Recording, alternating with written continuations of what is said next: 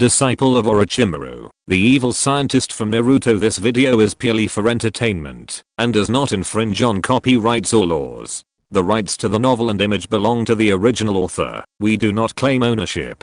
Don't like waiting and want to listen to this fanfic in full now? Subscribe to our Patreon, where you'll find the best fanfics. Chapter 176. Even subtle changes in the soul can have profound effects, right, teacher? So, why did you suddenly want to come to me to do genetic annotation and comparison work? The teacher stood behind Amemiya Kenichi, wearing a white lab coat and a pair of indoor shoes, holding a cup of hot tea. Her warm breath puffed on the back of Amemiya Kenichi's neck, and he winced a little uncomfortably. Ahem, I have an idea that requires a lot of data. Amemiya Kenichi smiled awkwardly and pulled his chair forward. To be honest, he wasn't quite used to this gesture from his teacher, Orochimaru. After all, it was quite overwhelming, especially since the teacher looked so small, which made her even more alluring. What are you hiding from? The teacher suddenly leaned over, putting down her cup and clinging to the chair with both hands, looking at Amemiya Kenichi curiously. Suddenly, a strange fragrance washed over him. It wasn't a strange smell, but rather the scent of shampoo and body wash. Teacher, you misunderstood. I just wanted to endure and compare the genetic information, Amemiya Kenichi said seriously. He didn't dare look at the teacher now. After all, the teacher was right next to him, and if he turned around, they would be face to face. He didn't have the heart to be close to the teacher. By the way, I've assigned Anko to a mission now. Remember to look after her when you have time, the teacher said calmly, without giving it much thought. What mission? Amemiya Kenichi was curious. Anko was the one he had brought back as a part-time worker, but the teacher had taken her away when he saw her. He had no idea what Anko Materashi was doing now. A bounty mission. She's free anyway. Doing missions can help her accumulate some funds and also increase her practical experience. The teacher leaned forward and poked the computer screen, indicating that Amemiya Kenichi had forgotten to mark a place. Amemiya Kenichi quickly corrected it. He was so focused on Anko that he had indeed neglected a little. Of course, the most important thing was the teacher standing behind him. Teacher, if you don't tell me where it's being carried out, I can't help you, even if I want to, right? Amemiya Kenichi was a little frustrated. Cell phones didn't exist in the ninja world, otherwise he could just make a call, send a text to his friends, or something. Right now, they should be in the land of Earth. The teacher thought for a moment before offering an answer. Amemiya Kenichi raised an eyebrow. In the land of Earth? That was quite a long way off. Originally, Amemiya Kenichi had thought the teacher would let Anko join the Akatsuki. But then again, Anko was still a bit weak right now, and joining the Akatsuki would be tantamount to courting death. It was just a shame. That unfortunate kid had a crush on Sasori, but Sasori didn't seem to reciprocate Anko's feelings. Or was it that Sasori didn't understand? The ninja world wasn't without its share of idiots, and there were some truly unpleasant couples. Are you researching the Uchiha clan's genes? The teacher asked after a moment's observation. Amemiya Kenichi nodded. He had truly poured his heart and soul into researching the Sharingan. Furthermore, to identify the genetic differences between the Uchiha clan and ordinary people, he had to intensify the comparison work. Without computers, Kenichi Amemiya would have had to create dozens of clones to help. Of course, even with computers, the comparison work wasn't easy. He was still in agony, his eyes aching from watching. But he couldn't afford to lose focus. After all, distraction could lead to mistakes.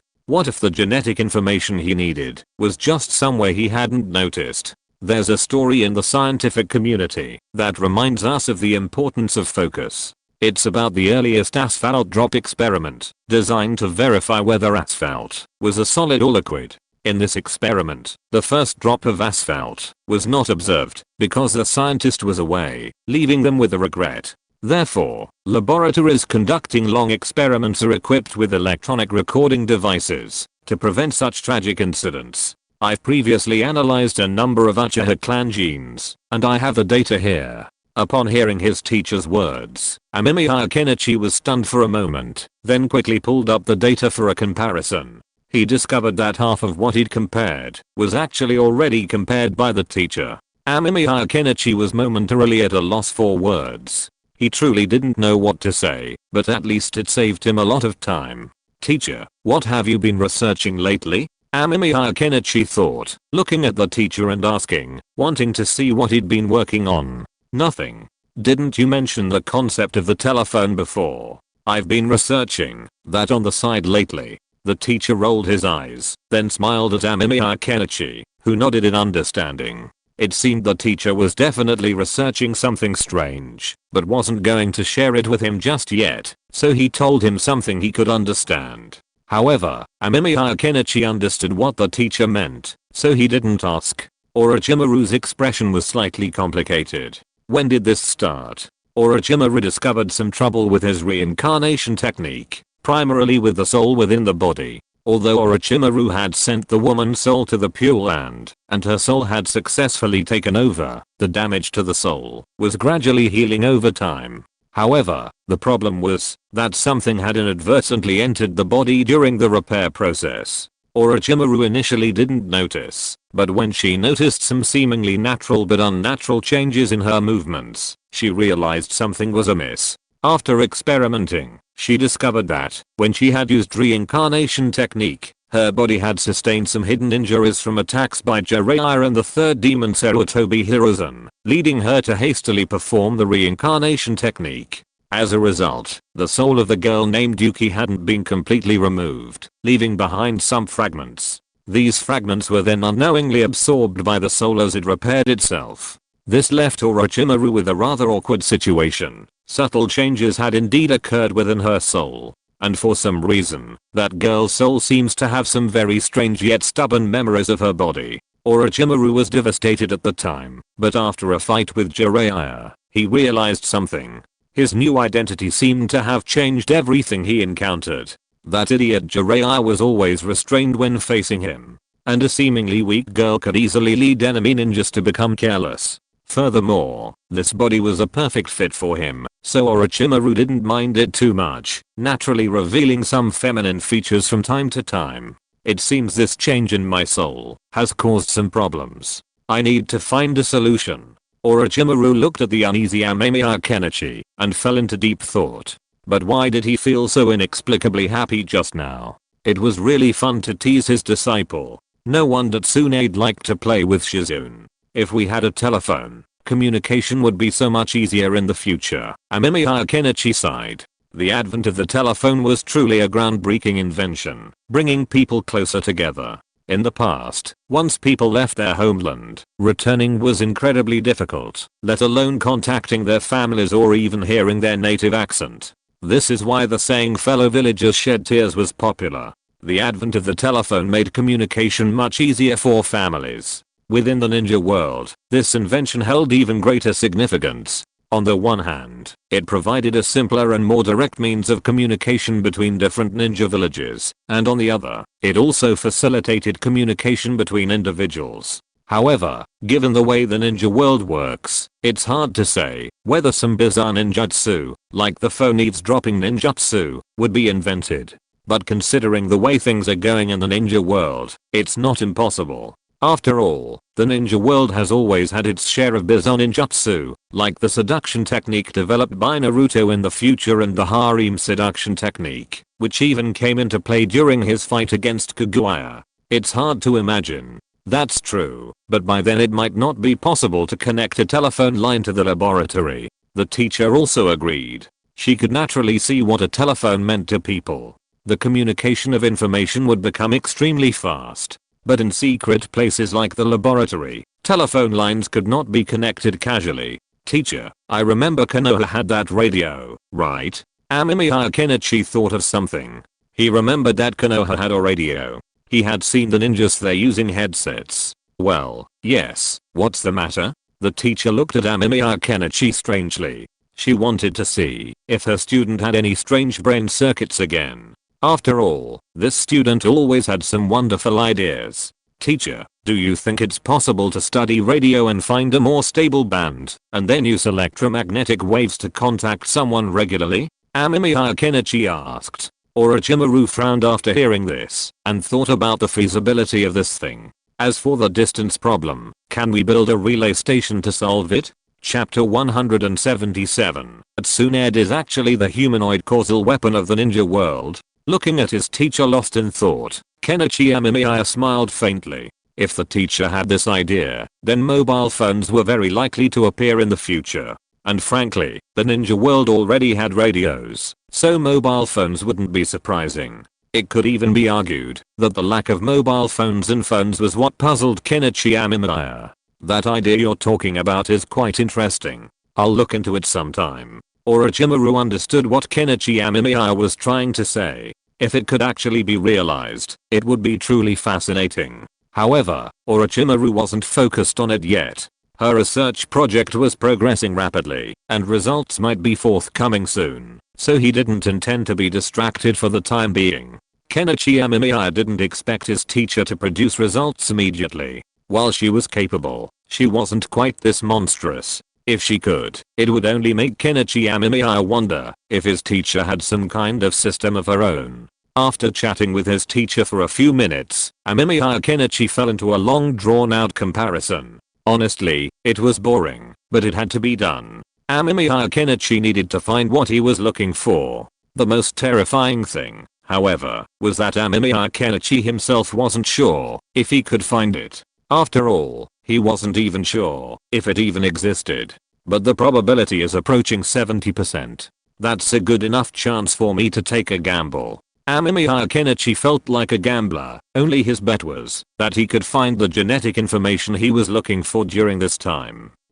Come to think of it, I remembered Tsunade-san had a buff that guaranteed her a loss every time she bet, and if she won, someone related to her would surely die. Amemiya Kenichi was taken aback. In some way, this could be considered a causal weapon, right? If I bet with Tsunade-san on whether I could find the Uchiha Sharingan genetic information, and she bet on me losing, then according to this level of causality, Amemiya Kenichi fell into deep thought.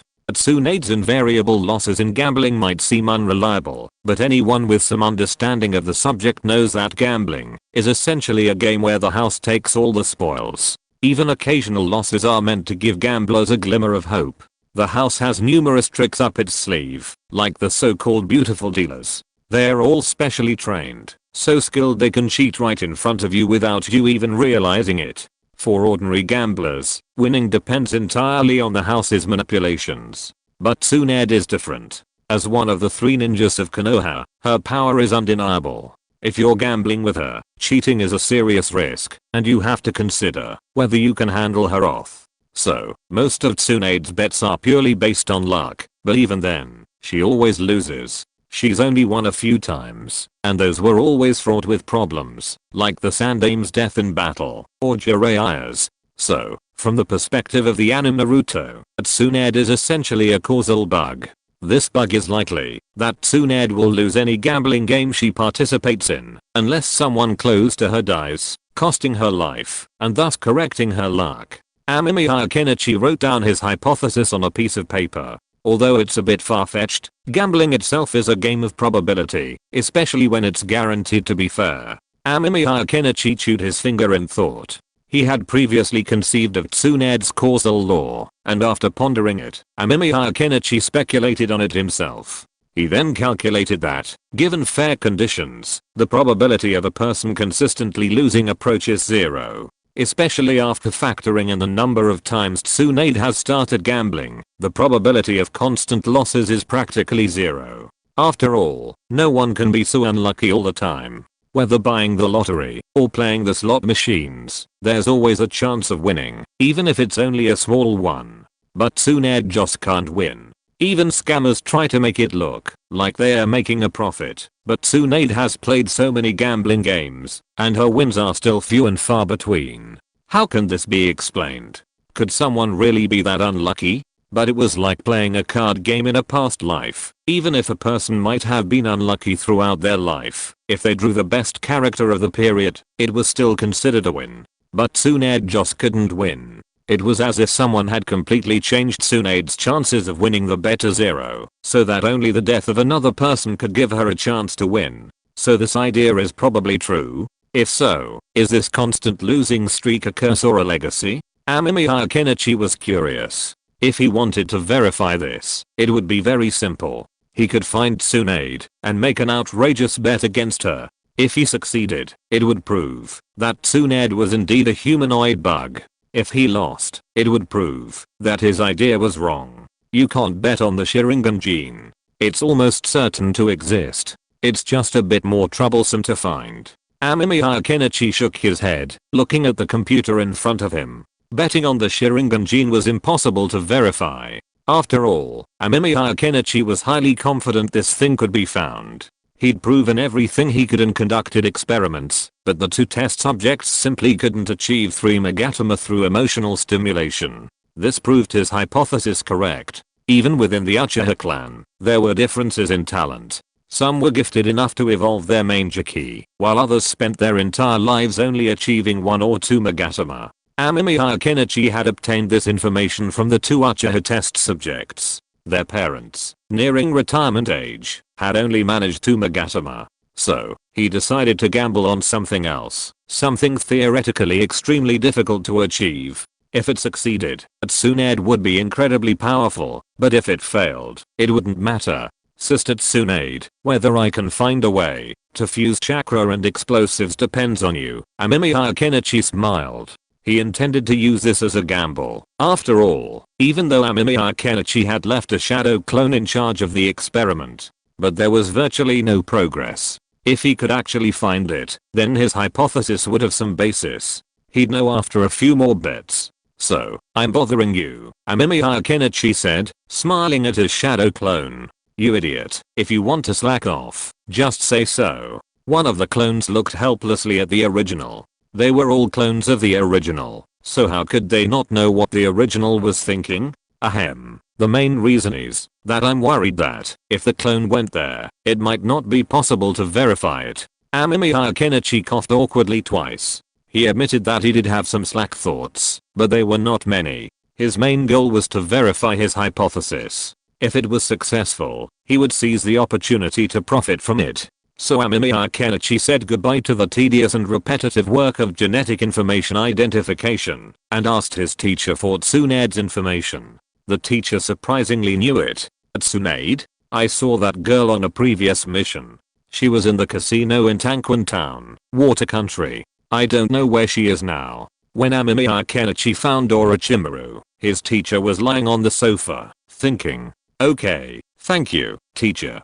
Kenichi Amemiya nodded. The land of water? It was quite far away, but Kenichi Amemiya did not plan to go to the land of water to find Tsunade. After all, Tsunade was so famous that she could not stay in the land of water for too long. She would have to leave sooner or later. He should be able to meet Tsunade by going to the nearest dock to the land of water. Kenichi Amemiya could not help but glance at his teacher again. The teacher looked so cute curled up on the sofa. Kenichi Amemiya shook his head violently. Wake up. This is Orochimaru. So Kenichi Amemiya fled the experimental base overnight and directly built a hot air balloon and flew high into the sky. If you want to hurry, it is more convenient to go from the air, but there were some small incidents when they were going up. That is, when Kenichi Amemiya's hot air balloon took off, he saw Scorpion, and Scorpion also saw him. He waved enthusiastically to Amemiya Kenichi, and then Scorpion's large puppet exploded. The violent explosion blew Amemiya Kenichi far away. Fortunately, he controlled the situation well, otherwise he would have been discovered by the Konoha ninja before reaching the Fire Country. Hot air balloons are convenient, but there are still some issues with carrying capacity. Once the experimental base is launched, it's not good to be exposed by moving around all the time.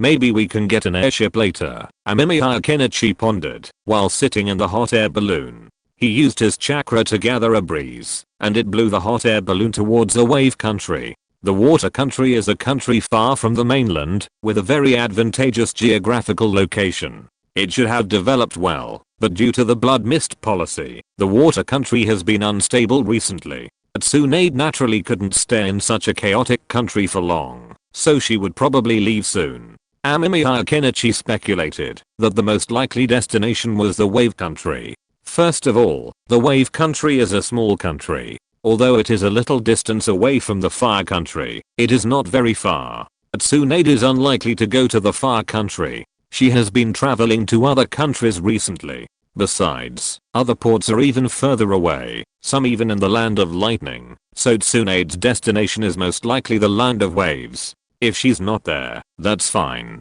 Amemiya Kenichi can just keep asking around while he looks for Tsunade. Tsunade is pretty easy to find. Just ask anyone at the casino if they know where the big winner is. Tsunade is probably the only one who could build a reputation by losing at every gamble. I wonder how Tsunade paid off all her foreign debts or the Senju clan savings. That's not right. There seems to be no mention of any legacy from the Senju clan, and they are now forgotten by the masses. Even if they're there, Amemiya Kenichi hasn't seen any Senju clan headquarters in Konoha. Even if they are not there, some ninjas in Konoha do have connections to them. Furthermore, there's no mention of the Senju clan, so Amemiya Kenichi isn't entirely sure what they really are. Flying at breakneck speed, Kenichi Amemiya quickly reached the skies above the land of waves. Using fire style, he incinerated the hot air balloon and leaped down. Watching the rapidly approaching ground, Kenichi remained unfazed. As he neared the ground, he quickly formed hand seals, using a powerful wind style, to achieve a cushioned landing, allowing him to land gently. The land of waves remained much the same, a small, seemingly peaceful village. There were no prominent figures in this place, or perhaps there were, but in Kenichi Amemiya's opinion, those prominent figures were no match for a wealthy merchant from the land of fire. They were truly unremarkable.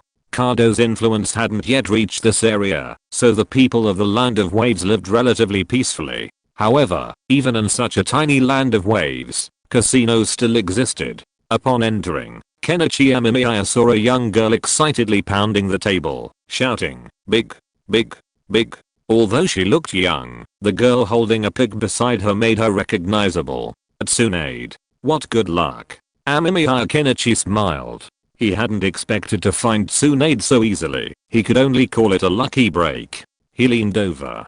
Tsunade didn't look at him, but he knew she definitely noticed his presence. After all, she was a Sannin, the future 5th Hokage. If she didn't have this much acumen, she might as well be feeding pigs. He didn't bother interrupting her, but instead watched curiously from behind. Tsunade was playing a very simple game, rolling the dice to compare numbers, a very amateurish single-digit dice, with numbers from 1 to 6. 6 was the biggest, 1 the smallest. Then, Amemiya Kenichi glanced at the dealer. In this kind of gambling game, the dealer had an absolute advantage. After all, she was the one rolling the dice. But Amemiya Kenichi could tell she had some tricks up her sleeve. She could precisely control the dice, a task not difficult for seasoned players, but Amemiya Kenichi noticed sweat dripping from her forehead. What's going on? Amemiya Kenichi looked at him curiously. He had never seen a dealer with sweat on his forehead before. There wasn't anyone powerful at this table, except Tsunade.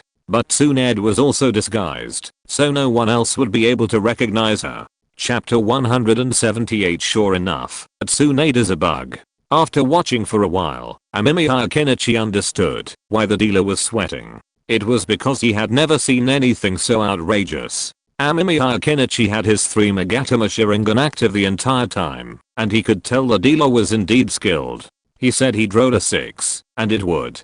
But the strange thing was, when Tsunade bet big, the dealer actually did roll a 6. The muscle movements were all fixed, but it just wasn't a 6. So why was the dealer trying to make money for Tsunade? Naturally, many people present had realized that Tsunade was a big winner. If she bet on a 6, no one would bet on 6. Everyone would bet on other numbers. So, making money for Tsunade meant losing less than making money for other gamblers. But even with the dealer's help, for some reason, once Tsunade was involved, his skills seemed to fail, completely fading. No matter how he shook the dice, he couldn't get the number Tsunade wanted. Is there something wrong with this dealer? Amemiya Kenichi shouted. He had already mastered the dealer's dice rolling technique with his Sharingan, and now whatever Amemiya said would happen. The Sharingan had some ability. After all, it could easily transform Kakashi into a copy ninja, so getting a dealer to roll the dice was certainly no problem.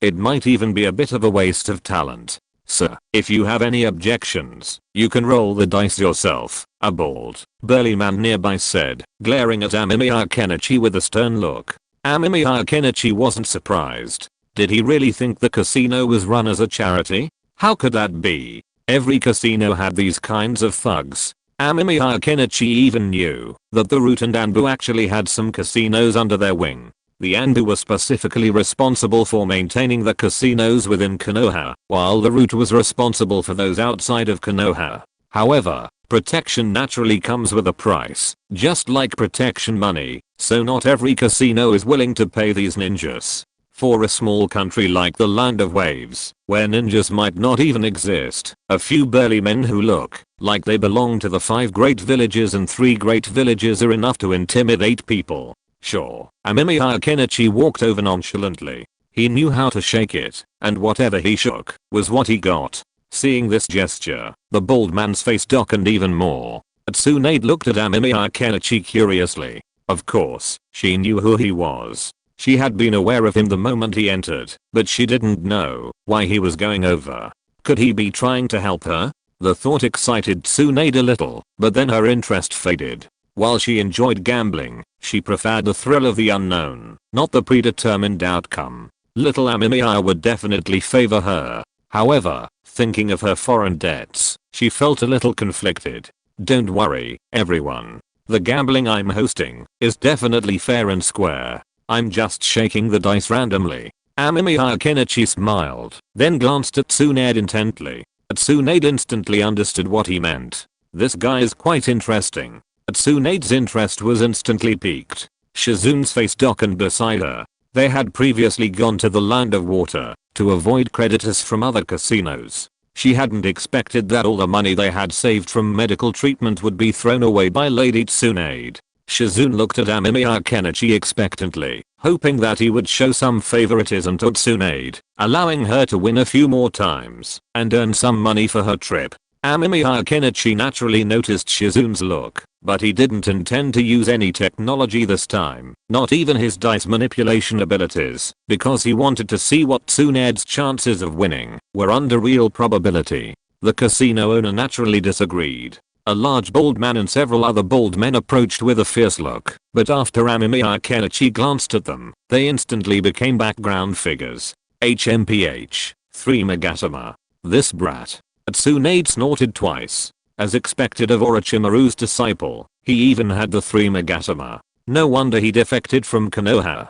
Amemiya Kenichi began rolling the dice. He didn't use any tricks, just a normal roll. But he soon realized that no matter how many times he rolled, Tsunade couldn't win. Tsunade was also very aggressive, constantly betting on 6. But Amemiya Kenichi had rolled the dice over 100 times since he started hosting, and yet, he hadn't gotten a single 6. Using simple probability, the probability of rolling a 6-sided dice is 1 in 6, but in those 100 or so times, there hadn't been a single 6. Amemiya Kenichi didn't believe it, and neither did Tsunade. Shizune was on the verge of tears, but only the gamblers in the casino were laughing. Not a single one of them had bet on 6. Amemiya Kenichi couldn't help himself, and began to manipulate the game, randomly rolling from 1 to 6. But strangely, every time he rolled a 6, his movements were flawless, but it just wasn't a 6. After shaking the dice for more than 50 times, Kenichi Amemiya was numb. Completely numb.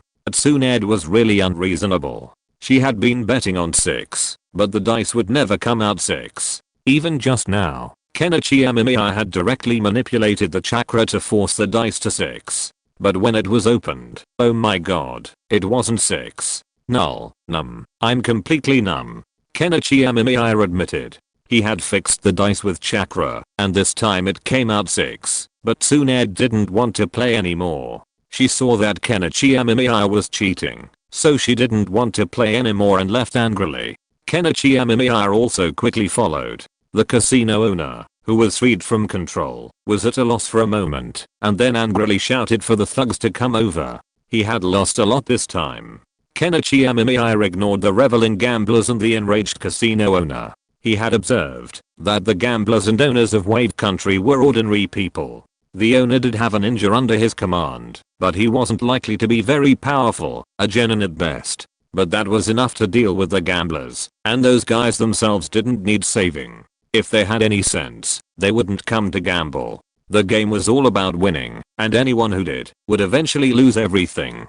Sister Tsunade, Kenichi Amemiya said with a playful smile, approaching the sulking Tsunade. Tsunade snorted at the sight of him, but patted the cushion next to her and asked him to sit down. Little Amemiya, am I the kind of person who cheats to win? Tsunade stared at Kenichi Amemiya and asked. Kenichi Amemiya knew she wasn't that kind of person. Otherwise, with Tsunade's strength, she would definitely be blacklisted by the casinos. After all, Tsunade was so powerful that ordinary ninjas couldn't defeat her. Tsunade could easily wipe out all the winnings of these casino owners. Of course not. I just have an idea I want to test. Amemiya Kenichi quickly waved his hands. He was counting on collaborating with Tsunade, and he felt his idea had a high probability of success. After all, Tsunade was truly unreasonable. He'd manipulated her to such a degree, yet she couldn't win. That was absurd. This wasn't just a matter of probability.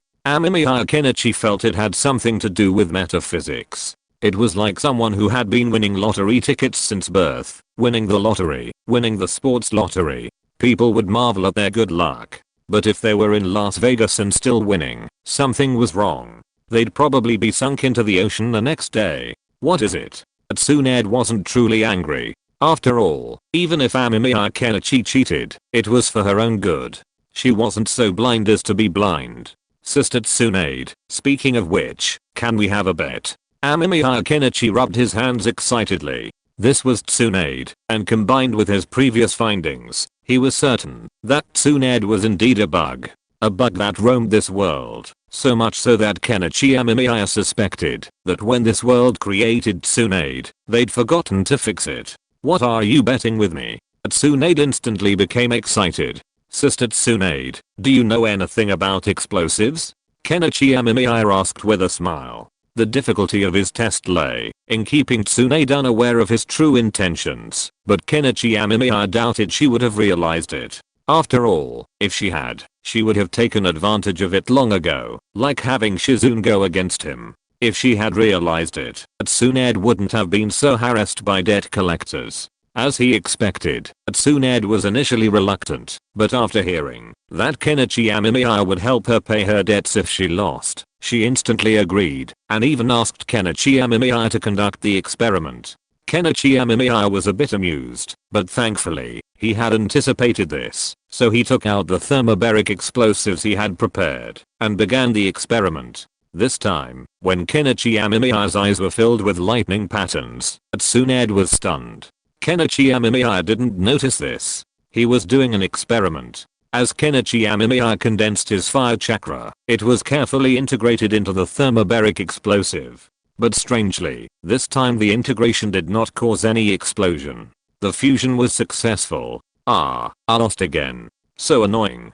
Tsunade couldn't help but complain. Kenichi Amemiya took a deep breath and smiled politely. Then he covered his face with his hands and rubbed it hard. Oh my god, it worked just like that. Is there really no problem with this law of causality? So if he bet with Tsunade, could he master the 6 paths mode? Would he be able to reach the top in one step? This thing is not right. The properties seem to have changed. What did I do before? Kenichi Amemiya seemed to be thinking about it. Don't worry, although Tsunade has been losing all the time, she is definitely not as strong as the law of causality. Chapter 179 Bloodline is also a kind of power. Kenichi Amemiya gazed at the ball of explosives in his hand, lost in thought. He'd sensed a slight aberration when he'd taken it out earlier, but he'd been so busy with his experiment that he'd ignored it. Now, reflecting on it, he realized something was indeed amiss. Just now, as he'd manipulated his chakra into it, Kenichi Amemiya could feel the particles within it tightening tighter. It was like sticking a finger into foam, just like sticking a finger into foam that had been compressed several times. It felt tight. Kenichi Amemiya was now certain that the properties of the explosives had changed. He had a hunch that this experiment was partly due to his gamble with Tsunade, but also partly due to this. You actually succeeded, but have you mastered Sage Mode? Tsunade leaned in, her gaze fixed on the lines at the corner of Kenichi Amemiya's eye. She'd seen her great-grandfather, Hashirama Senju Sage Mode before. While the lines were different, the feeling was similar. Tsunade's sister, don't you know? Didn't we fight before? Amemiya Kenichi looked at Tsunade curiously. He had previously intervened when his teacher, for some unknown reason, was trying to help Tsunade with her hemophobia. I forgot, Tsunade said matter-of-factly. Amemiya Kenichi's mouth twitched. Was it really possible that he didn't care about his own disciple? While Sage Mode could help Amemiya Kenichi gain some strength, the bonus wasn't particularly significant. Especially against the future 6 Paths mode and the fully formed Satsuki, it would be a huge challenge. So Amemiya Kenichi didn't think his mastery of Sage Mode would make him unrivaled. Come to think of it, why did you come to see me? Tsunade looked at Amemiya Kenichi with some confusion. Amemiya Kenichi explained that he was just out on a mission, and who knew he'd run into Tsunade? Naturally, Tsunade didn't believe Amemiya Kenichi's explanation, but since he didn't say anything, she couldn't force him to speak, so she waved her hand in frustration. You little brat. When I was chatting with your teacher in that lecture Jiraiya, we all said that the Yondaime had the greatest talent among our 3 disciples. But now, you've become the strongest of them all. Tsunade shook her head in awe. Actually, the Yondaime is truly remarkable. Amemiya Kenichi smiled. The fact that he could master ninjutsu like Flying Thunder God meant the Yondaime was truly remarkable. Jiraiya probably didn't accept any more disciples, because he felt that everyone else seemed ordinary. But you're still alive. Tsunade's eyes fell. He didn't know what to say when he heard that. He couldn't possibly resurrect the Yondaime through the impure world reincarnation process, could he? Furthermore, if he wanted to resurrect the Yondaime through the impure world reincarnation process, he'd need to release him beforehand, as his soul was still in the belly of the Grim Reaper. However, looking at the dejected Tsunade before him, Kenichi Amemiya knew that, while she'd overcome her hemophobia, it still existed. While he knew how to motivate her, he felt it was unnecessary. Besides, he and Naruto didn't look alike, and he had no intention of becoming Hokage. Kenichi Amemiya had higher goals. Putting away the explosives, Kenichi Amemiya planned to examine the changes in their properties upon his return. Was it due to the compression? Or was it because he had placed them in the sealing scroll? Regardless, at least he had a rough solution. Now that he had a successful case, he could work backwards to find the cause of the success. Having achieved his goal, Kenichi Amemiya planned to leave. Tsunade was feeling a little depressed. Although she still maintained her youthful appearance and impressive figure, she was, after all, an elderly woman. Naturally, Kenichi Amemiya had no desire to drive a large vehicle. Hey, that brat, Shizune, do you think he came here just to bet on that thing?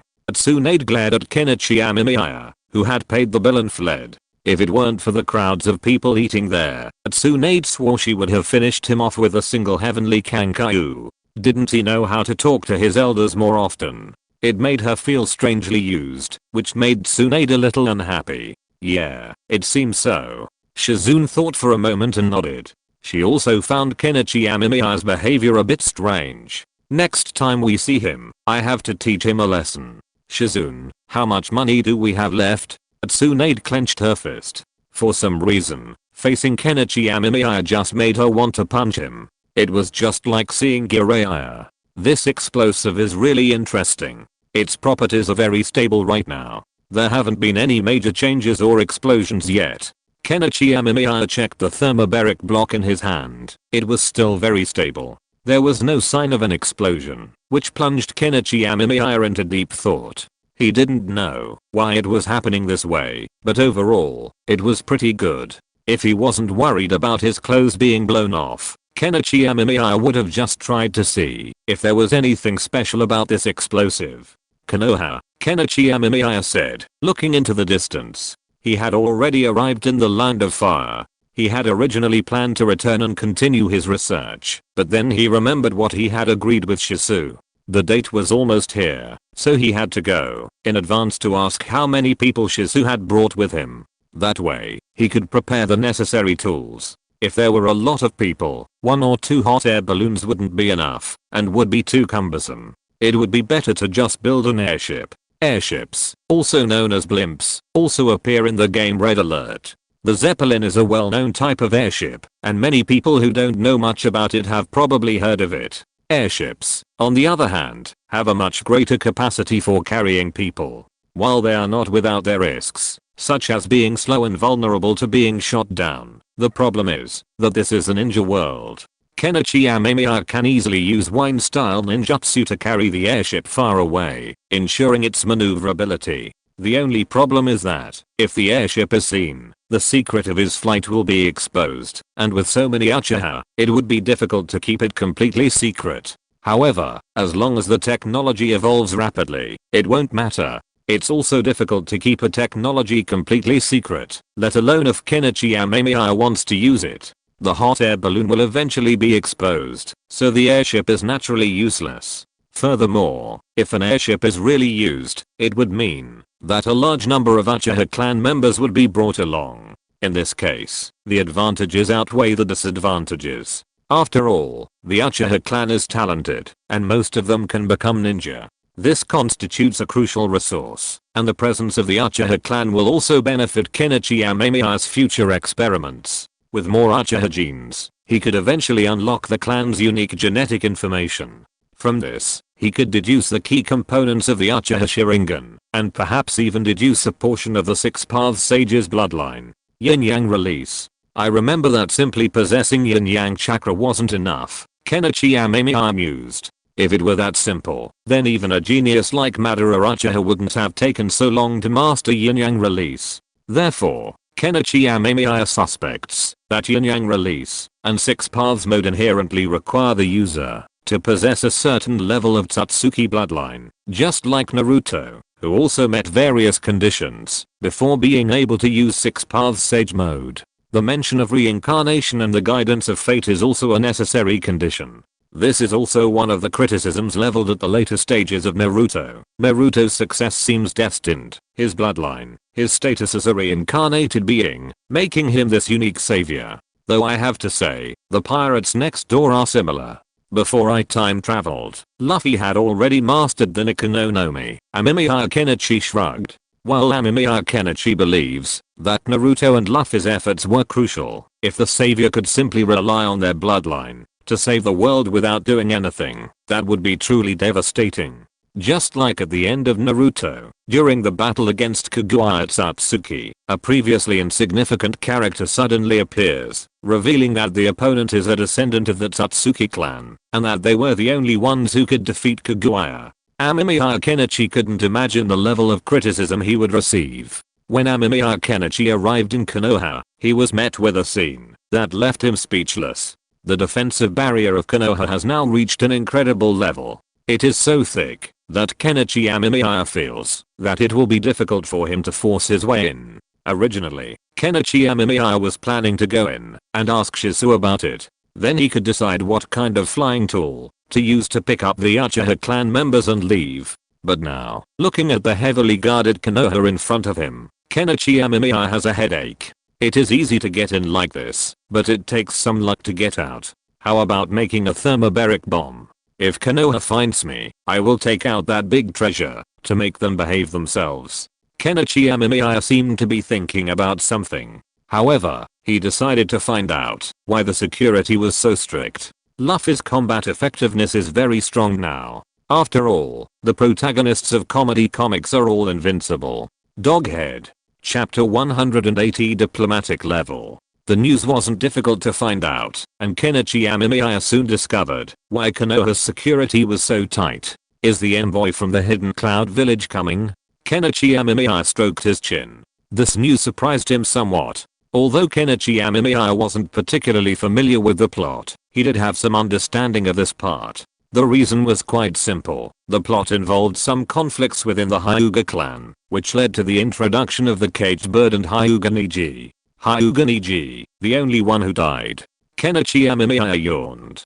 Hyuga Niji didn't have any bad feelings towards Hinata, but his father's death had completely overwhelmed him. Moreover, among the supporting ninja characters of the same generation as Naruto, the only one who died was Hyuga Neji, the others were still alive and well. However, Kenichi Amemiya felt that his Ushi's death was, strictly speaking, closely related to the Sandaime. After all, the Kumogakure had gone so far as to kidnap the daughter of the Hyuga clan's head family from Konoha. To put it bluntly, it was like forcibly stealing someone else's daughter. What would any normal person do? They'd fly into a rage, call the police, and then beat the crap out of them. Yet, the Kumogakure envoys continued to rage, displaying a truly arrogant attitude. In anyone else's case, allowing these Kumogakure ninja to leave Konoha intact would have been considered a sign of Konoha's kindness. However, faced with the Kumogakure envoys, Sarutobi Hiruzen, considering the risks to Konoha and the potential deaths of ninjas, if the war continued, compromised, and demanded the Hyuga clan hand over a suspected killer. It turned out to be Hisashi Hyuga, a Hyuga clan member born later, who took his brother's place.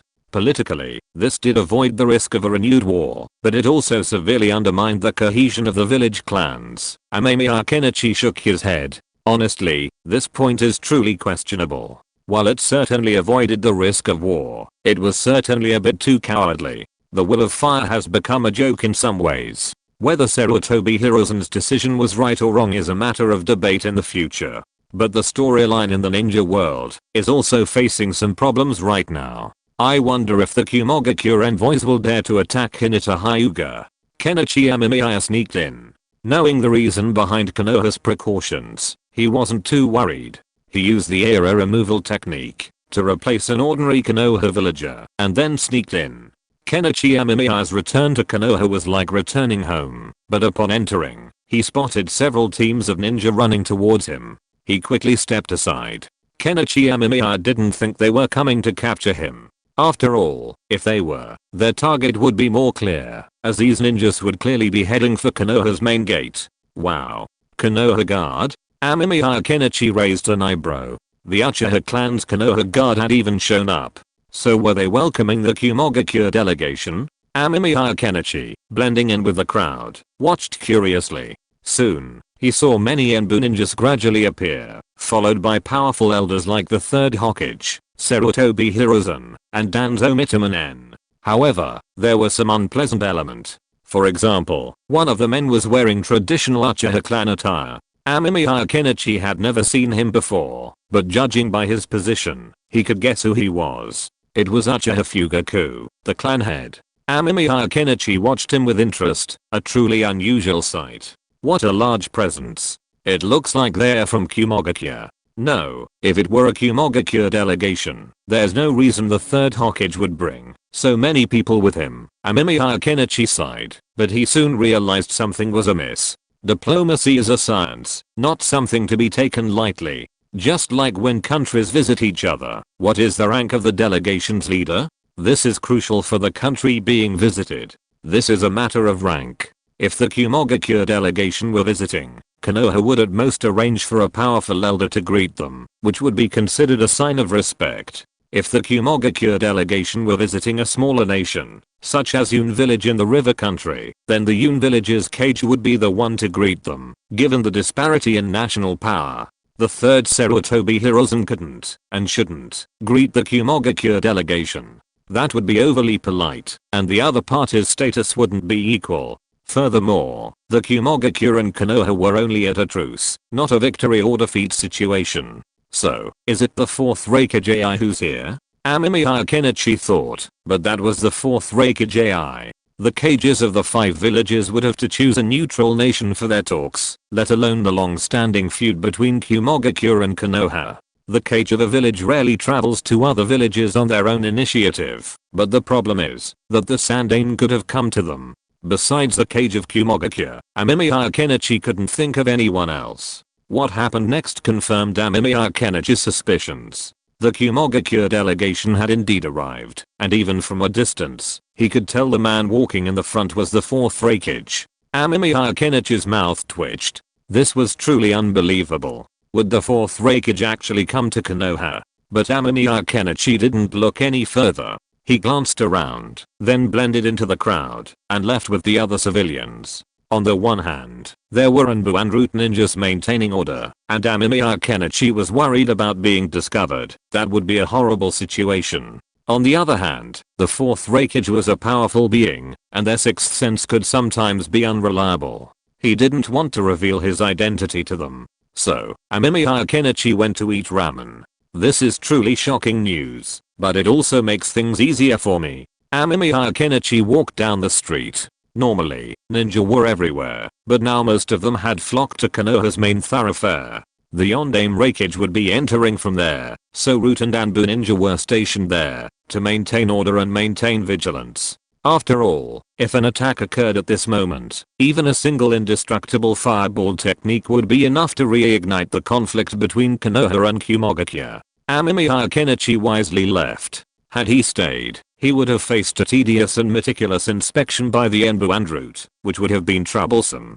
Of course, the tighter security on one side naturally led to a slight slackening of defense within the village. But what's interesting is that the Uchiha clan's guards were in attendance. Amemiya Kenichi found Ichiraku ramen, skillfully ordered a tonkotsu ramen, and sat down to ponder. He naturally understood why Konoha had given the Uchiha clan the Konoha guard, but he hadn't expected them to be pulled to greet the Kumogakuya delegation. Uchiha Fugaku must be delighted. Did he think it was a friendly sign from Konoha? Amemiya Kenichi scoffed. Konoha hadn't suffered any major disaster or casualties, so how could they possibly be friendly to the Uchiha clan? Even if most of Konoha's ninja were dead, the remaining Uchiha clan would be wiped out even faster. The most likely scenario was that Konoha wanted to demonstrate village unity to prevent the fourth Reikage from noticing any anomalies and dragging them to Kumogakuya. That would mean Konoha would lose both its leader and its men. The fourth Reikage is here this time. Is the village going to war again? A nearby Konoha civilian chatted with his companion. Amemiya Kenichi was slurping his ramen, his mouthfuls of garlic slurping a unique flavor. No, I heard the fourth Reikage is here to discuss cooperation with the village. Another man said confidently, waving his hand. And let me tell you. The man glanced around, then pulled his companion over and whispered, I heard from my neighbor's daughter's brother's wife's sister's husband that this time they might be here to deal with some demon. The man spoke mysteriously, and Amemiya Kenichi almost spit out his ramen on the table. These bizarre rumors were really unbearable. Even if they were true, could they be planning to attack him? No kidding. If Konoha and the Hidden Cloud village could cooperate to deal with him, it would be better to believe that Obito suddenly discovered Uchiha Madara's conspiracy and killed Black Zetsu directly. Amemiya Kenichi finished his ramen and hurried away. If he didn't leave, he really wouldn't be able to stay any longer.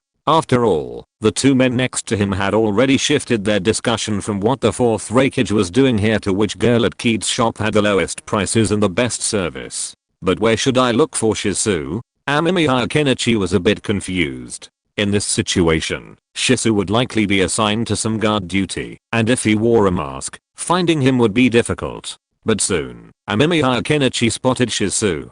Shisu was buying 3 colored dumplings with Itachi and a little brat. He wasn't wearing any special clothing, so it seemed Shisu hadn't been assigned any particular mission. Amemiya Kenichi looked at Shisu, his undisguised gaze catching his attention. As Amemiya Kenichi opened his 3 Megatama Sharingan, Shisu's expression changed slightly. Then, Amemiya Kenichi opened his mouth and silently said, the old place. Then, he hurried away. Amemiya Kenichi was curious about what the fourth Reikage, AI, was doing in Konoha, but he didn't care. He was only concerned with what he had told Shisu and how much free labor Shisu had provided him. But now was the best time to leave. Why leave the village now? The ninja guarding the gate asked. I forgot where my hoe was while I was farming, Amemiya Kenichi said honestly. The man he replaced was just an ordinary villager and farmer in Konoha. It wasn't surprising that Konoha had farmers. After all, Konoha's ninjas had to find cats to complete missions, but killing cats wouldn't produce food, so Konoha had some ordinary people who couldn't become ninjas take on this part of the work.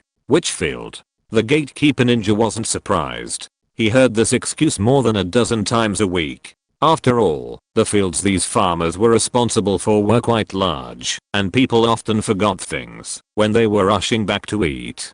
It's the one I'm responsible for, the one with number 3 on the T-shaped grid, Amemiya Kenichi answered very swiftly. After all, he had lived in Konoha for many years. When he thought he couldn't become a ninja, he also learned about how ordinary people lived in Konoha, so he had some understanding of Konoha's land distribution. Hurry, come back. It's closing time soon. No one will open the gate for you after that, even if you scream your heart out. The ninja guarding the gate made way, and Amemiya Kenichi offered an ingratiating smile. Then he sprinted out at a brisk pace, though this was only considered brisk from an ordinary person's perspective. Once out of sight of the guards, Amemiya Kenichi dropped his disguise and scurried straight to the Valley of the End, crouching on a tree trunk and awaiting Shisu's arrival. Shisu arrived soon after.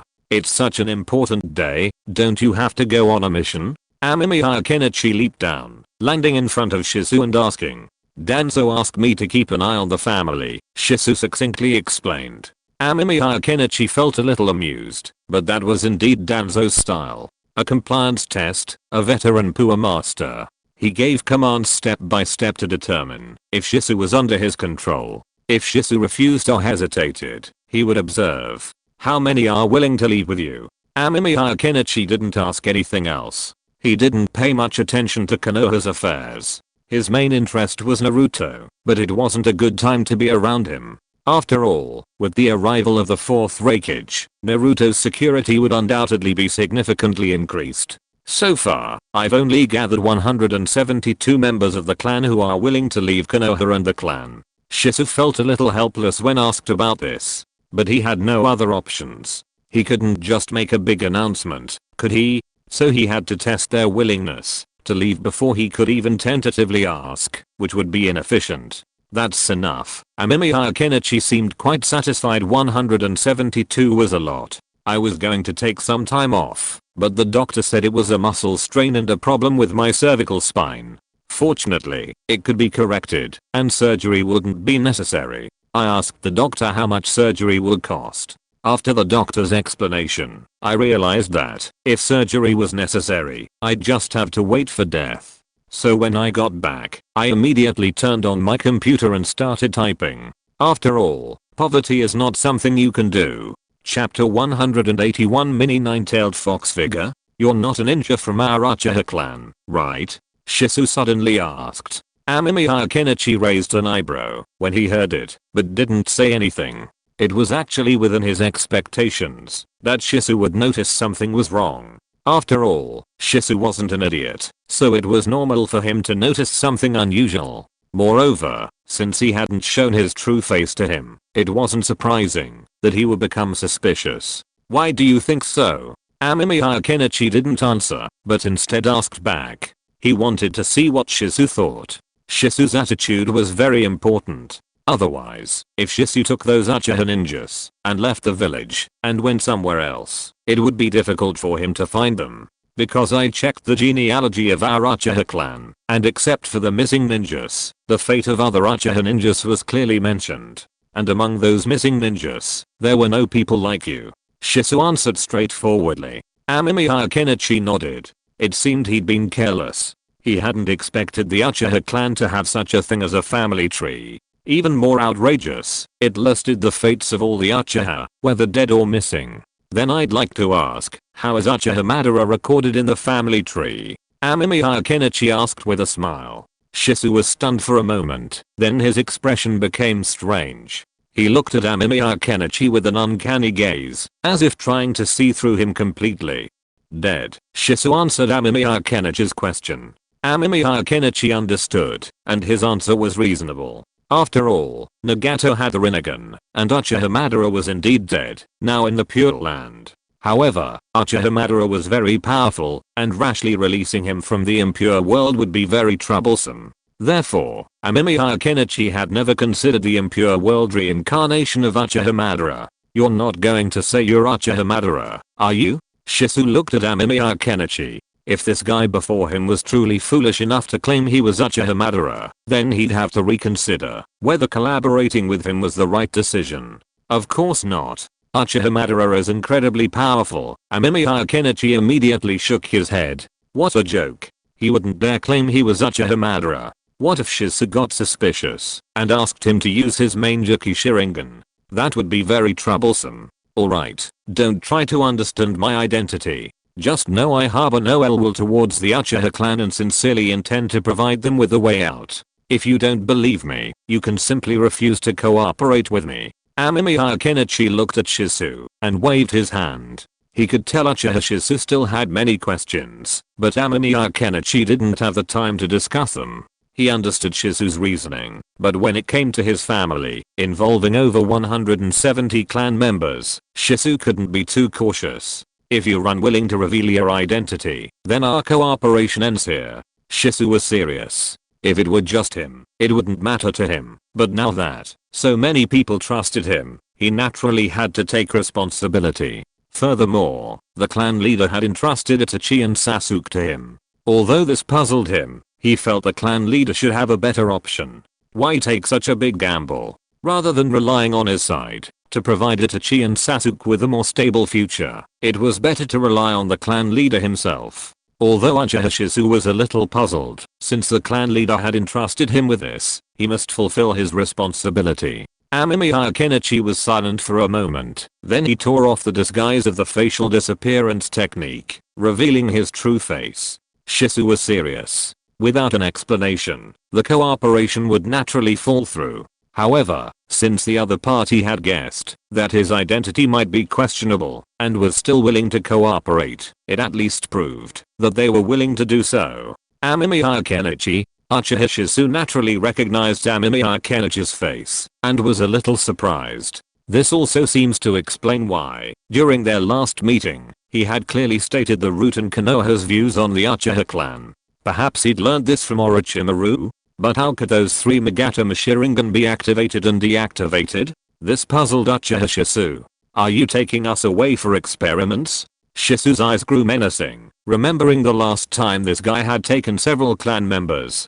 Combined with Kenichi Amemiya's and Orochimaru's notoriety within Konoha, Kenichi Amemiya's actions became questionable. The previous one was, but you guys aren't. Kenichi Amemiya was frank. He had indeed taken those Uchiha for experiments, but he wasn't planning on touching any more. After all, Kenichi Amemiya had already found some clues. He just needed to collect a large amount of DNA data and compare it to find the DNA genetic information related to the Sharingan within the Uchiha clan. Hearing this, Shizu felt a mixture of emotions, and for a moment, he didn't know what to say. Was Kenichi Amemiya really that honest? After the Uchiha clan leaves, they'll simply be tasked with carrying out missions to earn money. They won't be assigned to experimental surgeries, Amemiya Kenichi added. He certainly had no intention of dragging the Uchiha clan into surgery. If he truly harbored such an urge, he could simply continue to disguise his identity or simply kidnap someone from Konoha. Pushing Danzo to complete the plan for the night of genocide wasn't out of the question. After all, Amemiya Kenichi understood Danzo's intentions well, and judging by the current situation, it wouldn't be too late for Danzo to act. Are you sure? Shizu asked, frowning. Amemiya Kenichi found it somewhat amusing. You're not so naive as to assume that what others say is always right. No wonder you were so fooled by that Danzo. I can only say that I've given you a new choice. It's up to you whether you choose to do it or not. Amemiya Kenichi almost laughed out loud. In the adult world, what kind of guarantees do you need? Guarantees like that only work for a certain group of people, and those who are trustworthy at that. If a simple "I'm sure, I promise I won't," or "I swear I won't" could reassure Shizu, then that reassurance was truly too cheap. Uchiha Shizu sighed deeply. He had indeed thought a reassurance might give him some peace of mind, but he hadn't expected this fellow to be so naive. But on reflection, this actually made him feel more at ease. After all, the other party hadn't offered any empty words to reassure him. The cooperation continued in this manner. Although Amemiya Kenichi felt a certain whistling wind and cold water chill from Shizu's appearance, he couldn't tell what he was thinking. However, Amemiya Kenichi didn't have many thoughts. For 172 people, a regular hot air balloon would be too cumbersome, so a larger airship would be more convenient. But Shizu is still a child after all, so a little naivety is normal. Amemiya Kenichi took a deep breath and rubbed his face. For now, the cooperation was likely to continue, and today's showdown, to some extent, had prevented some future trouble. It's good to be able to solve the problem in advance before it breaks out. I calculated that there is less than a week left before the agreed time. It's a bit too late to go back to the land of rice. Amemiya Kenichi frowned and thought for a moment, then realized that if he wanted to go back to the land of rice now, he would be a little rushed. But not going back was not an option. This time, when he went to pick up the Uchiha ninjas brought by Uchiha Shizu, Amemiya Kenichi planned to make some preparations. After all, although Shizu seemed to have the intention to cooperate, it would be very troublesome if he changed his mind at the last minute. Not to mention, he had to go back to get an airship, so Amemiya Kenichi got a hot air balloon, flew it in a secluded place, and then used wind escape to quickly return to the land of rice. As soon as he returned to the vicinity of the laboratory, Amemiya Kenichi saw smoke rising from below. Amemiya Kenichi's mouth twitched. This is really interesting. Is Scorpion going to explode again? When Amemiya Kenichi landed, he saw a strewn field of parts and Scorpion, who had successfully blasted the surrounding land into a mountain. Scorpion, I think you should change your research direction. Amemiya Kenichi couldn't help but grumble. A perfectly flat field, in just a few days of his absence, had been transformed into a hill over 10 meters high. Actually, I think I'm almost there. Scorpion wiped the dust from his face and excitedly pulled Amemiya Kenichi along. Amemiya Kenichi looked around. It was indeed quite successful. The parts that had been scattered all over the ground were now concentrated in this valley. Scorpion's perseverance in blasting such a large crater truly impressed Amemiya Kenichi. Look, I made this. Scorpion carefully pulled a small object from his pocket. Amemiya Kenichi took a curious look. Scorpion pulled out a small object that looked a bit like a miniature Ninetales figurine.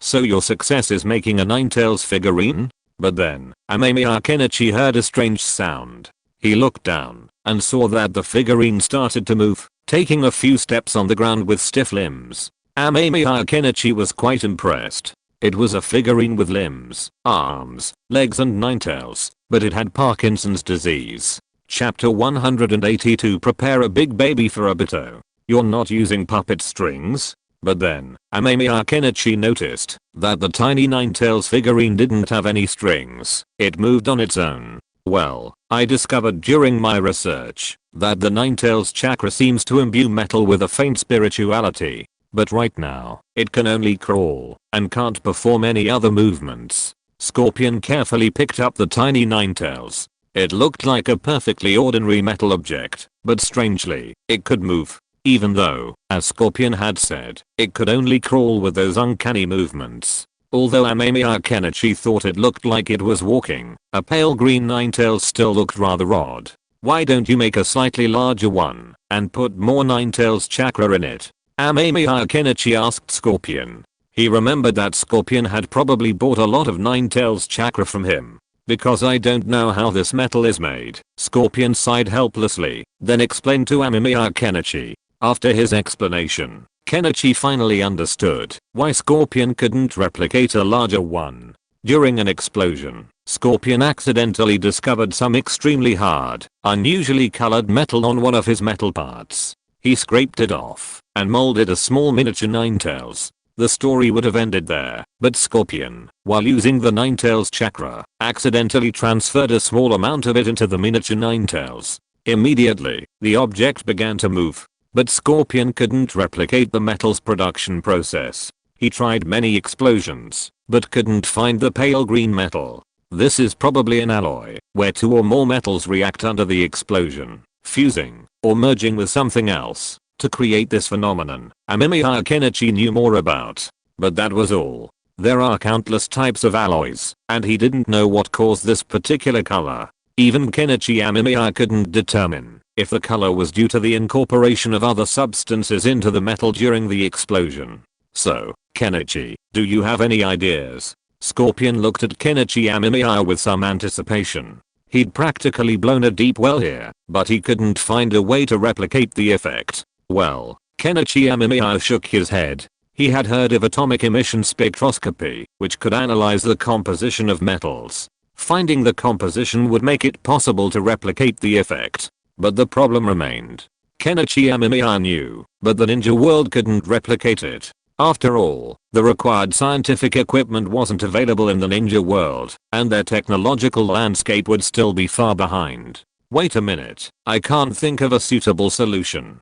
Kenichi Amemiya decided to look through the materials. The teacher's library was stocked with books, and perhaps there might be something related. Scorpion wasn't too worried. After all, he'd previously vented his anxiety through the explosion. By the way, Kenichi, has the leader contacted you? Scorpion suddenly asked. Kenichi Amemiya was stunned for a moment, then shook his head. He hadn't received any thought waves from pain in this period. Seeing Kenichi Amemiya shaking his head, Scorpion frowned, thinking about something. Then you might want to be more careful. I don't know why, but I noticed that a new member of the organization seems to be very interested in you. Scorpion reminded Kenichi Amemiya. Oh, a new member? Who? Kenichi Amemiya smiled. Is there such a thing these days? Could it be that a new female member of the Akatsuki organization admires him? It's a new member wearing a swirl mask, codenamed 3. He seems to be very interested in you. When the leader tried to recruit me, it seemed like he had some connection with her. Hearing Scorpion's words, Kenichi Amemiya thought of someone. There weren't many people wearing masks in the Akatsuki organization, and the only famous one was that gangster. Okay, I get it. I guess it's just the new guy wanting to admire me, a senior. Amemiya, Kenichi said with a bright laugh, then waved his hand. Back in his teacher's lab, Amemiya Kenichi's expression calmed down. Was Afei interested in him? Perhaps Obito was also interested in him. After all, wasn't Afei's identity Obito? However, considering Obito's current appearance as Afei was a complete clown, Amemiya Kenichi thought it would be a good opportunity to expose Obito's dark past. But what does Obito mean by his interest in me? Amemiya Kenichi surveyed the brightly lit lab, his thoughts elsewhere. Obito was a boss level figure. His Kami Sharingan was powerful and practical, even allowing him to enter Kaguya Satsuki's realm. It was almost unreasonable. And for such a person to be interested in him now, Amemiya Kenichi began to doubt Obito's motives. Could this guy have noticed something wrong with Kakishi's eyes? Amemiya Kenichi pondered. He and Obito didn't actually have much to do with each other, and while Amemiya Kenichi had shown some strength, he didn't think it would be enough to draw Obito's attention. He hadn't yet affected the Moon Eye project, as his own personal circumstances were unlikely to draw Obito's attention. Therefore, the most likely culprit was Kakashi. Only Kakishi's Sharingan could have drawn Obito's attention. It seems I need to keep that eye safe. Amemiya Kenichi touched his waist, where the Mangekyou Sharingan, plucked from Kakishi's eye, lay. Amemiya Kenichi hadn't studied it much lately, and he had no intention of replacing it. After all, while the Kamu was powerful, it currently had a master. Until he obtained Obito's eye, Amemiya Kenichi had no intention of using it. Yeah, I almost forgot what I said I would do. Amemiya Kenichi thought of something important. He had previously planned to place a thermobaric bomb in the Kamu space after completing it. Previously, due to busy schedules and lack of funds, Kenichi Amemiya had been reluctant to release it. Now he finally had the chance. The only problem is this thermobaric explosive. Kenichi Amemiya looked at the thermobaric explosive in his hand, then swallowed and silently walked out of his teacher's laboratory. Orochimaru opened the laboratory door at that moment. He sensed someone entering, but he didn't expect Kenichi Amemiya to leave again. But after seeing what Kenichi Amemiya was holding, Orochimaru's face darkened. Only after Kenichi Amemiya left did he breathe a sigh of relief. This disciple is good in every way, but he's always doing dangerous experiments. Should I warn him and ask him to switch to something else? Orochimaru sighed. With this disciple around, he was constantly worried he might blow up the lab at any moment. Just like his own lab before him. Kenichi Amemiya, unaware that he had been labeled a dangerous person by his teacher, was currently conducting research in his own explosion-proof laboratory. I'm fine with the Senjutsu fire attribute chakra, but what about lightning? Amemiya Kenichi hesitated. However, after noting the particle density and approximate distribution of the thermobaric explosive in his hand, he tried again, infusing it with lightning. As expected, it exploded. The violent blast blasted Amemiya Kenichi directly to the wall, where the intense wind pressure gave him a taste of anti-gravity. This power, has increased significantly. Amemiya Kenichi exclaimed excitedly. The power of this explosive had increased immensely. Of course, this could also be due to the explosion in the explosion-proof chamber, a sealed structure, where the thermobaric explosive's detonation power would be increased. However, Amemiya Kenichi hadn't expected this. After all, the explosive was not very large, only 3 times larger than his regular experimental explosives, as he had brought 3 batches of experimental explosives with him. So this method can only incorporate one type of Senjutsu chakra. Amemiya Kenichi rubbed his waist. The explosion was powerful, but thankfully, he'd used some defensive ninjutsu upon entering, so he wasn't hurt. So, changing the density of the explosive's particles allows fire attribute chakra to be incorporated into it? Amemiya Kenichi gazed at the bombed-out laboratory, lost in thought. The infusion of lightning chakra had caused the explosive to explode, but he wasn't sure if it was only fire attribute chakra, or if it was a single type of chakra that couldn't be infused. So, what if I compress the chakra-infused explosive again? If I compress it until the spacing between the particles is the same as before, will that work? Amemiya Kenichi was intrigued and decided to continue his research. However, before he began, he thought of a question he had previously overlooked. Would dropping the thermobaric explosive into the Camus space directly reveal his identity? After all, this special attack was something only he possessed. A disguise or something shouldn't be a problem. I can draw a picture of Nohara and stick it on the puppet. Amemiya Kenichi spotted the blind spot. Obito would undoubtedly be curious about the Nohara puppet, and when he went to take a look, the giant thing next to it would explode. That would surely be a beautiful sight. If you're listening to this novel on a channel other than Fanfic World, it means they downloaded and uploaded it without effort. We cordially invite you to visit our channel, Mundo Fanfic Novelos. There you'll find the original version of this story and you can explore many other novels of various genres. We're waiting for you to immerse yourself in a world of incredible novels. Chapter 183 Scorpion. Is the doll you want realistic? Amemiya Kenichi thought of a story he'd read before. A general walking at night saw a fallen tree ahead. He went to investigate and saw writing, but couldn't make it out clearly. He raised a torch and saw it clearly, but then the person disappeared. I hope this trick works for Obito. After all, that old man seems to have little interest in anyone except Nohara. Amemiya Kenichi rubbed his hands, feeling that his idea was a good one, and its potential was high. Obito had no particular ambitions. From the beginning to the end of the anime, his only dream was to create a world where Nohara existed, even going so far as to murder his own teacher. This showed how much Nohara held in Obito's heart. It's no surprise that she was an absolute goddess.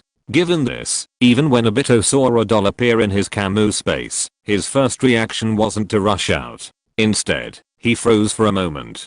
Just that moment of hesitation was enough time for the nearby thermobaric bomb to detonate, surely giving Obito a huge surprise. But if Obito was really wary, it would be best to add a voice generator to this puppet. Then, imitating Nohara's heartbreaking voice, he'd scream Obito, "Save me," or something like that. This would increase the chances of success. With this in mind, Kenichi Amemiya decided to ask Sasori for a favor. When it came to puppet making, Sasori was undoubtedly the best, and his ability to create realistic figures was quite impressive. Kenichi Amemiya hurried over to Sasori, who was assembling a robot. You mean, you want to make a puppet that's almost lifelike? Sasori gave a slightly puzzled look after Kenichi Amemiya's explanation. Yes, it's a woman. I don't have a photo, but I can draw you one. And I'd like to give you an approximate age. Kenichi Amemiya explained briefly. Sasori was a professional puppet maker, so he was the right person to ask. That's fine, but would you like me to add some functions? This isn't for combat, right? Sasori wiped the sweat from his face and asked. Scorpion took the request from his friend. Kenichi Amemiya, very seriously, so he naturally planned to devote all his energy to crafting a puppet to his friend's satisfaction. Huh? What functions? But this puppet isn't for combat, Kenichi Amemiya wondered, bewildered. What functions could his puppet possibly have? It made no sense, he didn't need any. Kenichi Amemiya's puppet didn't need to fight, it just needed to make sounds. The only problem was figuring out how to add a recorder or something, and Scorpion wasn't sure if he could do that. So, how would you choose the tightness? More realistic or less realistic? Scorpion asked, looking at Kenichi Amemiya seriously. Kenichi Amemiya slowly typed a question mark. No, explain it to me first. What exactly is tightness? And if you want a softer peach, I can use high quality materials. You'll definitely experience the same touch as a real one, Scorpion continued. Kenichi Amemiya looked at Scorpion blankly. Good guy, really good guy. I didn't expect that a guy like you with thick eyebrows and big eyes, like you could do this? Exclamation mark. No, I really just want an ordinary doll.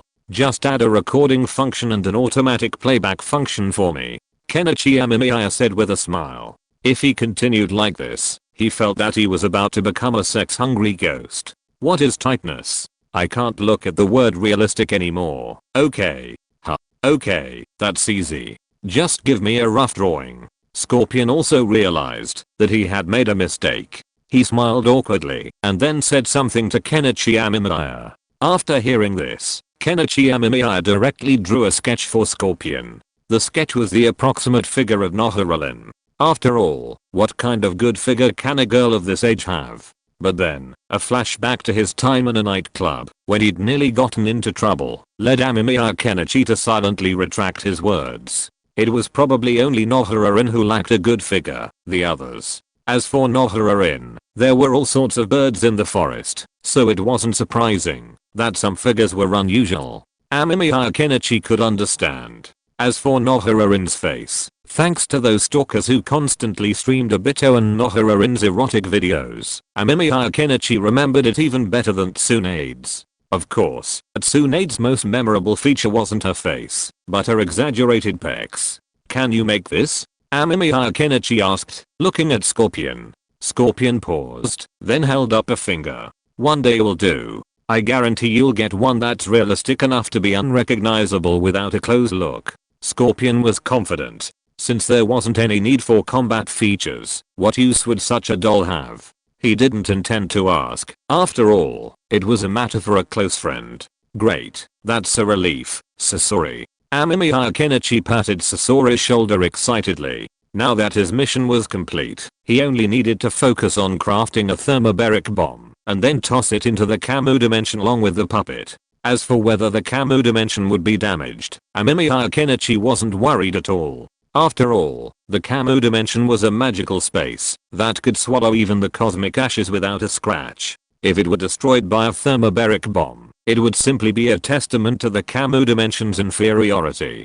Obito, you're not a good person, but you insist on coming here to cause trouble. I can only give you a big gift in advance. Amemiya Kenichi sneered at the materials at hand. He hadn't really planned to deal with Obito right away. After all, if Black Zetsu died, the Moon Eye project would continue. If Obito was gone, another one might emerge, one with water or fire. Furthermore, Uchiha Madara, their greatest military support, was still in the Pure Land. If Black Zetsu discovered something was wrong and forcibly used the Samsara reincarnation technique to resurrect Uchiha, that would be troublesome. So, initially, Kenichi Amemiya hadn't considered targeting Obito. But now that Obito had taken an interest in him, it wasn't surprising that he'd strike first. Kenichi Amemiya had mixed the stabilized explosives many times before, so this time he quickly prepared them. The only problem was compressing them. After experimenting, he discovered that simply dipping them in water and compressing them vigorously seemed to do the trick. Looking at the small mass of thermobaric explosive in his hand, Kenichi Amemiya tried to infuse it with his Senjutsu fire attributed chakra, but the explosives didn't change at all. It worked. I never thought combining chakra with explosives could be so simple. Kenichi Amemiya looked at the explosives in his hand, his expression a little complicated. He hadn't expected fusing fire attributed chakra into them so easily. It was just a matter of understanding. But now comes the real kicker. Kenichi Amemiya tried to compress the explosives once again, using the same method, but soon he noticed the particles within them becoming more active. No. Should I try water attribute chakra? An idea struck Amemiya Kenichi. He gathered water attribute chakra in his hand, and as the water attribute chakra seeped in, the explosives regained their stability. Amemiya Kenichi didn't let his guard down. He first cast a few defensive ninjutsu, before continuing his experiment. Once the compression was successful, Amemiya Kenichi had a thermobaric explosive that combined the attributes of both water and fire.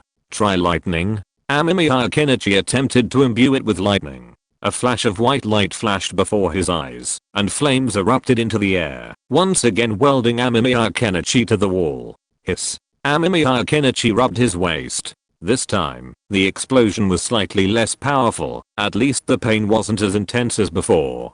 So, while adding water attribute chakra allows the explosives to be compressed a second time, it also weakens their power.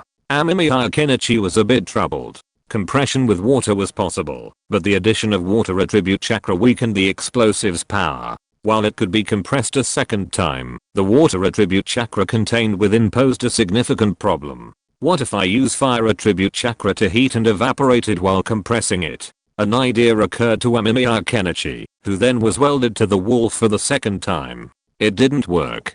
The fusion of water attribute chakra and fire attribute chakra instantly caused the explosive to explode, and the intense heat instantly blistered his arm. To some extent, the power at the center of the explosion has been increased. He popped the blister on his arm, and sprinkled some medicinal powder on it, instantly improving his injury. However, this wasn't the effect he was looking for, so he experimented with other chakra combinations, but found none worked. This compressed explosive could only incorporate fire attribute chakra, nothing else. Amemiya Kenichi was puzzled as to why this was happening, but he now had a thermobaric ninjutsu with long-term storage. Then call it fire style, thermobaric bullet? Amemiya Kenichi rubbed his face. No, if he kept going like that, he'd soon become as bad at naming as a yondaime. He shook his head. He might as well just call it fire style, Godslayer. After all, his goal was to kill Obito with this move. If he succeeded, it would be a truly impressive feat. After completing this special thermobaric bullet, the next day, Amemiya Kenichi left his lab and found Scorpion. Upon seeing Amemiya Kenichi, Scorpion pulled out a puppet from behind him. Great, Scorpion. Amemiya Kenichi stared at the puppet in amazement. He had never expected it to be so lifelike, looking almost like a real person. Only up close could one see any marks on the puppet, and the joints between its limbs were hidden by clothing, making any abnormalities completely invisible. This is incredible. Kenichi Amemiya glanced at the calm Scorpion. This guy would definitely become a wealthy man in his previous life. After all, his craftsmanship was incredible. Just imagine, if Sakurajima Mae or Agatsuma Yuno, who always called their wife, came out of the anime world and appeared in front of the otakus in life size and looked no different from ordinary people. How much money would the crazy otakus be willing to pay? Moreover, apart from the otakus, how much would the rich people who lost their loved ones for various reasons be willing to pay to customize a portrait of their deceased family members and lovers?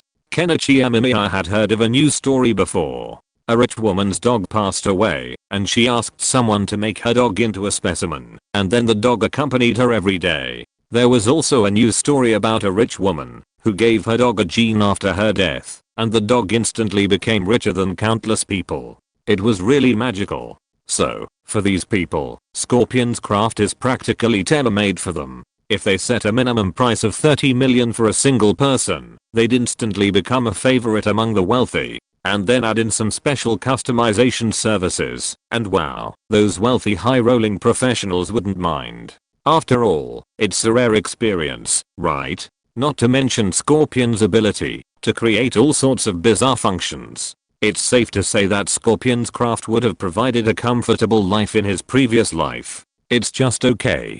Actually, if you have the means, finding the skin of a living person would be even better. Scorpion rubbed his chin. Amemiya Kenichi's mouth twitched. He was just thinking about getting rich, and you were thinking about skinning people. You're a living hell. No, no, where's the recording function? Amemiya Kenichi asked Scorpion. Scorpion pointed to Nohararin's neck. Curious, Amemiya Kenichi pressed it, and heard a beeping sound. Scorpion briefly explained how to use the recording function and some important details to keep in mind. Soon, Kenichi Amemiya understood. The next step was to find a girl with a voice similar to Rin Nohara's, and have her scream heartbreakingly, "Obito, save me." As for what happened after that, while Kenichi Amemiya doubted Obito and Black Zetsu could find her, a dead body gave him peace of mind, so he had no choice but to send her off. "Obito, Obito, I've done so much for you. So, could you please just die?" Kenichi Amemiya smiled. The next step was to create a biometric recognition device to automatically trigger the thermobaric bomb's fuse. Chapter 184. Can the fusion of the wheel particles unlock the 3 Megatama? As for the biometric device, Kenichi Amemiya initially considered making it a temperature sensor, but he later abandoned the idea. After all, he wasn't sure if Obito would use Kamu to absorb ninjutsu or other objects, or if he would throw something with heat inside, which would be disastrous if it detonated. So, after some hesitation, Kenichi Amemiya decided to add a condition. The explosion would only occur when it detected a normal human body temperature, and ideally, vibration. Only when both conditions were met would the fuse of the god-killing explosive be triggered. As for whether it would kill Obito, that was unclear.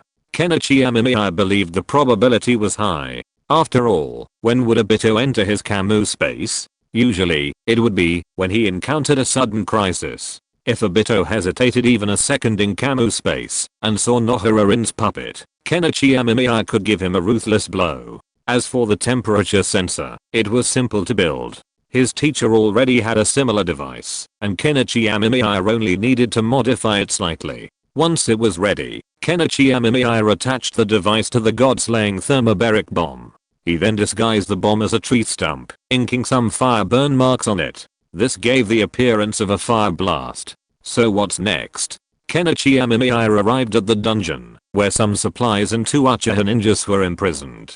Kenichi Amemiya looked at the female ninja, who trembled and lowered her head. "Come here, I need you to do something." Kenichi Amemiya smiled at the Uchiha ninja before him. Her identity was a perfect match, and after she finished her job, she could be sent directly to the operating table for experiments. The only problem was that Kenichi Amemiya didn't know how much genetic information the shadow clone had deciphered. It would be great if he could find anything related to the Sharingan. If not, that didn't matter, as this woman had other uses. But the jutsu you taught me needs some refinement. It's genetically programming all the cells in the body. The mortality rate is still too high. Amemiya Kenichi pinched his brow. This was a major concern for him. After all, the mortality rate was too high to be used on himself, so he needed to find a solution. He hoped to receive some relevant books or other valuables after completing the elective. Amemiya Kenichi took a sip from his teacup and gestured to the woman next to him to start chanting the words he had taught her. "Obito, save me." Hearing the woman's strange chanting, Amemiya Kenichi nearly spit his tea in her face. It wasn't emotionless, but it was completely substandard. This was the sound someone made when they called for help. If you said you'd hear that at a brothel, Amemiya Kenichi would have found it more plausible. "You kid, I told you it was a cry for help. You're calling for help? You have a fever." Amemiya Kenichi glared at her, knowing exactly what she was up to. After all, honey traps weren't just for past lives. Now that she was in his hands, if she wanted to survive, or even live comfortably, didn't she have to rely on what she had herself? Scorpion's puppets certainly weren't as lifelike as this Uchiha. "Let me make it clear, if you don't scream well, you'll be the next to die." Amemiya Kenichi glared at the woman, and the woman finally calmed down a bit, but it took a full 3 minutes to achieve the desired effect. After completing the recording, Amemiya Kenichi patted her shoulder with satisfaction. She immediately put on a flattering look and even made some seductive gestures. Amemiya Kenichi smiled at this, then a flash of red in his eyes, and the next moment the woman's eyes became dull. Amemiya Kenichi dragged her to the laboratory, sat down in a chair, and dismissed the shadow clones he had left with his teacher. A flood of memories flooded in, and Amemiya Kenichi calmed down, finally comprehending the situation. A lot of genetic information has been isolated, but which of these genes are the Sharingan remains to be tested. 36 groups of similar genes have been discovered. These are all unique to the Uchiha clan, and the Sharingan gene should be contained within these 36 groups. Wait, if I place Sharingan particles from another test subject into this woman's amygdala, will it be possible for her to advance? A possible scenario occurred to Kenichi Amemiya. He had observed his own brain, and found that the Sharingan particles in his amygdala were quite large. Although Uchiha Shizu hadn't observed this yet, Kenichi Amemiya had also obtained his blood during their previous meeting. He hadn't taken it away, intending to conduct experiments in his own laboratory. If he were to take it to his teacher for testing, he would have to find a way to explain it. After all, although Shizu and Obito were both Uchiha, their genetic information was significantly different, so it wouldn't be surprising for the teacher to notice. Therefore, it would be better to conduct the test in his own laboratory. Before that, however, Kenichi Amemiya had dug the chakra particle out of the woman's amygdala. As for the woman, he incinerated her with his fire release technique. Allowing her to die painlessly within the illusion was a gesture of mercy. After all, such a person couldn't survive. If someone else rescued her, it would be a disaster. After stitching the chakra particle in subject 1's brain together with that in subject 2's, the subject's emotions became extremely unstable. Kenichi Amemiya glanced at the man strapped to the operating table. His expression was strange, alternating between laughter and tears. His state was completely incomprehensible. Kenichi Amemiya tried to infuse his yang attribute chakra into the subject's amygdala to help repair it, but this only caused him to reach orgasm even faster. Looking at the soiled operating table, Kenichi's mouth twitched. Never mind. He'd endure it. The fusion of the two chakras has apparently caused other problems. Subject No 2's emotions are more prone to extremes. Let's try to replicate the previous experiment. Kenichi Amemiya initially mobilized a massive amount of chakra to stimulate the chakras within the subject's brain. Almost immediately, the subject lost control of his bladder and began to tremble constantly, his entire body shaking. His amygdala also began to change color, an overclocking phenomenon occurring. Seeing this, Kenichi Amemiya began to use yin attribute chakra to stimulate the subject's hippocampus and hypothalamus. Immediately, Kenichi Amemiya noticed the subject's brain begin to swell. He instinctively stepped back, and the subject's brain exploded. It seems that the two chakras can increase the subject's sensitivity to emotions, but they also make the subject's brain unable to withstand such intense emotional fluctuations. Kenichi Amemiya sighed, surveying the filthy laboratory. It was time to clean and disinfect again. Stepping on something strange, Kenichi Amemiya approached. The subject's brain exploded, but miraculously, the amygdala remained intact, though it was still cooked, emitting a scent similar to roasted brain matter. Hokage on the tip of my tongue. Amemiya Kenichi curled his lips, then cut open his amygdala and observed. The chakram particles inside had fused, though they were smaller than those in his brain. What if I continue to add chakram particles with this size and fusion reaction? Will this stimulation cause the other chakram particles to fuse, leading to a breakthrough to the 3 Magatama Sharingan? Amemiya Kenichi had a bold idea. The fusion of these two chakram particles had a chance, but what if I added another one? Could this chakram particle successfully fuse, thus finding a glimmer of evolution in this desperate situation? But that would require a large number of test subjects. Well, the ones Shizu brought can't be used, but the other Uchiha clan members should be no problem. Amemiya Kenichi pondered. But if that were the case, how would he obtain a large number of test subjects from Konoha? Amemiya Kenichi called a consumable to clean up, and then went to take a shower. Although he dodged quickly, some water still splashed on him. After showering, Amemiya Kenichi went to see his teacher. After much deliberation, he decided that the easiest way to obtain a large quantity of Uchiha supplies was for Konoha to do it themselves. The route was a good option. He just needed to throw out some bait and get that old man Danzo to take the bait. He could even try to get Danzo to initiate the night of extermination early, which would then deliver a ton of experimental supplies. This would also sow discord between Shizu and the village, further solidifying Shizu's resolve to leave killing two birds with one stone. As for the specific bait, Amemiya Kenichi had already thought of it. He touched his eyes. He had mastered the ability to open and close the Sharingan at will, and he doubted Konoha wouldn't be tempted. The Sharingan is so powerful, but why hasn't anyone transplanted it? One reason is the pressure, and the other is that those with non-Uchiha bloodlines can't close it, and the chakra consumption would be extremely severe. Amemiya Kenichi smiled. Is the Sharingan powerful? Kakashi is naturally strong, so he earned the title of a copy ninja. However, Kakashi's combat endurance is also very worrying, which is why the Sharingan seems a bit useless. Chapter 185 Orochimaru. The teacher is really getting worse as he gets older. Of course, to some extent, the fear of the Uchiha clan was genuine. After all, even if the Uchiha clan had declined in Konoha, it was still a formidable clan. Who without some ability would dare covet their presence? Furthermore, the opinions of the other bloodline limit families had to be considered.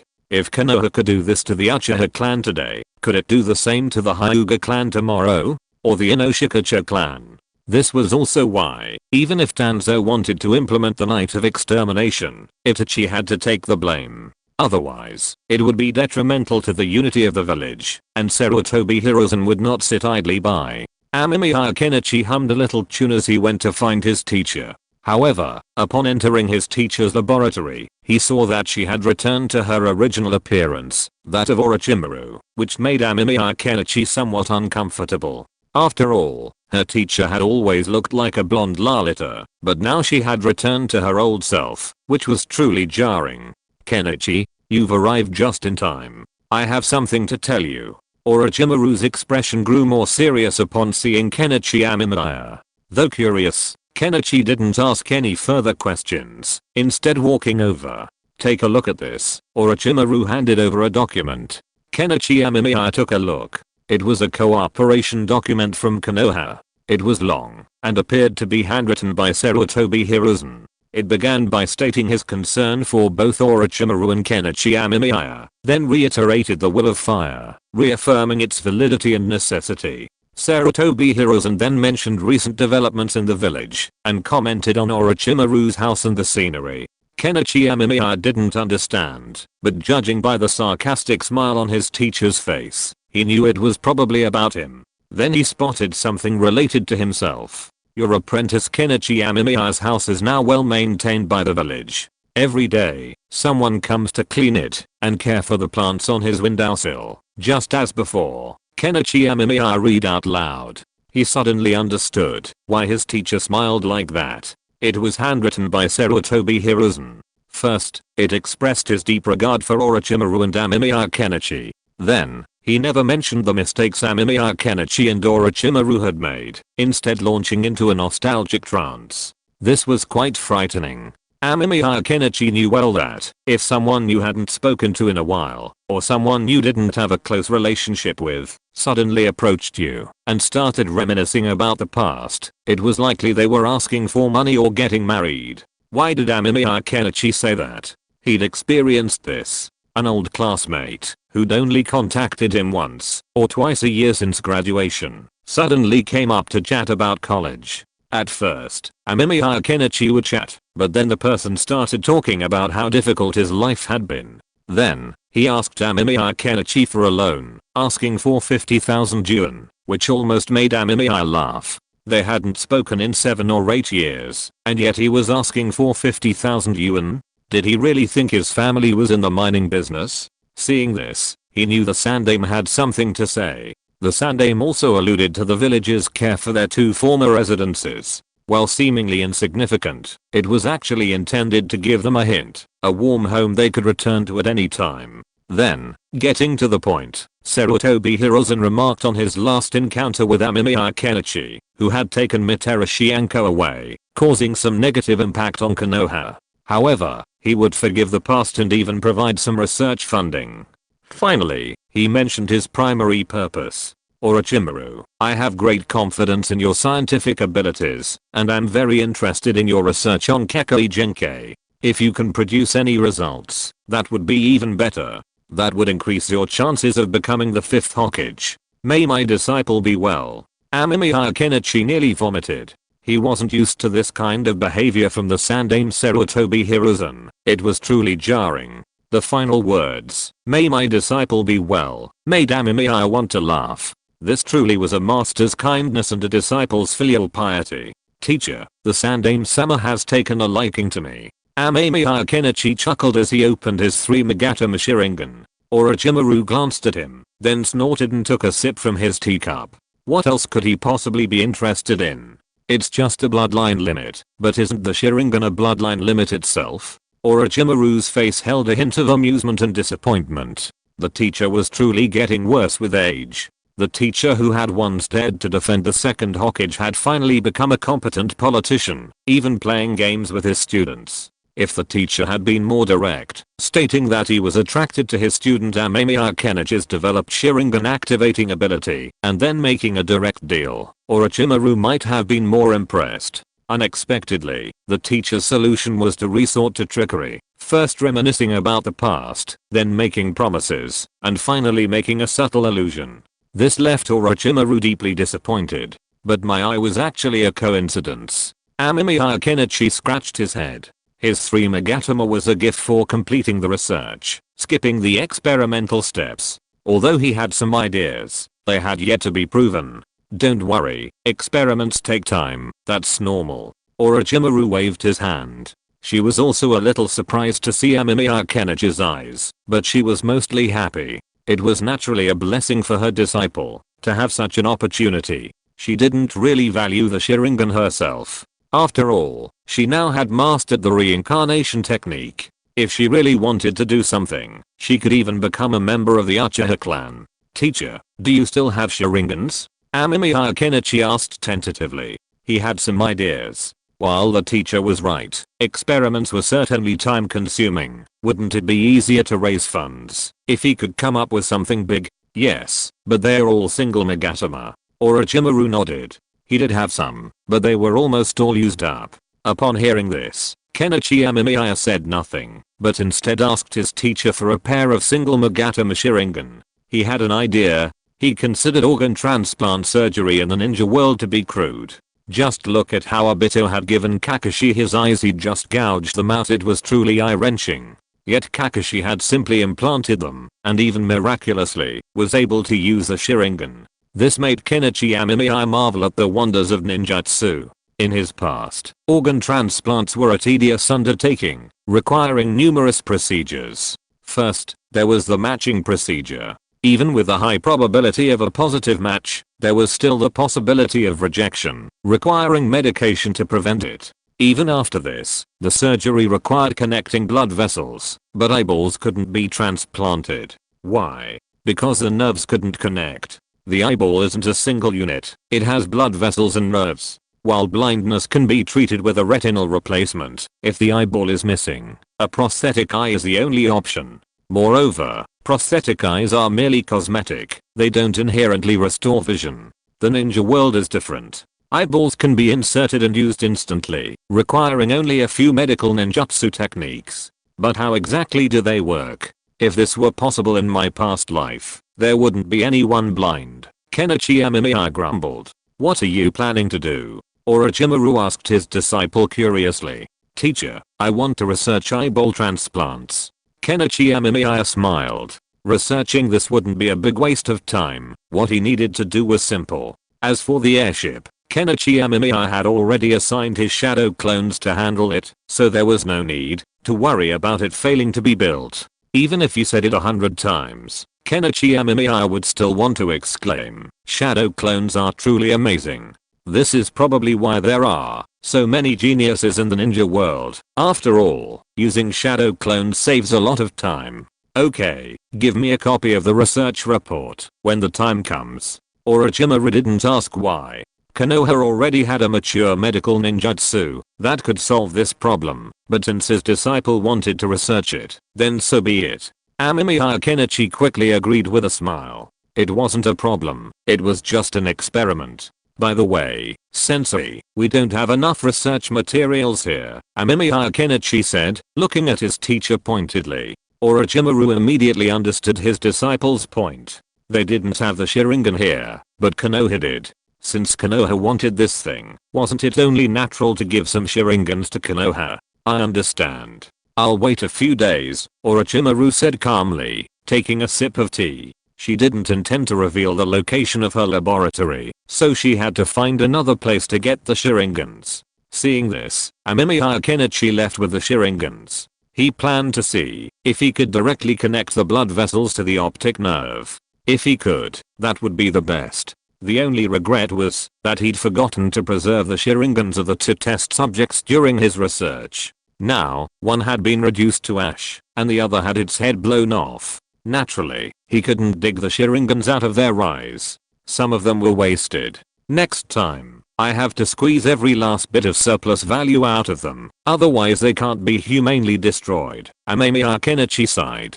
Chapter 186. People in the ninja world and people in the previous life are two different species. The Sandaime-sama is truly greedy, Amemiya Kenichi said, looking at the test subject before him. He waved his hand and took the single Magatama Sharingan from the nearby jewel. Honestly, he hadn't expected the Sandaime to come so soon, but upon reflection, it made sense. After all, the Sandaime Sarutobi Hiruzen had been a disciple of the second Daime, Senjuta Berama.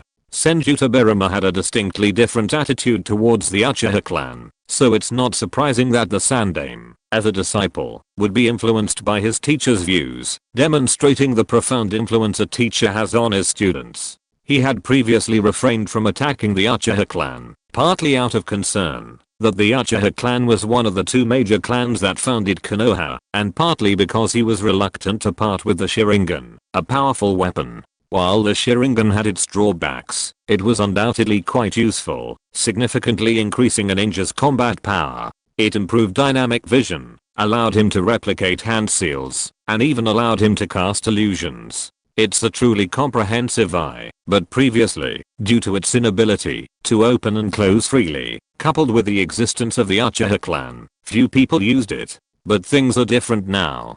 Kenichi Amemiya administered an anesthetic to the test subject before him, watching him fall into a deep sleep before slowly beginning his surgery. Organ transplantation is no ordinary surgery, let alone an eyeball transplant, a procedure so incredibly difficult. Even in his previous life, such a procedure wouldn't have been possible, simply because it was impossible. However, this was the ninja world, with its unique jutsu, so Kenichi Amemiya figured his chances of success were quite high.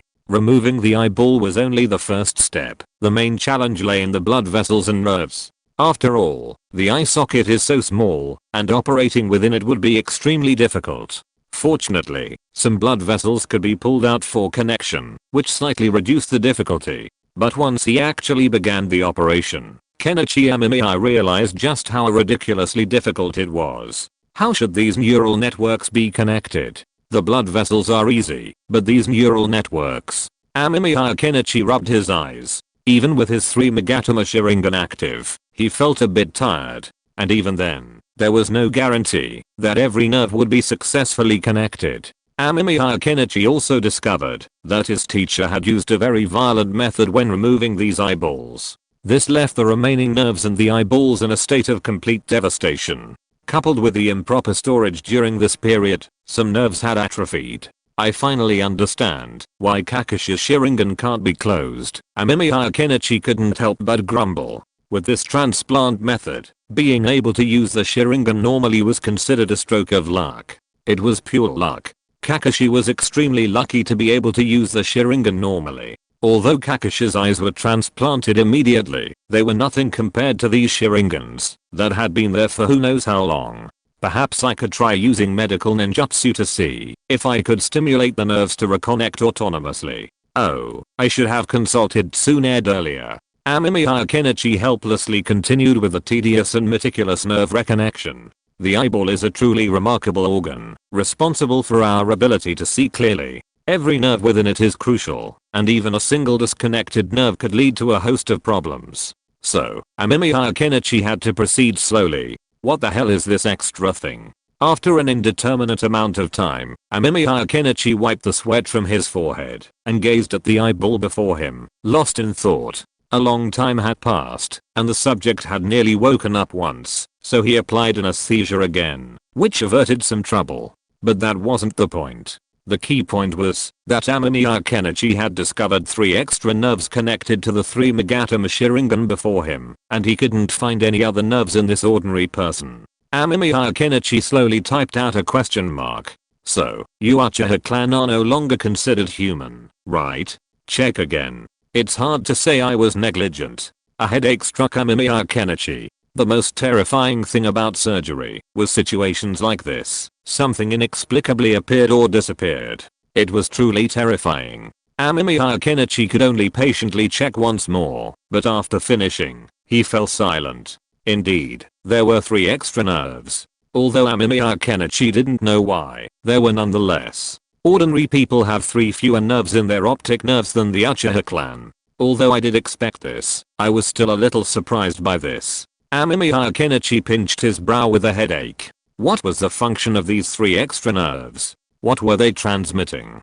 Could they be related to chakra? After all, the use of a single to triple Magatama Sharingan required chakra. If they were transmitting chakra, that made sense. However, Amemiya Kenichi worried that these 3 nerves had other uses, as chakra could be freely channeled to various parts of the body. He used his 3 Magatama Sharingan in the same way, just like releasing a jutsu, and chakra converged in his hand. But I don't know if the nerves in my wrist work the same way. It seems I'll have to try the experiment again if I want to solve these mysteries. Amemiya Kenichi rubbed his face. It was true that before one mystery was fully solved, new ones were encountered. After all, Amemiya Kenichi had never performed a human autopsy. After all, he subconsciously believed that humans in this world were the same as those in his previous life. But seeing the 3 extra nerves in the Uchiha clan's eyes, Amemiya Kenichi suddenly felt that perhaps the humans in this world and those in his previous life were not the same species. Although their physical signs were similar, they could actually be divided into 2 completely different categories. So, after all, everyone in the ninja world is a vegetable. But then again, I'm a vegetable myself, Amemiya Kenichi grumbled, and then he stuffed the Sharingan into the man's eye socket. Then, using medical ninjutsu to heal the wound near the man's eye socket, Amemiya Kenichi reawakened the experiment before him. How do you feel? Looking at the bewildered experimental subject in front of him, Kenichi Amemiya wiped the blood from his hands and asked casually, I feel so tired, and my eyes. The experimental subject covered his face in pain. My eyes hurt so much. It hurts so much. It really hurts. The experimental subject screamed in pain, and he kept scratching his eyes, as if he wanted to dig his eyes out.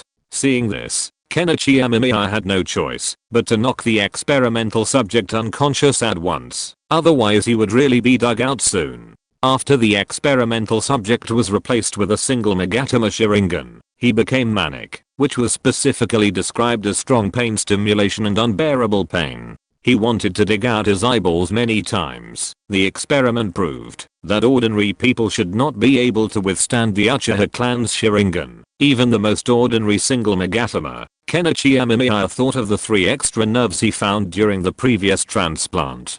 It's time to begin dissecting ninjas and ordinary people. To better conduct my research, I need to understand the exact differences between ordinary people and ninjas. Amemiya Kenichi nodded. He needed to understand, do ninjas' body tissues differ from those of ordinary people? Do ninjas have specialized organs or nerves that contribute to their differences? This was a question worth exploring. If that's the case, Amemiya Kenichi observed the test subjects on the operating table and began his dissection, meticulously recording the information. He particularly counted the nerves in the hands and feet, meticulously recording them. Next, he would dissect several ninjas to see if they had any extra nerves in their hands and feet, and then examine their eyes. This would allow for a comparative experiment.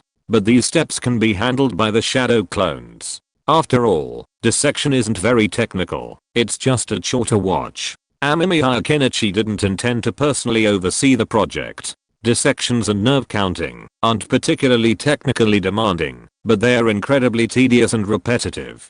Kenichi Amemiya often delegates these tasks to his shadow clones. For example, with rice cultivation and improvement, Kenichi Amemiya only handles the initial research and theoretical development, leaving everything else to his shadow clones. If he were to do it alone, rice improvement alone would take years. While dissections aren't as demanding, Kenichi Amemiya has his own numerous projects on hand, so it's naturally better to delegate this work to his shadow clones, who will already have the memories. Now, we need to install Obito's eyes and give him a great gift, Kenichi Amemiya said, looking at his finished thermobaric bomb with a kind smile. Obito's Mangeki Sharingan had been with him for a long time, but Kenichi Amemiya had some concerns. After all, he needed to consider whether his own eyes would be perfectly reattached once Obito's Mangeki Sharingan was finished. Before, Kenichi Amemiya wouldn't have worried. After all, if Kakashi could use Kamu, there was no reason he couldn't. But now, Kenichi Amemiya had some concerns. He'd done experiments and discovered that the Uchiha clan's single Magatama Sharingan had 3 extra nerves. What about the Mangeki? If the nerves didn't match, he'd have to reattach his eyeball and reconnect the blood vessels and nerves over and over again. No wonder the ninja world hasn't considered these things. It's too much trouble. Kenichi Amemiya couldn't help but grumble. With such convenient medical ninjutsu, it's only natural that medical advancements are slow. What? You're injured? Palm Senjutsu. What? You're poisoned? Check out the thin injury extraction jutsu. What? External injuries with kunai fragments stuck in the flesh. Check out the chakra scalpel, combined with palm senjutsu. It's safe to say that most injuries in the ninja world can be treated with medical ninjutsu. Furthermore, even if they focused solely on developing medical ninjutsu, the improvement in combat effectiveness wouldn't be significant. Surviving in the brutal ninja world like this is difficult, which explains why medical ninjas are relatively rare.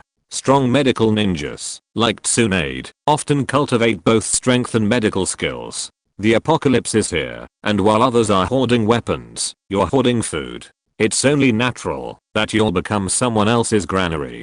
Seeing this, Kenichi Amemiya temporarily abandoned the idea of conducting his own experiments. He planned to bring back some supplies for research and obtain a ninja-style anatomical diagram. This would be extremely helpful for future research. Does the teacher have the information I need? Kenichi Amemiya suddenly thought. In this area, Kenichi Amemiya could be considered a novice, but his teacher, Orochimaru, was different. Orochimaru had been studying the human body for a long time, so it was hard to say whether he would have the information he needed. With this thought in mind, Kenichi Amemiya hurriedly grabbed his experimental log and rushed to his teacher's laboratory. Upon entering, Amemiya Kenichi saw his teacher examining an arm. It appeared to be necrotic, but oddly, it had bruises on it. It looked as if it had been struck several times before being cut off. Teacher, what's that thing in your hand? Amemiya Kenichi was curious. The sight brought back a sense of nostalgia, as he'd observed his arm the same way when he'd first become his teacher's experimental subject. It's the arm that the Sannin Sarutobi Hiruzen replaced. He sent it to me, Orochimaru said calmly. She'd volunteered to come here, curious as to why the Sandame's arm had necrotized so quickly despite the high degree of compatibility. It didn't make sense. Amemiya Kenichi nodded, not wanting to delve into the details. Instead, he asked his teacher if he had any anatomical diagrams of civilians and ninjas. The teacher pondered for a moment, then sent Amemiya Kenichi to the archives. Chapter 187 What? The Eight Tails attacked Konoha. Teacher, you really do have one. Amemiya Kenichi flipped through the book in his hand. He felt, among other things, that the teacher was truly a scientific talent. While human anatomy diagrams like these have many uses, few people would go into them specifically, and the diagram the teacher had drawn was incredibly comprehensive. Sure enough, the neural networks between ordinary people and ninjas are different. But do you call them meridians? Amemiya Kenichi examined the diagram in his hand. It was incredibly comprehensive. It even detailed the male and female anatomy, including diagrams of both sexes. According to the teacher's research, there were indeed some differences between ninjas and ordinary people. Ninjas had more meridians, which Amemiya Kenichi believed were actually nerves. But there's no mention of nerves in the eyeballs. So, is it that the teacher hasn't discovered them, or do ordinary ninjas lack them? Amemiya Kenichi was curious. He felt like he was in a library. He had to admit, the teacher's research was truly extensive and comprehensive. In a sense, the teacher was truly impressive and a natural candidate for scientific research. Teacher, I have a question for you. Amemiya Kenichi took the materials and left. What's the question? Orochimaru looked at his student calmly. She always answered her students' questions without holding back, with the exception of certain special ninjutsu. For example, the undead reincarnation technique was her own ultimate ninjutsu, and Orochimaru was well aware of the consequences of releasing it.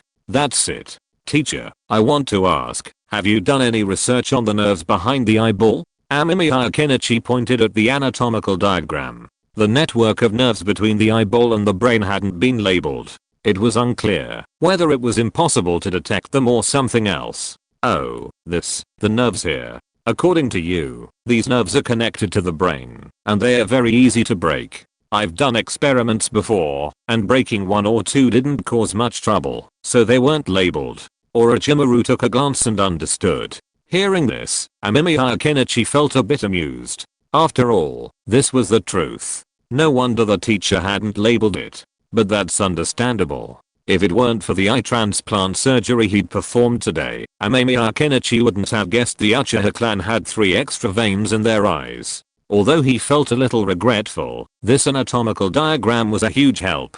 All he needed to do next was research the Uchiha clan and determine if there were any nerves behind the ninja's eyes. It looks like you've made some progress. Orochimaru observed his student with interest. She could tell he seemed to have some insights into the nerves behind the eyeballs. Teacher, please take a look at this. Amemiya Kenichi handed his teacher his lab report and sat down across from him. Orochimaru studied the report carefully, but he regretted even sitting there. He realized his teacher didn't seem to be comfortable with his position. The pants he wore. Although Amemiya Kenichi had only glanced at it subconsciously upon sitting down, he still noticed a unique color, blue and white stripes, which made him feel a little dazed. Teacher, you look like this now. Could it be that you've encountered some problems with the development of reincarnation? Amemiya Kenichi was a little curious, but reincarnation was the teacher's biggest taboo, something not even he could touch casually. So, Amemiya Kenichi sensibly didn't ask, calmly sipping his tea. As for the teacher's sitting posture, he no longer felt like correcting her. He'd discovered that, unless he looked intently, it was practically invisible. Although, admittedly, it did seem a bit concerning. Are you saying that the Uchiha clan's Sharingan has 3 more nerves than the average person? Orochimaru had finished reading it by now. After all, the lab report wasn't very long and easy to read. Yes, teacher, the Uchiha clan ninja also have 3 more nerves in their eyes than other ninja, but it's not clear whether this applies to all ninja or just the Uchiha. Hearing Amemiya Kenichi's words, Orochimaru smiled faintly. He knew exactly what his student was trying to do. Wasn't he just trying to get some lab supplies? Speaking of consumables, do you remember that Hyuga clan member we did the experiment on? The teacher suddenly asked. Amemiya Kenichi was stunned for a moment, then a figure suddenly popped up in his mind. That illegitimate son of the Hyuga clan. He still had some impression of Amemiya Kenichi. Of course I do, but I remember he was dying, wasn't he? It was natural for Amemiya Kenichi to have some impression of this person. After all, in the ninja world, those who weren't from the main clan and could avoid the mark of the caged bird were few and far between. He's dying. Do you want one? If so, I'll give it to you. You can also study the Byakugan. Orochimaru calmly picked up the teacup, poured himself a cup, and took a sip. Upon hearing this, Amemiya Kenichi admitted that he was indeed tempted. Besides, this was a member of the Hyuga clan. Amemiya Kenichi could also study how a Hyuga clan member differed from an ordinary person after dissection. So, Amemiya Kenichi nodded decisively, and Orochimaru smiled. But of course I can't give it to you for free. You know what I mean, right? Orochimaru raised an eyebrow, his long legs crossed, his fair skin gleaming in the light. Teacher, is there anything I can do for you? Amemiya Kenichi certainly understood what the teacher meant. Although he was a very good teacher, he was also very clear about rewards and punishments. It was normal to pay a price to get what you wanted. The good news was that the teacher was very reliable. He meant what he said. As long as you fulfilled the teacher's request, he would give you what you deserved. He was much better than those bosses who only made promises but never delivered. Well, there's something. The teacher tossed over a file, and Amemiya Kenichi took a look. It contained the information of 2 people. One was a child with glasses who looked ordinary, but the name reminded Amemiya Kenichi of their identity, Yakushi Kabuto. The other file was of a woman named Yakushi Nono. Amemiya Kenichi glanced at the file in his hand, and then at the teacher.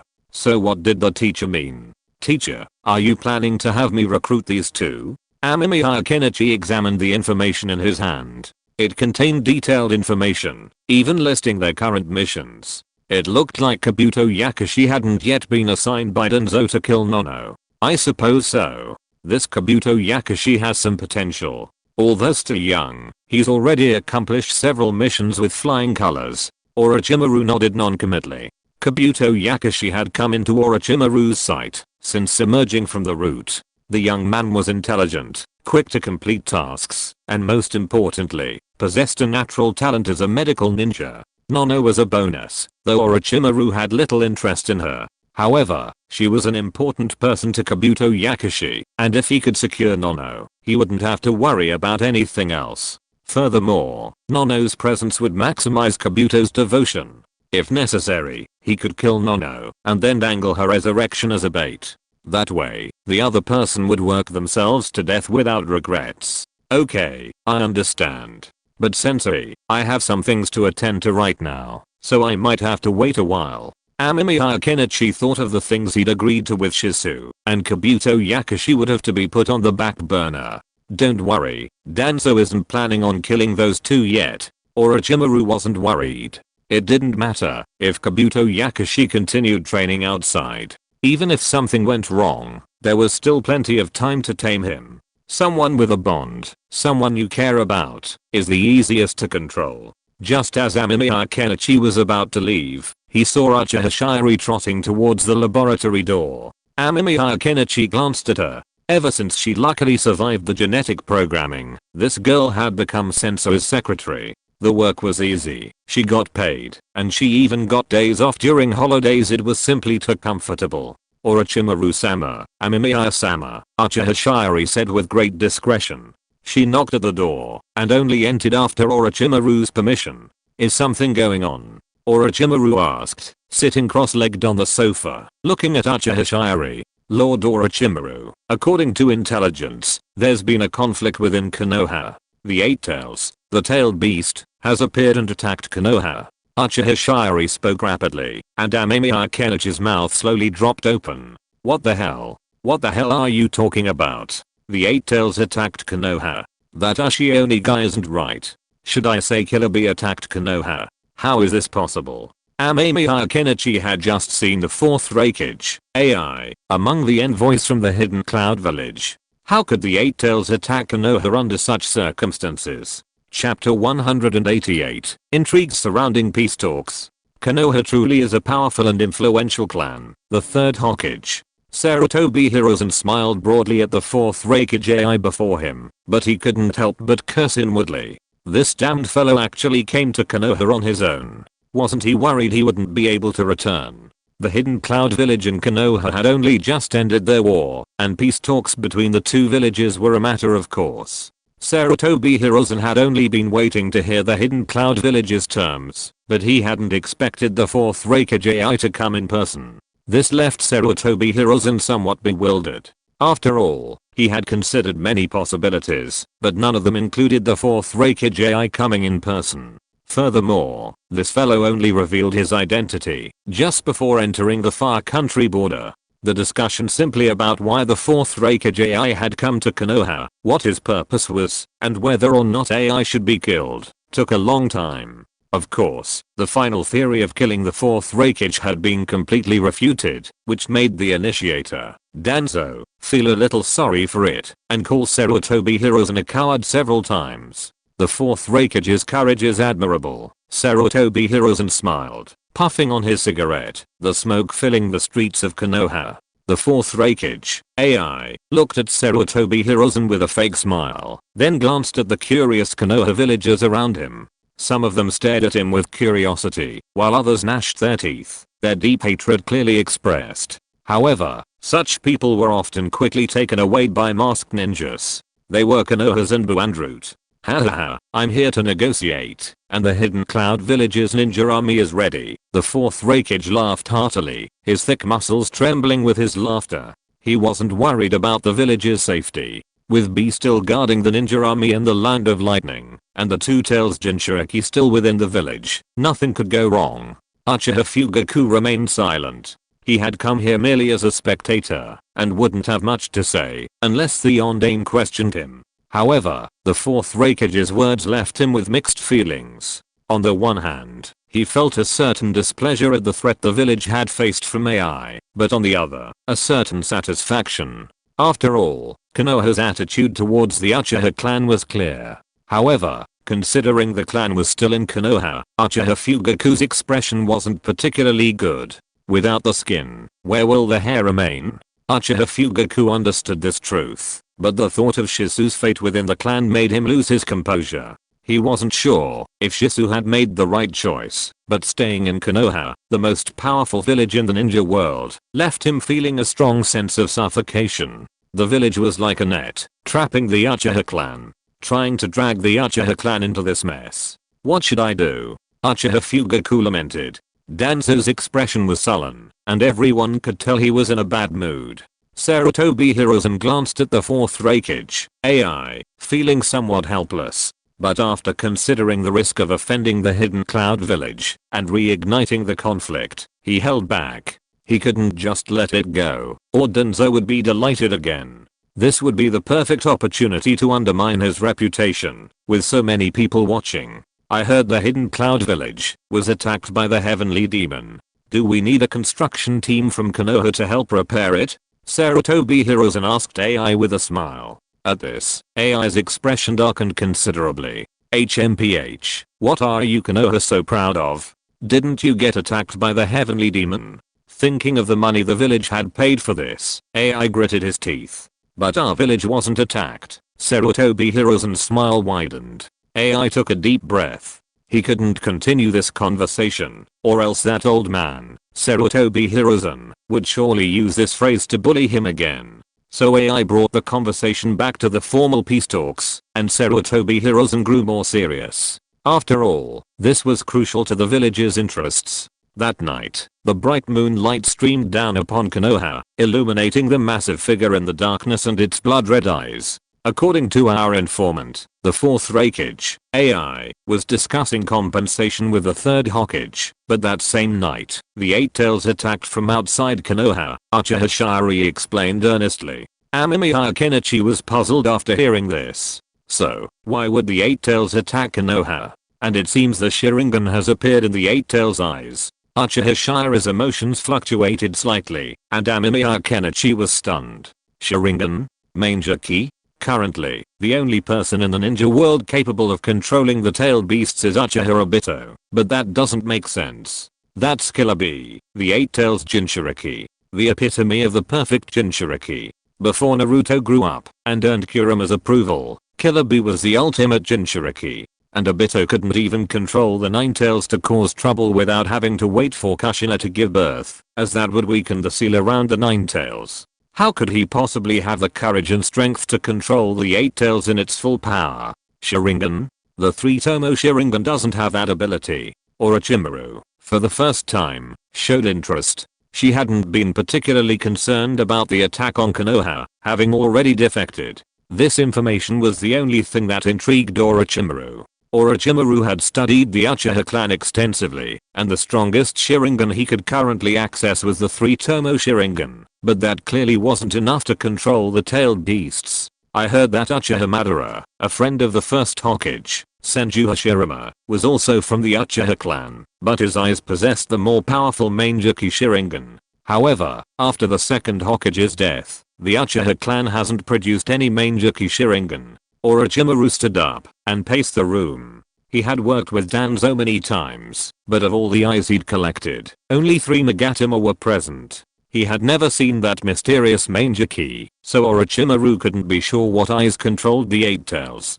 Teacher, do you remember the night of the Nine Tails? Amemiya Kenichi reminded his teacher. That night, when the Nine Tails erupted and wreaked havoc, there was a period of time when the Nine Tails eyes also possessed Manger Key. That was Obito's doing, but even if he were to release the control later, given the Nine Tails' hatred for Konoha, it would still have caused trouble on its own. But the Eight Tails was different.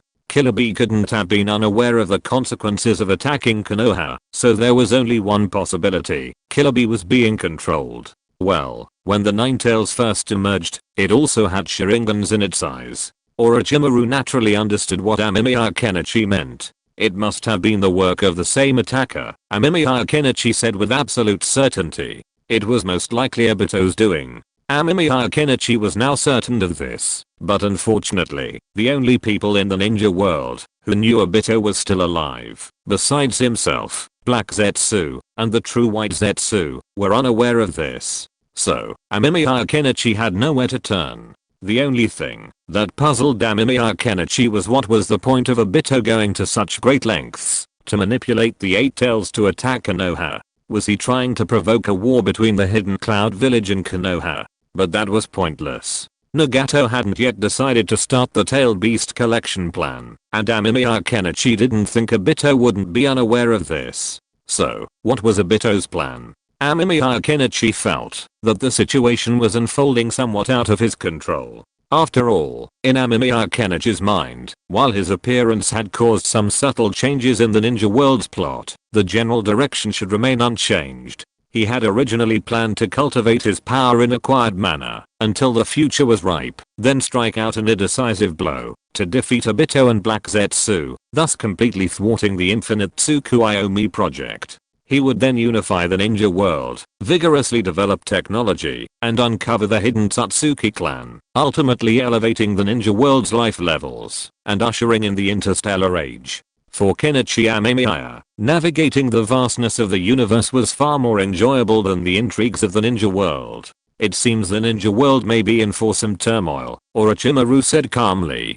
The intelligence report also indicated that Konoha's damage was not severe, as its defensive barrier had recently been updated, and the intervention of the third and fourth Raikages had prevented any irreversible consequences. Unfortunately, the information ended there. The report did not mention how the Eight Tails was dealt with, stating only that it suddenly disappeared, and Konoha was placed under complete martial law. This information was only relayed later, at the risk of his life. If a fight breaks out, the leader will have to assign those annoying tasks again. I actually hope to be more peaceful. Anyway, Kakuzu is enough to make money. Amemiya Kenichi shrugged. He didn't really like going out to take those tasks. It was meaningless. By the way, teacher, how is hidden who was assigned to you before? When mentioning Kakuzu, Amemiya Kenichi thought of an important matter. When he went to the hot spring village before, he packed up Hidden and brought him back to the teacher. Now he didn't know how the teacher was doing with his research. Very good. That guy's body is very strange. I extracted a very magical thing from his spinal cord. Orochimaru took Amemiya Kenichi to a laboratory with great interest. As soon as he entered, Amemiya Kenichi saw Hidden's head soaked in nutrient solution with a dead look on his face. Chapter 189. So Hidden gave up thinking. If someone were to become immortal, many people would be interested. But what if someone were to become immortal like Hidden? Death would probably be a luxury then. At least, looking at Hidden's desperate eyes, Kenichi Amemiya felt that Hidden had probably thought about dying countless times. It had to be said that this made Kenichi Amemiya feel a little sympathetic towards him. If Hidden died, it might be a good thing for him, but Hidden clearly couldn't die right now. Even his mouth was forcibly pried open, making it impossible for him to close it. TSK, you're pretty tough.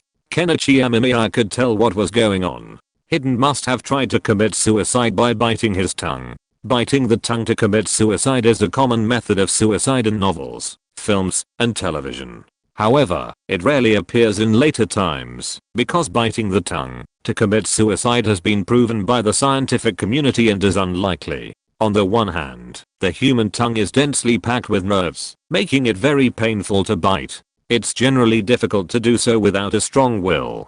Biting too hard can be incredibly painful, triggering the brain's instinctive protective mechanism, causing the body to automatically stop biting.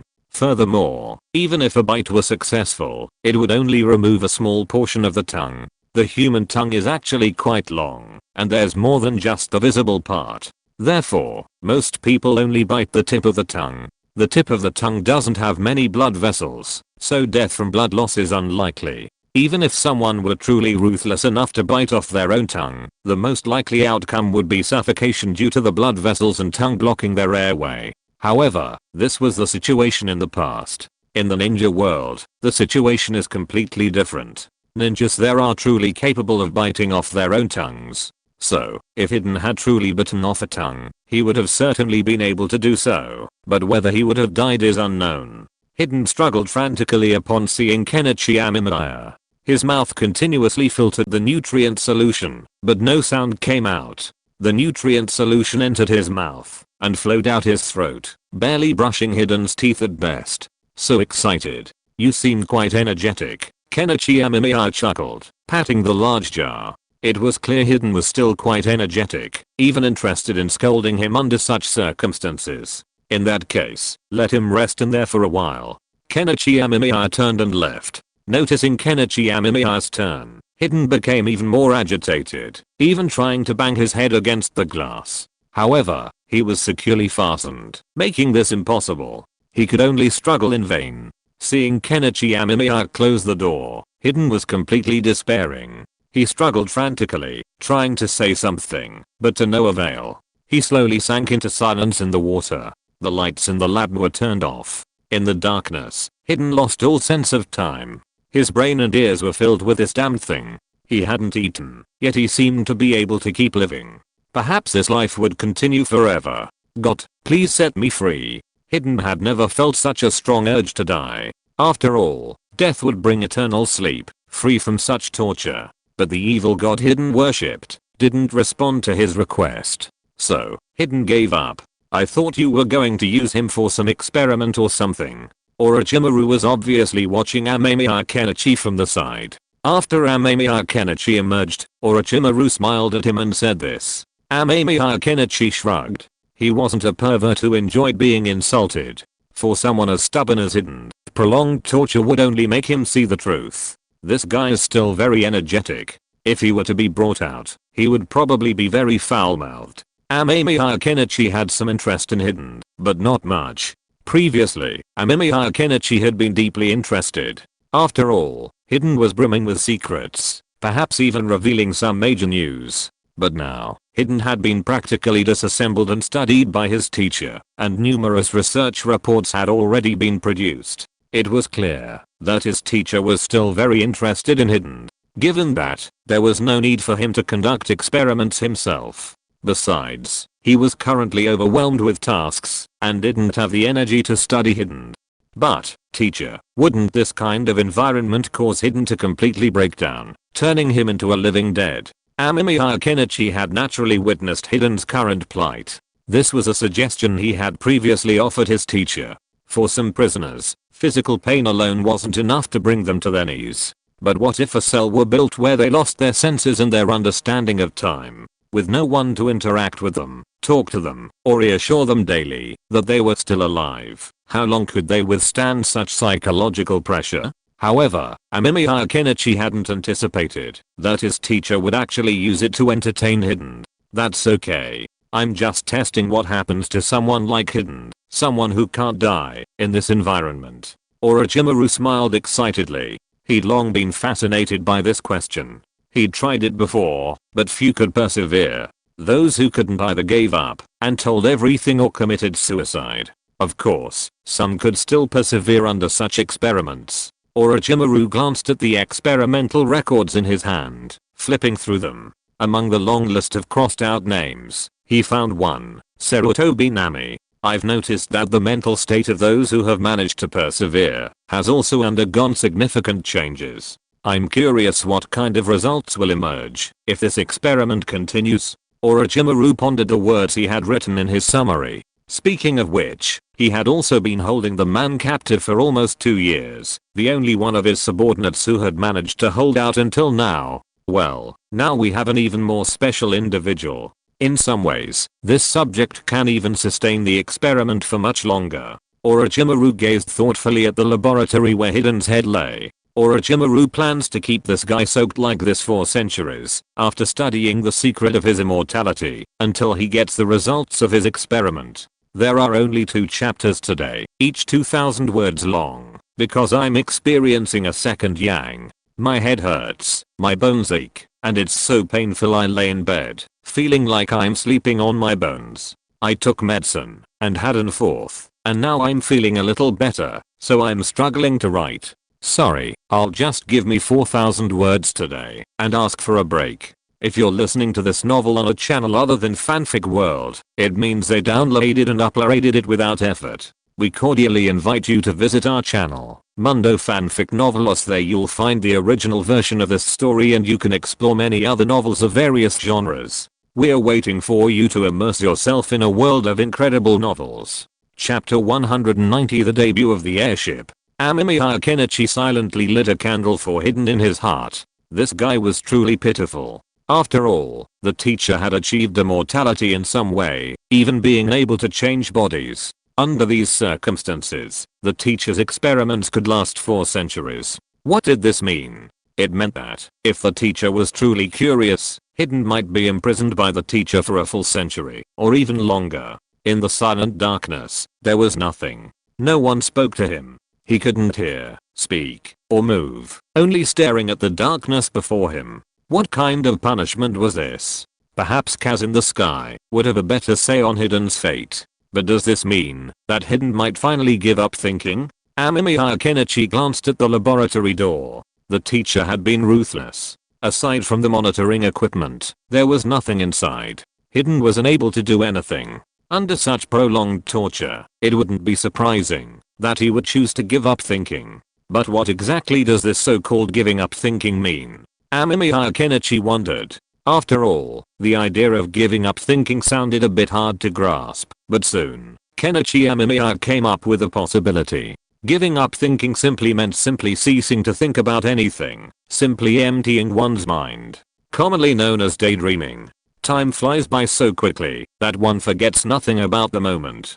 Kenichi Amemiya felt that, if this torture continued, there was a very good chance that Hiden would eventually give up thinking. That's too miserable. I'm tempted to burn some incense for this guy. Kenichi Amemiya shook his head. What's the point of living like this? Like a stone.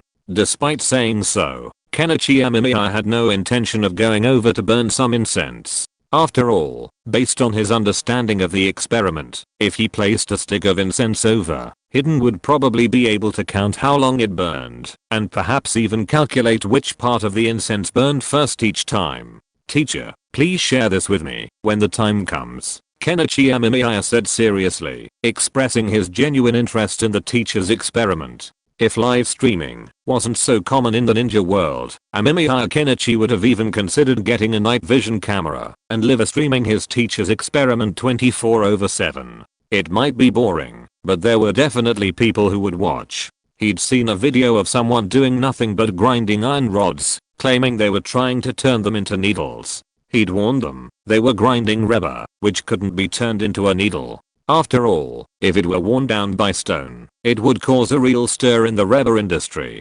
Okay, the teacher said, his words always brief and to the point. Seeing this, Amemiya Kenichi didn't say anything more. He said goodbye to the teacher and left. It was almost time for Shizu to lead the Uchiha clan out, but with the Eight Tails attacking Konoha, Amemiya Kenichi wasn't sure what the situation in Konoha would be like. Would that affect his plans? I hope I'm lucky, or I don't know how the story will unfold, Amemiya Kenichi thought, a little troubled. Events unfolded somewhat differently than he'd imagined, though fortunately not too far off the mark. He simply couldn't understand why Obito had manipulated the Eight Tails to attack Konoha. Was it to provoke a war between Konoha and the Hidden Cloud Village? But what would the point of that be? While curious about Obito's actions, Amemiya Kenichi didn't dwell on it.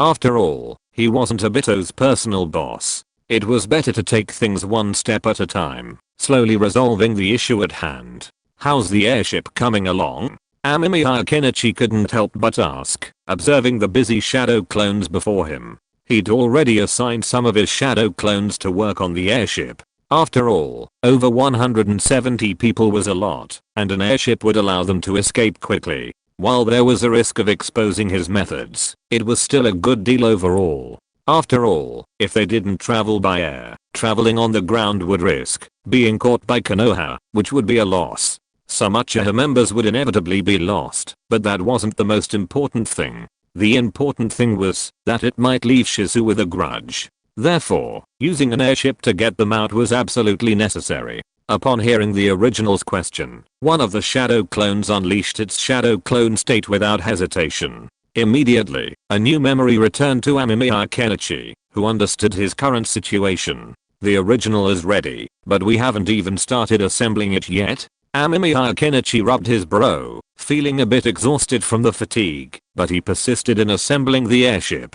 He needed to confirm whether it was usable. After landing the airship and quickly soaring high into the sky using the flying technique, Amemiya Kenichi tested its stability and safety, and the results satisfied him. It's okay, of course, but I suddenly understand why no one in the world of Naruto has considered these simple methods of flight. Amemiya Kenichi smacked his lips, gazing at the scenery below. If the ninja world could achieve flight, then the barrier would need to be updated, and then the ninjutsu would need to be updated. Kishimoto would also have to find a way to reconcile these settings. Furthermore, Sasuke's escape might require a different plot development. Naruto in a fighter jet pursues the Otonin, who are fleeing in a helicopter.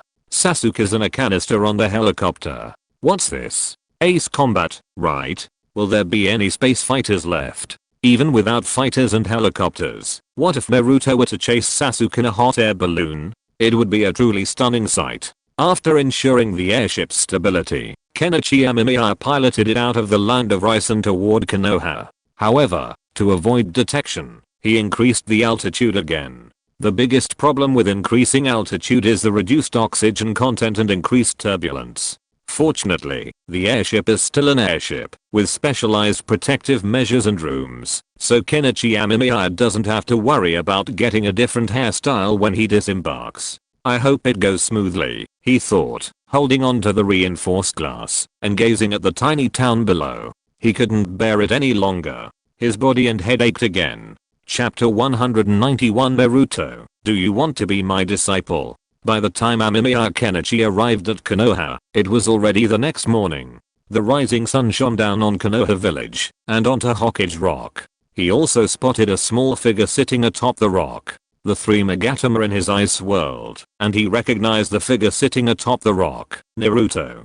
Naruto, with his hands on his hips, panting heavily, raised his fist to the sun, looking incredibly immature. I know children in the ninja world mature early, but isn't it a bit outrageous that you could climb up to the rock right now? Amemiya Kenichi was speechless, looking at Naruto atop the rock. Naruto, barely even 3 years old, had actually managed to climb up to the rock. This puzzled Amemiya, but considering this was the ninja world, he didn't find it strange. After all, nothing was unusual in the ninja world. Kakashi was a jonin at 12. Kenichi Amemiya became intrigued. He observed with his Sharingan that Naruto was now protected by two ANBU ninjas. It seemed the Sannin still held Naruto in high regard. However, two ANBU ninjas were of little use.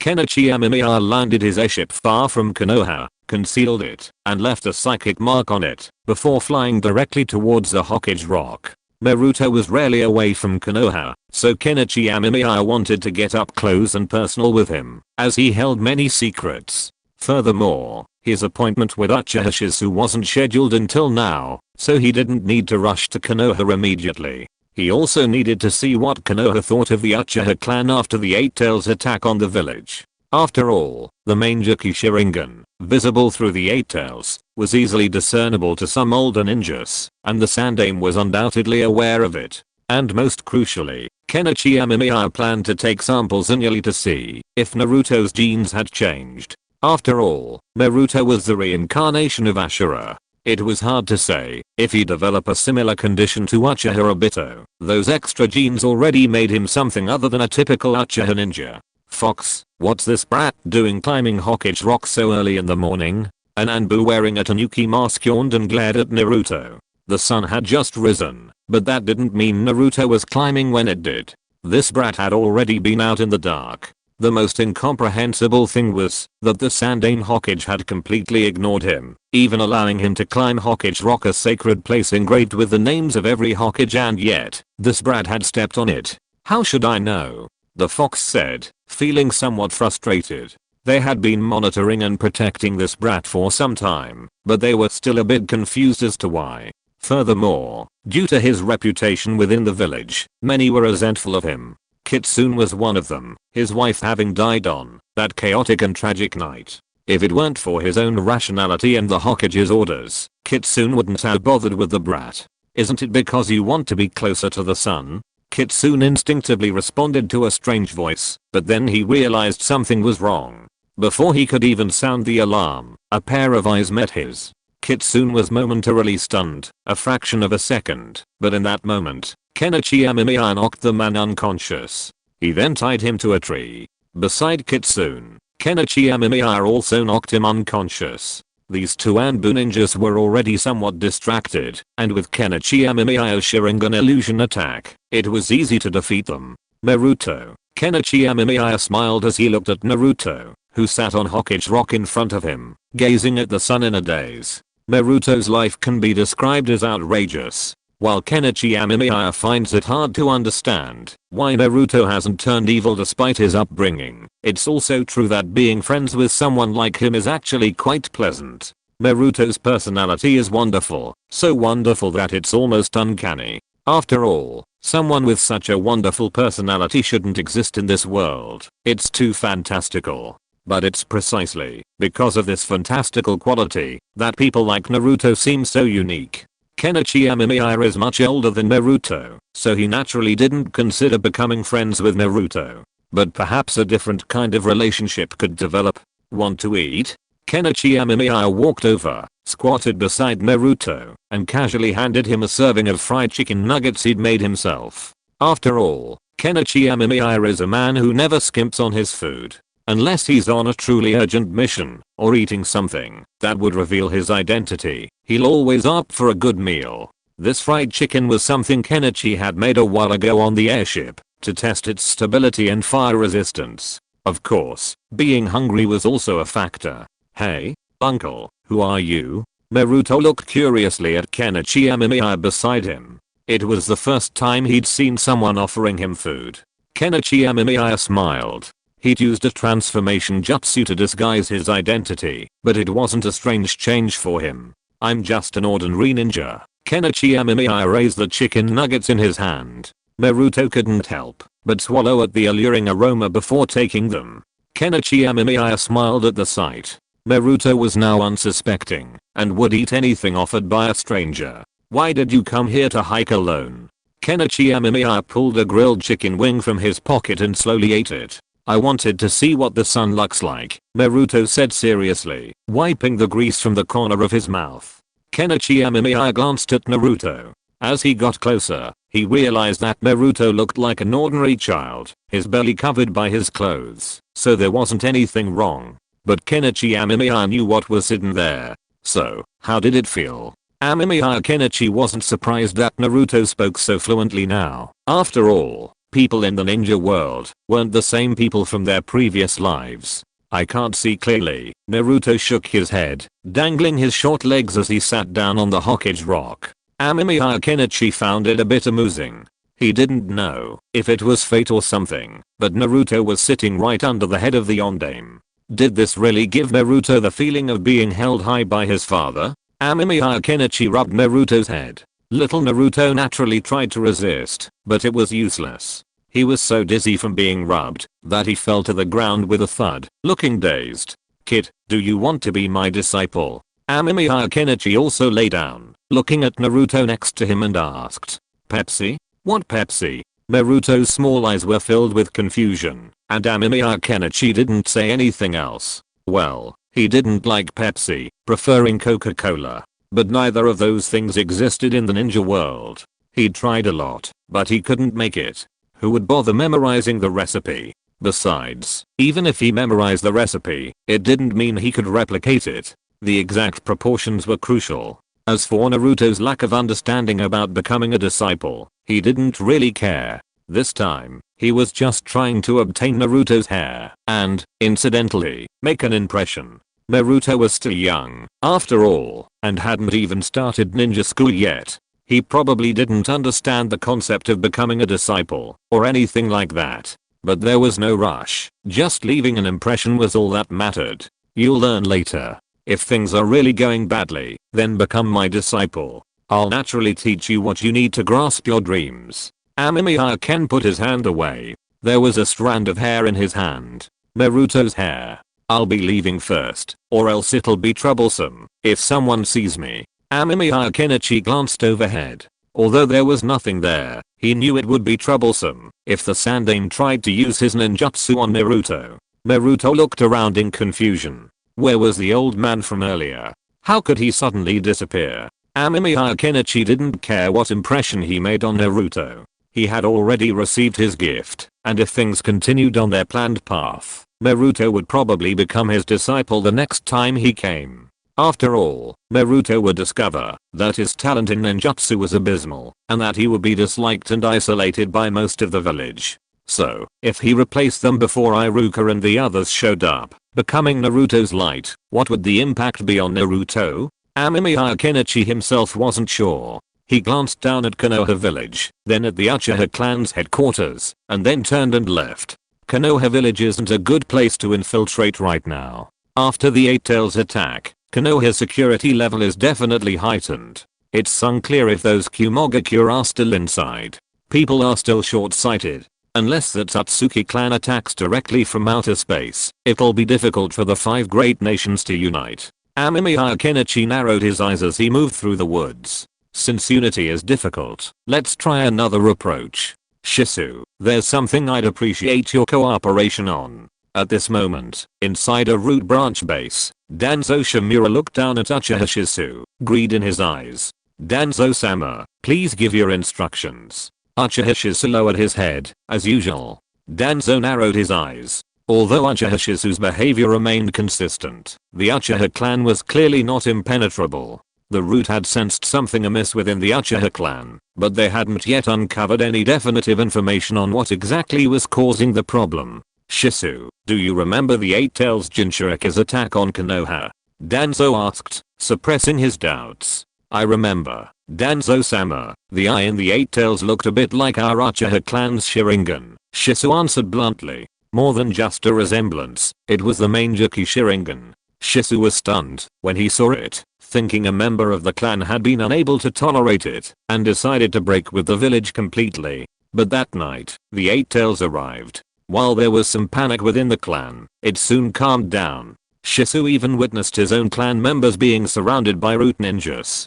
Clan leader Fugaku Uchiha tried to help, but was dismissed by Elder Danzo. He was the only one taken away, and Shisu was perplexed. Seeing the dark expression on the 4th Raikage's face at the scene of the incident, he realized his presence likely served another purpose. It was truly tragic. The village is very disappointed in the Uchiha clan, Danzo said meaningfully, while Uchiha Shisu lowered his head. Normally, he would have been anxious, right? But now, Shisu felt a chill in his heart. That day, after his first encounter with Kenichi Amemiya, he hadn't completely believed everything he'd said upon his return.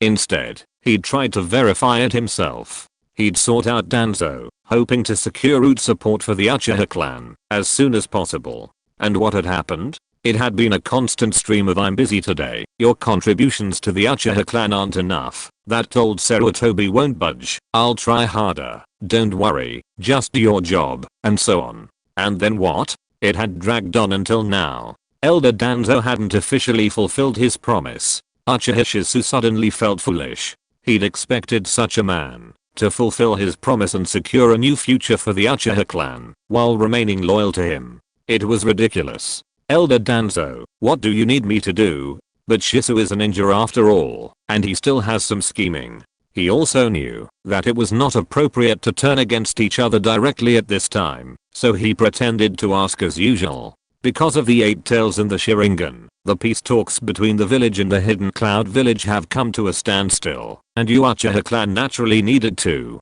Danzo smiled.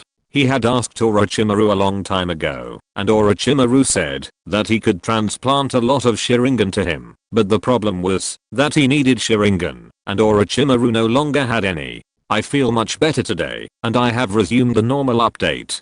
Chapter 192 Obito, you have to hold on. Don't let your guard down. These sacrifices are necessary. Only if your family contributes to Konoha will the higher-ups truly accept you. Uchiha Shisu lay on his bed, a hint of amusement on his face. It was truly interesting. They kept talking about dedication, but offered no reward. They only painted big pictures, clamoring for sacrifice for ideals and justice, but what would they be given in the end? Nothing. Uchiha Shisu didn't ask for much. He simply wanted the higher-ups to demonstrate a change in their view of the Uchiha clan, even if it was just to make one of his clansmen a member of the ANBU, or change their positions within the Uchiha clan. Guard duties were too easy to offend. But Danzo offered nothing, yet he kept on talking about dedication, devotion, and justice. Uchiha Shisu took a deep breath. If that was the case, then this village really. Why did the Hyuga clan gain recognition from everyone in Konoha? Because they had made so many contributions to Konoha in the past, and they had endured so much hardship. Shisu sighed inwardly. After discovering the other party was Kenichi Amemiya, he hadn't really wanted to work with him. After all, Kenichi Amemiya was dangerous. He and his teacher were both extremely dangerous. If the Uchiha fell into their hands, there was no telling what would happen. Uchiha Shisu felt like the Uchiha clan was trapped in a burning house. The fire wasn't very strong yet, but it was dangerous enough. Staying in this house would eventually lead to death, so why not abandon it and start over? I'll definitely be considered a traitor by then, right?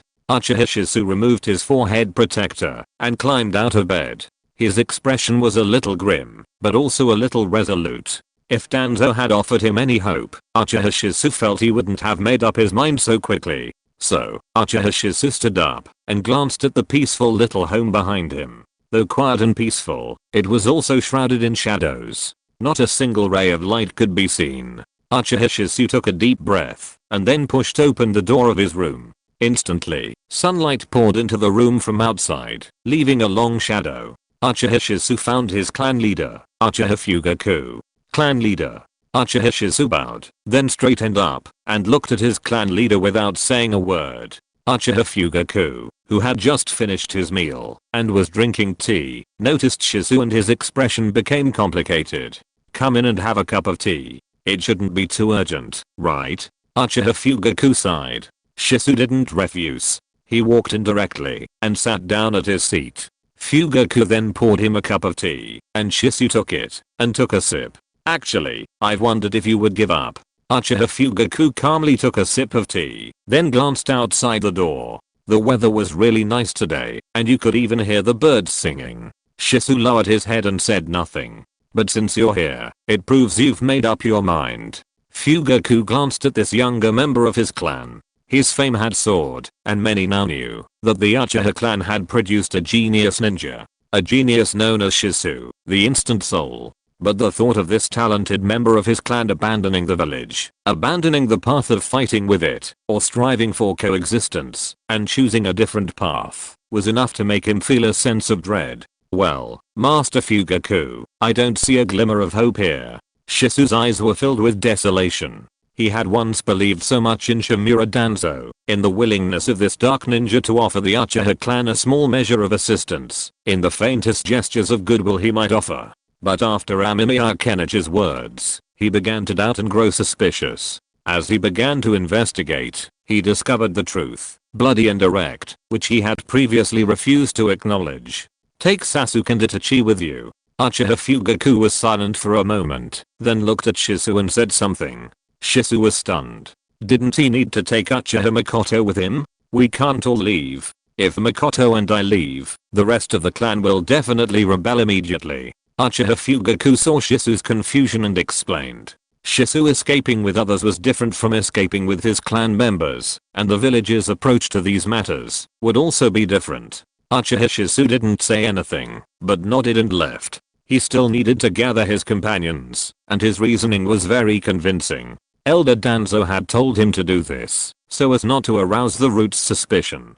As for how to leave Konoha, Uchiha Shizu had already thought of a way to leave Konoha. He planned to leave directly through the barrier near their clan's residence. I never thought that one day, the village's rejection of our clan would become a hope for survival. Uchiha Shizu never imagined that he would one day be grateful for the remoteness of his clan's residence. Konoha had relocated the Uchiha clan's headquarters to this location, away from the village center. The reason for this was to provide them with ample training grounds. Of course, now that he thought about it, it became clear that this was simply a measure to isolate and monitor them. The only problem now was that he didn't know how many Uchiha he needed to bring with him, and how quickly Konoha and the root would realize something was amiss and launch a pursuit. He had no idea, considering the location he and Amemiya Kenichi had agreed upon was in the Valley of the End. How is that guy going to get us out? Shizu hesitated, his mind agitated. He desperately tried to calm down, but the thought of so many clan members' lives hanging in the balance was too much for him. Furthermore, the clan leader had even entrusted him with his 2 sons. Shizu's pressure intensified. Tama-senpai, I finally see you. Meanwhile, Amemiya Kenichi was also experiencing some minor troubles. Looking at the excited Afei and the yin-yang faced Black Zetsu beside him, Amemiya Kenichi's mouth twitched. Why were these 2 guys here? It was truly unexpected. Jade? What are you doing here? Black Zetsu, standing next to him, also looked curious. Seeing this, Amemiya Kenichi just wanted to laugh. Chance encounter in such a place? Did he think he was a fool? However, these 2 guys were indeed a bit troublesome. The Afei in the present was naturally Uchiha Obito, but he didn't know what material his mask was made of, yet it could actually block his prying eyes. That was truly impressive. I'm collecting some things here. But, Gen-senpai, who is this? Although Amemiya Kenichi knew who Afei was, he had to pretend not to know. This made Amemiya Kenichi grumble inwardly. Acting is exhausting. Jade-senpai, I'm a new member of the organization. Just call me Afei. Obito said with a delighted tone, as if meeting his idol. Amemiya Kenichi took a deep breath and rubbed his face. I really want to record this scene. I'll show it to Obito in the future. It'll be hilarious, right? Black Zetsu stared at the VCR that suddenly appeared in Amemiya Kenichi's hand, lost in thought. What was this guy doing with a VCR? Afei, right? Can you do that part again? Amemiya Kenichi asked excitedly, looking at Obito. Obito froze, but quickly got back into the groove. Meanwhile, Obito took several deep breaths, reminding himself that he was now Afei, the new member of the Akatsuki organization, not Uchiha Obito. He couldn't let himself get caught. Okay, you're quite the comedian, Amemiya Kenichi said, his smile widening as he looked at the VCR in his hand. This was a rare and valuable piece of Obito's dark history. It would definitely be useful to reveal it in the future. After all, when it comes to mockery, telling the truth is often more effective. Tama, why do you carry a VCR with you? Black Zetsu couldn't help himself. He really wanted to ask, why did Tama carry a VCR? I'm a researcher, so it's normal to carry a video camera with me, right? Amemiya Kenichi laughed brightly. This trip to Konoha was worthwhile. At least he got to film some of Obito's dark past, which was really interesting. And Obito had to maintain his persona as a comedian. Tama-senpai, you're so handsome. Obito shouted in a very childish way, and Amemiya Kenichi laughed even more happily after hearing that. When he thought of the dark and cruel Obito in the future, with an expression of my pain is greater than yours, now talking to him in such a cute tone, he really wanted to laugh, and he could hardly hold back the smile on his face. Obito looked at the laughing Amemiya Kenichi and couldn't help but take several deep breaths and clench his fists countless times. He swore that he hadn't been this angry in a long time. Seeing this guy Amemiya Kenichi made him want to get angry, but he still held it in. He just wanted to create a world with Rin. By the way, Zuen and this Afei, since you are here, are you interested in doing me a favor? Amemiya Kenichi asked, while looking at Black Zetsu and Obito with a smile. The ready-made labor force is here, it would be a waste not to use it. Before, Amemiya Kenichi was still thinking about how to take the people away, but now that Obito and Black Zetsu are here, it seems that the plan can be changed. Black Zetsu didn't really want to help. It just came to accompany Obito to investigate the matter of his missing eyes. Amemiya Kenichi looked at Obito with a smile. Chapter 193 Arfei, you don't want your image to collapse, right?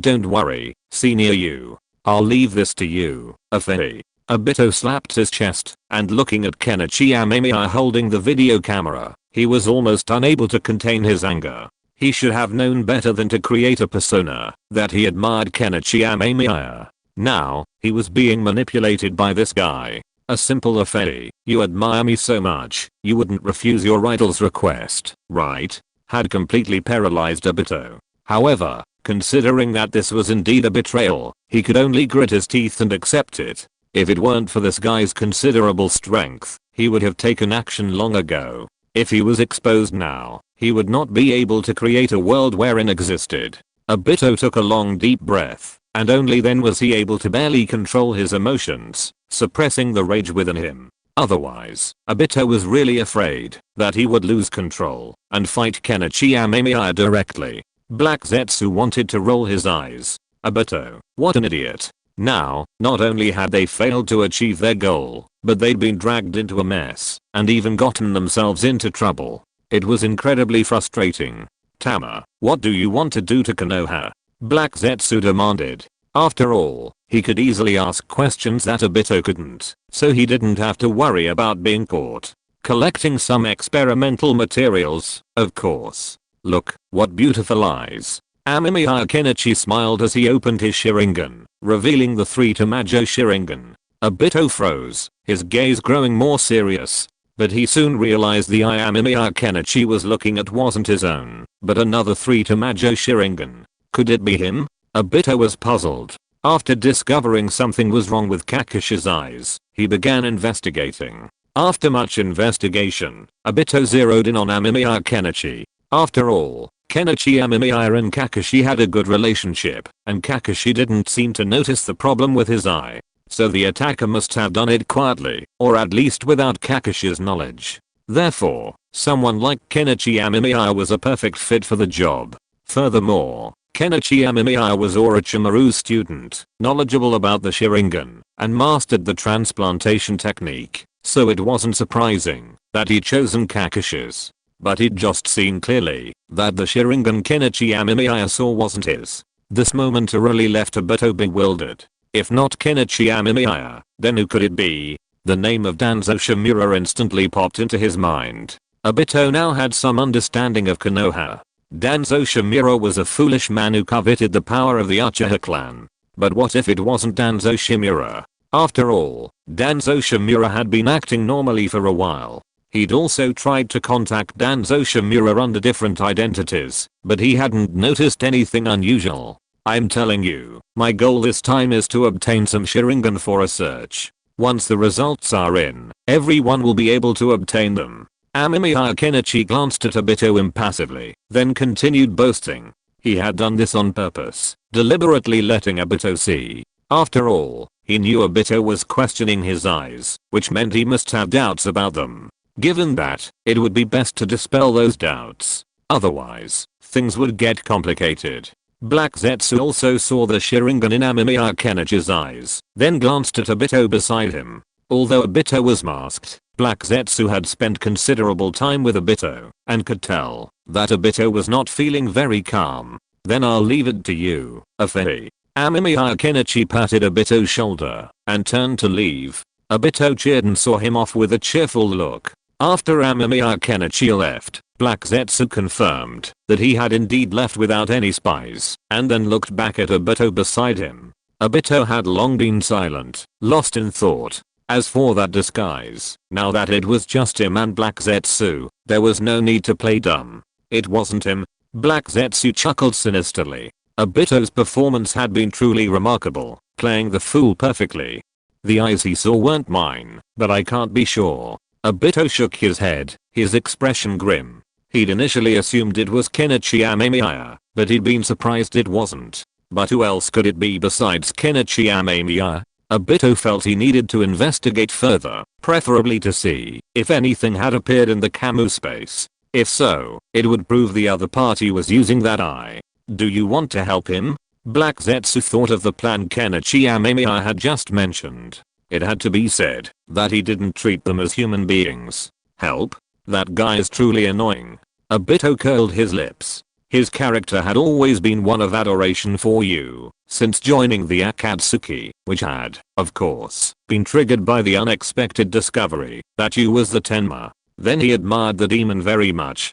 Besides that, he was also a funny character. This was his character setting, and he could also use it to get close to Kenichi Amemiya and investigate the disappearance of his eye. But who knew that this not only did not help him get close to Kenichi Amemiya, but he was used by Kenichi Amemiya and even took the video recorder. I really don't understand what is going on in this guy's mind. No wonder Nagato doesn't like him. Now Obito feels that he doesn't like Kenichi Amemiya very much. Kenichi Amemiya doesn't know that Obito is cursing him in his heart. Even if he knew, he wouldn't care. After all, no matter how much Obito scolds him, he will help him in the end. Unless Obito intends to give up the character of Hibiki. However, Hibiki appeared a little early. It seems that his appearance has caused some changes in the world. Just like Fiden not only has not joined the Akatsuki organization now, but he probably won't be able to join in the future. The immortal duo has been scrapped, so it's not surprising that Hibiki appeared early.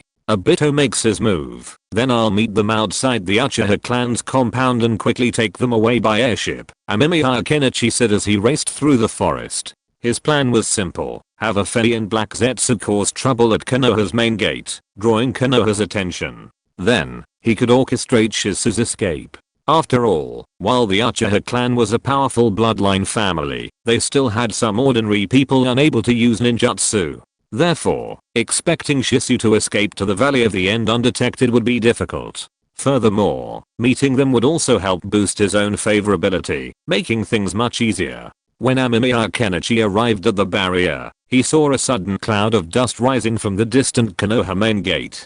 Obito's quite swift. Amemiya Kenichi clapped his hands, and 4 earthen walls rose up, instantly surpassing Konoha's walls. At the same time, Amemiya Kenichi used summoning techniques to summon his hidden airship into the earthen wall, providing some cover. Lightning streaks crept into the corners of his eyes. The rising earthen wall would draw the attention of Konoha, and indeed the Uchiha clan. As long as Shisu wasn't blind, he'd surely see the wall. And if they weren't stupid, they'd know it was his doing. As expected, Konoha soon erupted in chaos. A cacophony of noise erupted, and a barrage of fireballs lashed the defensive barrier. Then, a group of ninjas burst forth. As expected, no matter how strong the barrier is, it's powerless against damage from within. Amemiya Kenichi shrugged. He glanced overhead. No dark clouds were visible, while he could create cumulonimbus clouds himself, creating the conditions for the Thunder Dragon's arrival. That was too much trouble.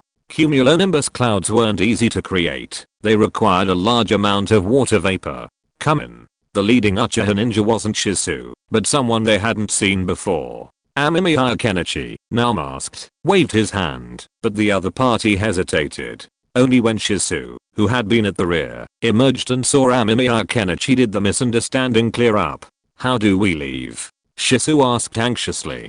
Despite the earlier commotion at Konoha's main gate, the rising earthen wall had still attracted the attention of many Konoha ninja, including those troublesome root members. Just go in, Amemiya Kenichi pointed behind him, raising an eyebrow as he noticed 2 familiar faces among the Uchiha ninja present, Uchiha Itachi and Uchiha Sasuke. Itachi, however, was remarkably calm, while Sasuke looked utterly panicked. This wasn't surprising, considering Sasuke was still young, not yet the future Avenger obsessed with revenge. Amemiya Kenichi said nothing, but instead formed hand seals and created several shadow clones, sending them to help fend off Konoha's pursuers. Meanwhile, Kenichi Amemiya and Shisu commanded the Uchiha clan to enter the airship. Although many people were curious during the journey, no one really came to ask what this big thing was at this critical moment. Hurry up.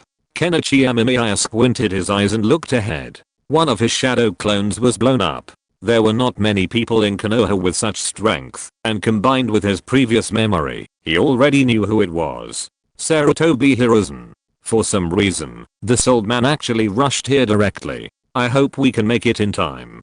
Kenichi Amemiya increased his speed and kept throwing Uchiha ninjas into the airship, but soon, he saw the familiar figure of Sarutobi Hiruzen. Chapter 194, retreating directly is also a good option. How did Sarutobi Hiruzen arrive so quickly? Amemiya Kenichi was a bit surprised. After all, according to his understanding, Sarutobi Hiruzen should be dealing with the attack on Konoha's main gate. After all, the Uchiha clan wasn't particularly popular, so it was understandable that they were slow to respond. But he hadn't expected Sarutobi Hiruzen to arrive so quickly. This meant only one possibility. After passing through the main gate, Sarutobi Hiruzen quickly turned back to the Uchiha clan's base. Was it Obito's doing? Amemiya Kenichi felt that was the only possibility. Otherwise, Sarutobi Hiruzen wouldn't have arrived so quickly. However, Amemiya Kenichi couldn't think of anything else. With the Uchiha clan already aboard his airship, there was no point in stalling with Sarutobi Hiruzen. While he was a little annoyed that Obito had played such a trick on him, there wasn't much to say about it. Obito had been tricked into attacking Konoha to draw attention to himself, so it was perfectly natural for him to be tricked now. Karma was finally coming back. If that's the case, then we should scare Sarutobi Hiruzen first, and then immediately use wind release to get the airship off quickly. Amemiya Kenichi rushed forward, sending his shadow clones to tie rope to the airship. Seeing the masked man charging at him, Sarutobi Hiruzen's eyes grew more cautious. He then formed hand seals and shouted, "Senpo, would release. True thousand hands." As Amemiya Kenichi shouted, the earthen wall behind him began to shake violently, as if some massive monster was about to burst from it. What? Hearing this, Sarutobi Hiruzen was stunned. What was this guy using?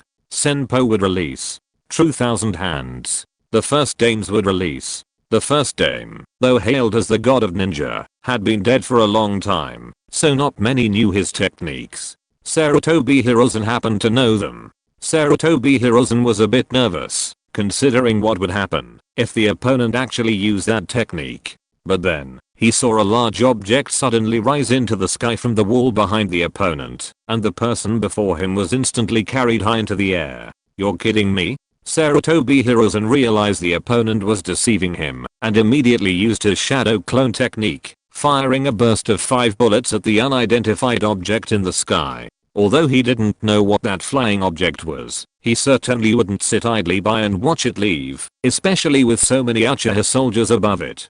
Sarutobi Hiruzen initially headed straight for the main gate of Konoha, wanting to see what kind of lunatic dared to attack Konoha, considering those muscular men from the hidden cloud village had only recently left. But before he even reached the main gate, he saw a string of flaming characters soaring into the sky. Attraction successful. Attack. At that moment, he heard the ANBU report that a sudden earthen wall had been seen rising outside the wall surrounding the Uchiha clan, and that the attackers at the main gate had already left. That's why he rushed over so hastily, only to encounter obstacles as soon as he arrived. He also saw the Uchiha attack the defensive barrier and then flee. This was simply a family's betrayal. Uchiha, you are truly. Sarutobi Hiruzen opened his mouth again, and a dragon of fire erupted from it, soaring into the sky. But then, beneath the strange object, a half-giant suddenly appeared. Its body was composed entirely of green, seemingly ablaze with flames. It then swung its weapon, blocking Sarutobi Hiruzen's 5-shot burst head-on. A wall of water descended, blocking the dragon of fire, and steam instantly filled the air. Susanoo. And it's green. A bit ugly. From below the airship, Ken Amemiya saw more clearly. It was Shizu who had just jumped out of the airship, first using Earth Escape to create a footing, and then directly unleashed Susanoo. Susanoo is considered a formidable weapon within the Uchiha clan, boasting impressive defense and attack power, though it requires the Mangekyou Sharingan to activate. However, Amemiya Kenichi hadn't expected Shizu to be able to use Susanoo. Apparently, it's a weapon accessible to anyone with the Mangekyou Sharingan. That's Susanoo. Meanwhile, in the woods below, Obito frowned at the scene above him, the green giant and the ninja within it. It wasn't Amemiya Kenichi, but the obnoxious figure, bound to a rope and soaring upwards. This guy, really has mastered some strange techniques, Black Zetsu could see. He was even more intrigued by Amemiya Kenichi's method of flight. That strange device seemed to be powered by wind attribute chakra.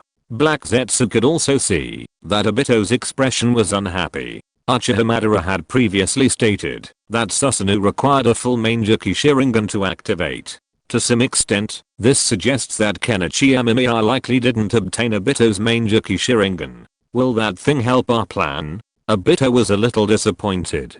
He had deliberately lured the third demon Sarutobi Hiruzen over to test Kenichi Amemiya's strength. After all, he assumed that, even if Kenichi Amemiya was a fast runner, he would surely reveal his strength to the approaching Sarutobi Hiruzen, allowing him to determine whether Kenichi Amemiya had obtained his Sharingan. But Kenichi Amemiya actually ran away, and he even flew away, which was a bit puzzling. Furthermore, while the Mangekyou Sharingan was also shown here, it was wielded by an Uchiha clan member, and had nothing to do with Kenichi Amemiya, which was quite puzzling. A little bit. Black Zetsu scratched his head. He could see that the large object above seemed quite adept at transporting people, but it was easily spotted and seemed to have no protective measures, requiring ninjas to come down and protect the strange object. Uchiha Obito narrowed his eyes, watching the shrinking Amemiya Kenichi and the strange flying object, then turned and left. Since he couldn't test it here, he'd have to slowly test Amemiya Kenichi later. While Amemiya Kenichi seemed innocent, Obito didn't know anyone else who could do the same. He could only ask Black Zetsu to gather more intelligence. Susanoo, the third demon Sarutobi Hiruzen, took a deep breath. Was there even an Uchiha clan member capable of Susanoo? This legendary jutsu, which his teacher had said, could even destroy an entire nation? The third demon Sarutobi Hiruzen was older, and with so much experience, he naturally knew more. He considered the Uchiha clan a formidable threat. However, with his rise to power, this threat gradually became less significant. After all, no one in the current generation of Uchiha clan could even match the abilities of their predecessors. Or 3 Magatama Sharingan was already the limit, let alone a pair of eyes beyond that. The result was completely unexpected. Clan leader Fugaku, do you have anything to say about this? Meanwhile, looking at Uchiha Fugaku, the clan leader who had come with Danzo, Sarutobi Hiruzen's expression darkened. If the Uchiha clan could hide one powerful figure with the Mangekyou Sharingan, they could probably hide a second and a third.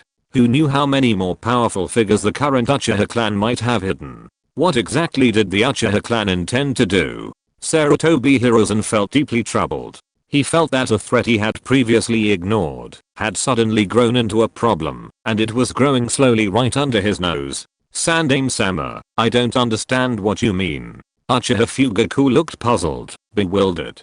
Clan leader Fugaku, didn't you see that thing just now? So many of you Uchiha clan members have defected from Konoha, and you're planning a rebellion? Danzo sneered, his hands clenched tightly. Among the Uchiha ninjas who ran away was Uchiha Shizu, and that green monster just now should be Susanoo, right? Elder Danzo, what's the reason for this? I heard Shizu say that the village needs our contribution, so without saying a word, he sent my clansmen and took away a lot of money to support their repair work in Kumogakuya. Uchiha Fugaku said with a puzzled look. Sarutobi Hiruzen glanced at Danzo. This old man was thinking of attacking the Uchiha clan again. Now, he gave the other party a pretext. What should he do now? Danzo's face was not very good. He did say this to Shizu, but he didn't expect that it would become a reason for Uchiha Fugaku. Although he could deny it, according to the investigation of the Root Ninja, the Uchiha clan did lose a lot of money. Did I say that? That's just your excuse. Danzo could only shamelessly deny it. He was used to it, after all. Besides, it was just him and Uchiha Shizu at the time. He'd believe anything he said, so what could anyone do to him? Sarutobi Hiruzen calmly puffed on his cigarette. He understood his friend's point. The escape of some members of the Uchiha clan from Konoha was now a foregone conclusion. Instead of agonizing over the division of responsibility, it would be better to simply find a way to compensate for the losses. So, who should be held responsible for these losses? The Uchiha clan, naturally. Looking at the silent third Hokage and the aggressive, refusing to admit his guilt, Uchiha Fugaku's expression was not pleasant. While he had anticipated Danzo's shamelessness, it was surprisingly quick. It seems you've been well prepared. Amemiya Kenichi climbed aboard the airship. He looked at the anxious crowd inside, then glanced at Uchiha Shizu next to him, and raised an eyebrow. Just now, he was still wondering how Uchiha Shizu would fly back, but he hadn't expected the guy to climb up the rope in the next second. It seemed Shizu had a quick reaction time. It's alright, but you're the demon, right? The one who attacked Kumogakure and Konoha. Uchiha Shizu smiled. He was extremely excited at the moment. After leaving Konoha, he felt an inexplicable sense of relief. Yes, it's me, Amemiya Kenichi admitted directly. After all, it was just him and Shizu here, and they hadn't even entered the airship's lounge yet. The airship was well soundproofed, and Amemiya Kenichi had even constructed a simple soundproofing device using chakra.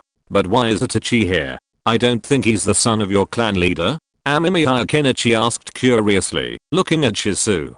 He had been stunned when he saw Sasuke and Itachi. Although he knew his appearance would definitely change the plot of the ninja world, wasn't the change too big a deal? Our clan leader asked me to bring Itachi and Sasuke up here. Shizu glanced at Itachi, who was holding Sasuke in comfort, with a complicated look in his eyes. These two children, especially Sasuke, should have been with their parents, yet now he had taken them away from Konoha. Shizu gently placed his hand on the glass in front of him, looking at his clan members. He didn't know if his decision was right or wrong, but now that they had already left Konoha, there was no going back. He wondered if the clan leader and the others would be implicated by their actions. Sigh. Amemiya Kenichi studied Shizu. After all, given his age, such a decision would be incredibly difficult for him to think clearly. Humans are human, not superhumans who can think through so many things in a second. The Uchiha clan will temporarily settle in the land of rice, and then move to a safer place. You'll need to find your own shelter and food.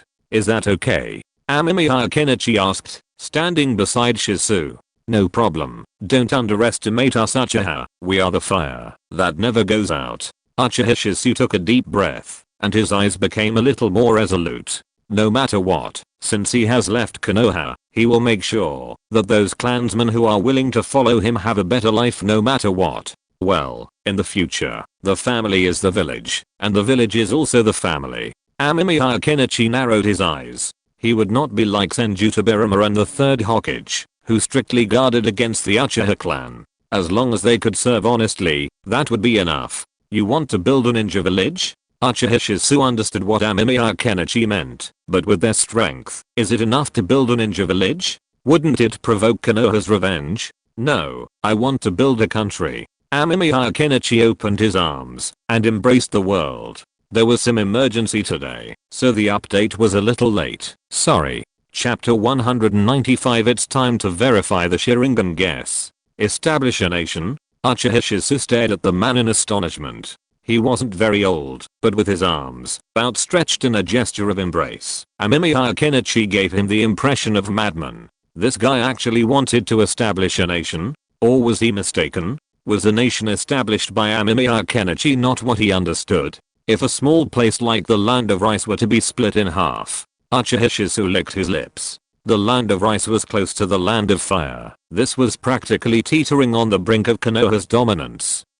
Who said I wanted to establish a small nation? I said I wanted all the nations on this vast land to become one. That's what I meant by establishing a nation. Amemiya Kenichi gave Uchiha Shizu a quizzical look before explaining. What was the point of establishing a small nation? If he was interested, he could even go to a poor place like the Land of Waves and become a daimyo and play a game of cultivation. Furthermore, if Amemiya Kenichi wanted to fulfill his vision and lead the ninja world into the interstellar age, then the unification of the ninja world was absolutely necessary. After the disintegration of the once great Red Nation, the shipyards were no longer able to produce aircraft carriers. Why? Naturally, the necessary departments, factories, and people were lacking. Therefore, it's clear that for technology to develop and produce what's needed, a basic industrial chain and sufficient supplies and manpower are necessary. It's impossible for Kenichi Amemiya to build a spaceship by hand. That's too absurd. Just building a car requires the collaborative efforts of numerous factories. A single person could only build a simple bicycle, and without some knowledge, they wouldn't even be able to. Shizu was a bit dazed. He was now certain that the man before him was a lunatic, dreaming of uniting all nations into one. Was that even possible? Absolutely not. Uchiha Shizu knew this all too well. After all, he had fought in wars himself and understood the squalor and hatred between nations. Expecting these people to let go of their hatred was utterly impossible. Forget about anything else. Kumogaku and Konoha recently fought each other. If you want them to cooperate, you'll need to convince the villagers who lost their families in the war, which is incredibly difficult. The 3 Shinobi World Wars and numerous localized conflicts have accumulated countless blood feuds, brewing a brew of hatred and fertilizing the seeds of war. Uchiha Shizu saw clearly that the next Shinobi World War wasn't far off. It would come sooner or later. Of course, not yet. I need some time to build up momentum. Amemiya Kenichi patted Shizu's shoulder. He knew his idea was a bit crazy, but it would eventually come true. Only in this way could the ninja world achieve peace, a limited peace, limited to its own internal existence. There was no telling whether new wars would flare up in the future. After all, the universe is vast, and with the Tatsuki clan planting trees across the globe, new intelligent races might emerge. And with intelligent, complex beings, conflicts of interest were inevitable. This was almost inevitable. Will all nations become one? Shizu looked at Kenichi Amemiya with a complicated expression. He thought the man was absolutely insane. He had killed countless ninjas from the hidden Kumo village during the war. If the ninjas from the hidden Kumo village became citizens of the same country as him, even if they lived in the same place, he wouldn't be able to sleep peacefully at night. After all, he didn't know if the families of the ninjas he had killed would come and seek revenge. By the way, Shizu, I need some blood from you. I have something I want to research. Kenichi Amemiya smiled. Shizu didn't hesitate, picking up a kunai and piercing his hand. Blood immediately flowed. Kenichi Amemiya was a bit amused. What did he need so much blood for? A little would be enough. Genetic analysis wouldn't require that much blood. However, he quickly collected some of Shizu's blood. Then he looked at Itachi Uchiha and Sasuke Uchiha. These two brothers would also open their Mangeki Sharingan in the future. Would he like to collect some of Shizu's blood as well? You want Itachi and Sasuke's blood too? Shizu raised an eyebrow. Wasn't his own blood enough? Could this guy Kenichi Amemiya be some copper sorcerer? Aren't these two children the children of your clan leader? I want to see if their physiques will be different as the children of your clan leader. Kenichi Amemiya licked his lips. These are Itachi and Sasuke. Mangeki, eternal Mangeki. This is simply too valuable for a search. Let me tell you first, if you dare to attack Itachi and Sasuke, I will definitely. Shizu was angry. This guy was still licking his lips. Can he not be so perverted? Shizu even considered whether to use Katamatsu-kami to shoot this guy, to completely change this pervert's idea. What are you thinking? I just want you to use this to help me suck a little blood. Kenichi Amemiya looked at Shizu with a helpless look. What was this guy thinking? He was not a pervert, nor did he have a brother complex. Why would he attack Itachi and Sasuke when he had nothing to do? Asking for blood was certainly acceptable. After all, Kenichi Amemiya also wanted to understand why both Itachi Uchiha and Sasuke could open their Mangeki Sharingan, while so few other Uchiha could.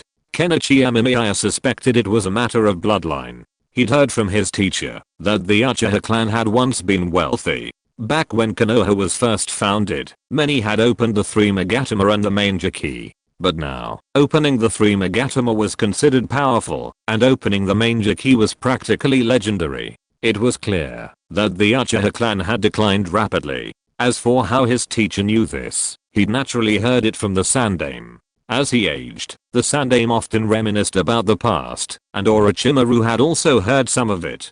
Kenichi Amemiya believed the Uchiha clan's rapid decline in power was most likely due to the increase in the number of descendants, resulting in the loss of potentially important genes. However, the validity of Kenichi Amemiya's hypothesis remained a matter of investigation. That's fine. Uchiha Shizu breathed a sigh of relief, then took the blood sampling device given to him by Amemiya Kenichi, and went to draw blood. Soon, both blood sampling devices returned to Amemiya Kenichi's hands. Itachi Uchiha and Sasuke both trusted Shizu, though Sasuke's moods were a bit volatile, which was understandable, considering he was still a child. Why are you collecting our blood? Shisu was curious. Blood was everywhere in Konoha Hospital, and he only knew about blood types and other things, and didn't really know much else.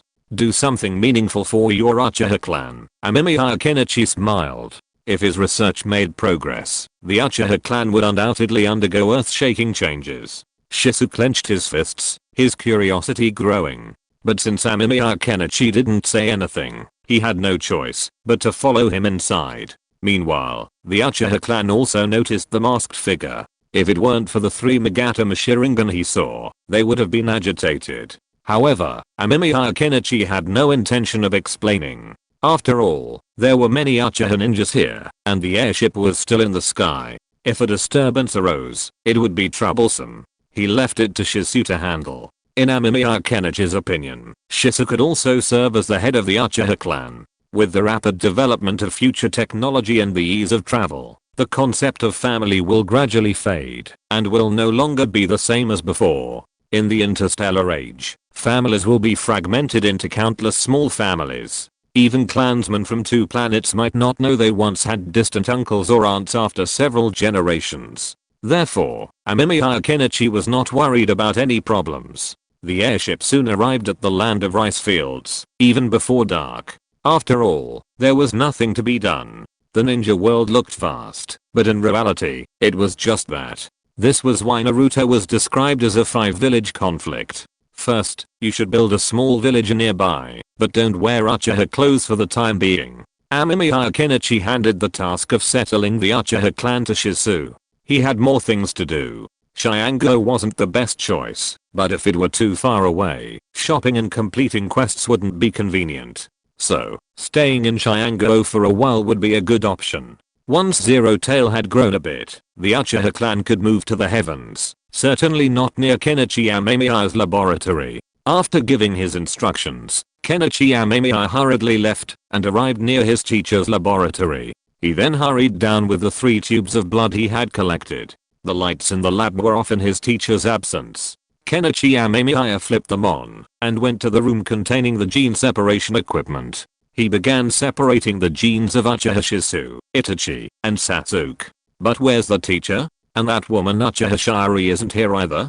Kenichi Amemiya frowned, glancing around. He couldn't find the letter left by his teacher. Never mind, let's first see if the genes of Uchiha Shisu, Itachi, and Sasuke are what I thought. If so, then Kenichi Amemiya rubbed his hands excitedly. Chapter 196. So why does reincarnation carry genetic information? This is unscientific. By the time the genetic analysis was complete, it was already evening. Amemiya Kenichi had nearly fallen asleep while waiting, but the sound of the instrument stopping jolted him awake.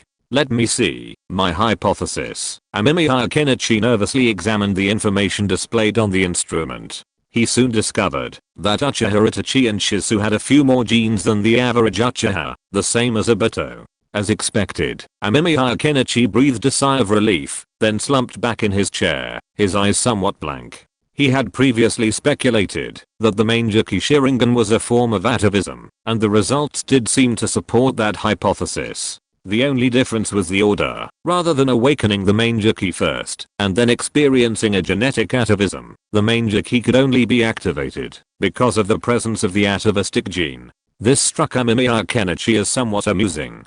It turned out that for the Uchiha clan, talent was predetermined at birth.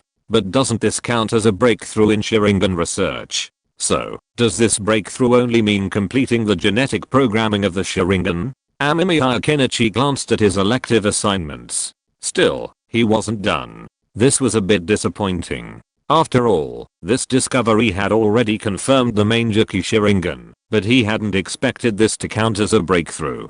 Uchiha Shisu and Obito had their eyes opened, possessing the Mangekyou Sharingan. Their extra genes. Amemiya Kenichi could explain this as a result of opening their Mangekyou. But now, Uchiha Itachi, who didn't have his eyes opened, was in the same situation as Shisu. How could this be explained? It's impossible to say Itachi had already secretly opened his Mangekyou, right? Even if that were true, what about the other person? Amemiya Kenichi rubbed his temple. He hadn't done any other comparisons yet, like comparing Shizu and Obito, but the extra genetic information he had confirmed was essentially identical. Even Itachi was similar. The only difference was Sasuke. Should I say this is to be expected? Amemiya Kenichi pinched his brow, then licked his lips. He took up the analysis report and examined it carefully. Uchiha Shizu and Uchiha Itachi had 98 more genes than a normal Uchiha ninja, while Uchiha Sasuke, the seemingly ordinary brat, had an additional 196 genes compared to Uchiha Shizu, Itachi, and Obito.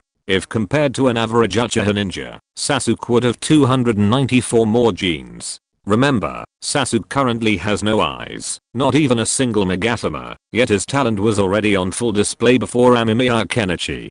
Furthermore, it was outrageous that Itachi and Sasuke were blood brothers, sharing the same father and mother, yet their genetic information differed so drastically that, in their previous lives, Uchiha Itachi and Sasuke might not even have been considered brothers. Although Kenichi Amemiya didn't have Uchiha Fugaku's genes, he could surmise that Uchiha Fugaku and Uchiha Sasuke were in a similar situation, the only difference being whether or not Uchiha Fugaku possessed the Mangekyou Sharingan. If Uchiha Fugaku didn't have the Mangekyou, the disparity would be even greater. Based on genetics, no one would have considered the two genetic information to be related unless it was previously stated. That's really interesting. Then isn't Uzumaki Naruto's situation similar? While he and his father, the Yondaime, are indeed biological father and son, genetics doesn't support this. Kenichi Amemiya snapped his fingers, and a shadow clone poured him a cup of tea. This was both fascinating and cruel. Uchiha Shizu and Obito's genetic information determined their ability to activate the Mangekyou Sharingan, as did Itachi. Only Sasuke was completely different. Kenichi Amemiya suspected that Sasuke's extra genetic information might be related to him being the reincarnation of Indra. Wait, what about Naruto? Amemiya Kenichi quickly tested the hair he'd taken from Naruto earlier. After this test, he was shocked to discover that Uzumaki Naruto's genes also far exceeded those of ordinary ninjas. After testing the genetic information of Minato Namikaze and Kuwayuki Uzumaki, Amemiya Kenichi discovered that Naruto also had 196 more genes than his parents. This caused Amemiya Kenichi to become a bit overwhelmed. But if that's the case, does reincarnation also mean carrying genetic information along with you? That's too absurd and unscientific. Amemiya Kenichi rubbed his face. He now had a clearer idea of the Uchiha clan's talent. But a new question arose. Indra's reincarnation could actually affect the genetic information of others? How could this be possible? Neither Sasuke nor Naruto had any memories of past lives. Furthermore, biologically speaking, they were born through a perfectly normal reproductive process pregnancy, yet they simply had extra genes. This simply didn't make sense. The Uchiha clan could still explain their origins through bloodline, but what about Naruto? The last Ashura reincarnation was Hashirama Senju, but Naruto and Hashirama were not related. Minato Namikaze's parents weren't from the Senju clan. This must have something to do with the Tatsuki clan's bloodline. I heard in Boruto that the Tatsuki clan seemed to have some unique genetic method. Amemiya Kenichi took a deep breath and rubbed his brow. He felt a headache coming on. For the first time, he regretted not watching Boruto, otherwise, he could have come up with some new theories. But now, he had to start from scratch. Amemiya Kenichi glanced at the lab. The shadow clones he had left there to analyze the genetic information were gone, but he hadn't received any memories. Only after he dismissed one of the shadow clones did he understand what had happened. The teacher left and had Amemiya Kenichi's shadow clone take Uchiha Shari back. The high-end gene separation instrument Amemiya Kenichi had ordered had arrived, and Amemiya Kenichi's shadow clone had gone to receive it. After learning this, Amemiya Kenichi left immediately. Before leaving, Amemiya Kenichi glanced at the laboratory, where Hiden was imprisoned. Hiden's head was probably still in there, wasn't it? That was truly tragic. With the genetic information he had isolated, Amemiya Kenichi returned to his own laboratory. Upon entering, he saw Uchiha Shiri diligently cleaning, and none of his shadow clones were there. Lord Amemiya, Lord Orochimaru is out on a mission. I want to inform you that the transaction will take place in Mekwan Town in the Land of Fire. The specific time is. Uchiha Shiri paused and glanced at the calendar. 2 months from now. Uchiha Shirei finished speaking. Amemiya Kenichi glanced at the calendar. 2 months left. Although the teacher didn't explain the deal, he knew it was likely a deal with the root in Konoha. After all, he had seen the letter Sarutobi Hiruzen had written earlier. Of course, it wasn't about asking Kenichi Amemiya to immediately surrender the ability to open and close the Sharingan. Rather, it was about bringing him some new test subjects. However, he had just gone to Konoha to fight a wave of autumn wind today, and he didn't know if that would affect the deal. "Where's Tadakoro?" Kenichi Amemiya nodded, then looked at Uchiha Shirei and asked. He wanted to know if Tadakoro had invented anything. With the Uchiha clan coming, the need for flying had become more urgent. As for how to enter and exit the airbase, Kenichi Amemiya had his own ideas. He planned to borrow the gadgets of the aerial ninja village to allow people to fly freely, but they would require the use of wind attribute chakra, which, of course, wouldn't be a problem for the Uchiha ninja. Mr. Tadakoro is in lab 3. Uchiha Shirei was still the same, very calm and composed, and she was also very perceptive. It must be said that the teacher had made a very good choice by developing her into a secretary. Amemiya Kenichi nodded and went to lab 3. As soon as he entered, he saw Tadakoro working on something very novel. "What are you doing?" Looking at Tadakoro, who was so close to zero, Amemiya Kenichi felt a little complicated. Could this guy have gone so far as to develop a new XP system? "Mr. Amemiya." I'm looking at Tadakoro, who was frantically taking zero off his body. Amemiya Kenichi's mouth twitched. This scene was simply too shocking. "I'm providing zero with enough chakra to use for experiments." Tadakoro smiled awkwardly. Amemiya Kenichi looked at him deeply, but didn't say anything. Instead, he asked about his current development progress. There was some success.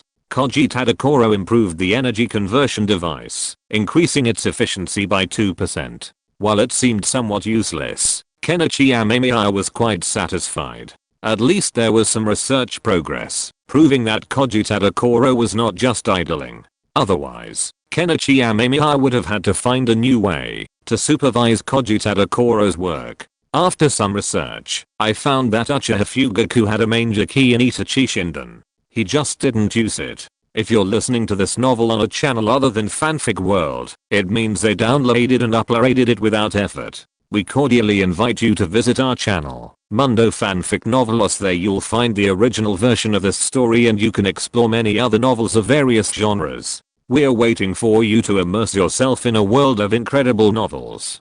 Chapter 197, Ideas for Improving Genetic Programming Ninjutsu. Kenichi, I'm telling you, I have a huge invention. Just as Kenichi Amemiya was about to study the Uchiha clan genetic information he'd finally acquired, he ran into some unexpected problems. Scorpion showed up. Kenichi Amemiya had previously told Scorpion about the location of his lab, so he wasn't surprised that Scorpion knew about it. What invention? Kenichi Amemiya was a little bewildered.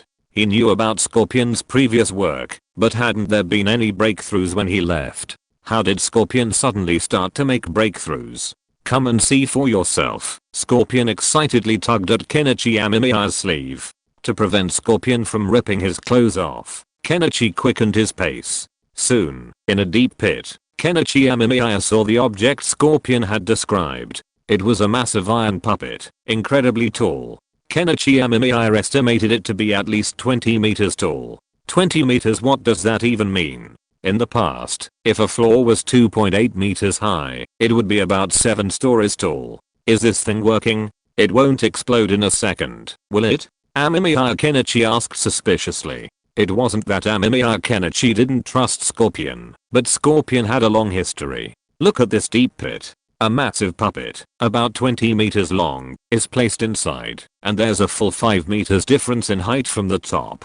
Remember, this was once flat ground. Now, Scorpion's persistent bombing has reduced it to this state. Although Amemiya Kenichi didn't know how many times Scorpion had failed, he knew it must have failed quite a bit. Otherwise he wouldn't have created such a huge pit. It won't explode, don't worry. I've been working on it for a day, Scorpion said confidently, patting his chest with pride. A day? Amemiya Kenichi's mouth twitched. Did this really break Scorpion's industry record for production safety? After all, the previous one had exploded just moments after it was made. Nagato was so horrified that he had to let Amemiya Kenichi take Sasori away. This was quite rare, considering Nagato had always been quite good-tempered. It was outrageous that he could be so irritable now. Come and see. This giant thing can now be powered by chakra. Sasori proudly patted the large iron puppet next to him. After 2 pats, the iron puppet began to move. It raised its hands and formed a hand seal. This thing can form hand seals? Amemiya Kenichi was a little shocked. If this puppet could form hand seals and perform ninjutsu, it would be a truly monumental invention. It would almost be impossible for some ninjas to be eliminated by such a robot. It can form hand seals, but it can't perform ninjutsu. Sasori shook his head. He had only formed a hand seal, but it didn't possess any ninjutsu abilities. Amemiya Kenichi was a little disappointed to hear this, but he didn't say anything. After all, for Sasori, achieving this was a huge improvement. It was quite impressive. What about hardness? Can it resist ninjutsu? Amemiya Kenichi asked again. This large puppet didn't look very flexible, and being so large, it would be an easy target. If it wasn't hard enough, then its usefulness would be very limited. Well, I've tested it, and it can withstand a Chunin's ninjutsu without any problem.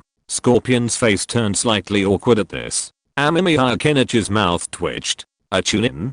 So, with more people, it wouldn't work. But after all, Scorpion was his friend, and Amemiya Kenichi couldn't bring himself to criticize him, so he decided to change his approach. At least we have a solution for the first step.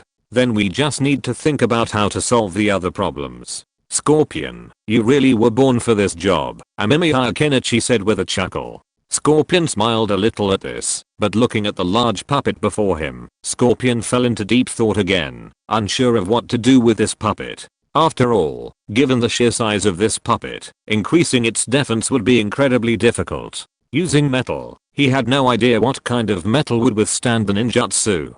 Jutsu like Dragon Fire Jutsu and Great Fireball were incredibly difficult, not to mention the other jutsu. If his friend had unleashed that lightning flash, it would likely have pierced through his iron puppet. However, what Amemiya Kenichi said was sound. At least he had taken a solid first step, solving the problem of explosion during assembly, though this meant giving up the Nine Tails chakra. After all, he was currently controlling this massive contraption with his own chakra. Scorpion, I think based on our current understanding of metals, even the best metal wouldn't be able to withstand the impact of ninjutsu. Why don't you try developing it externally?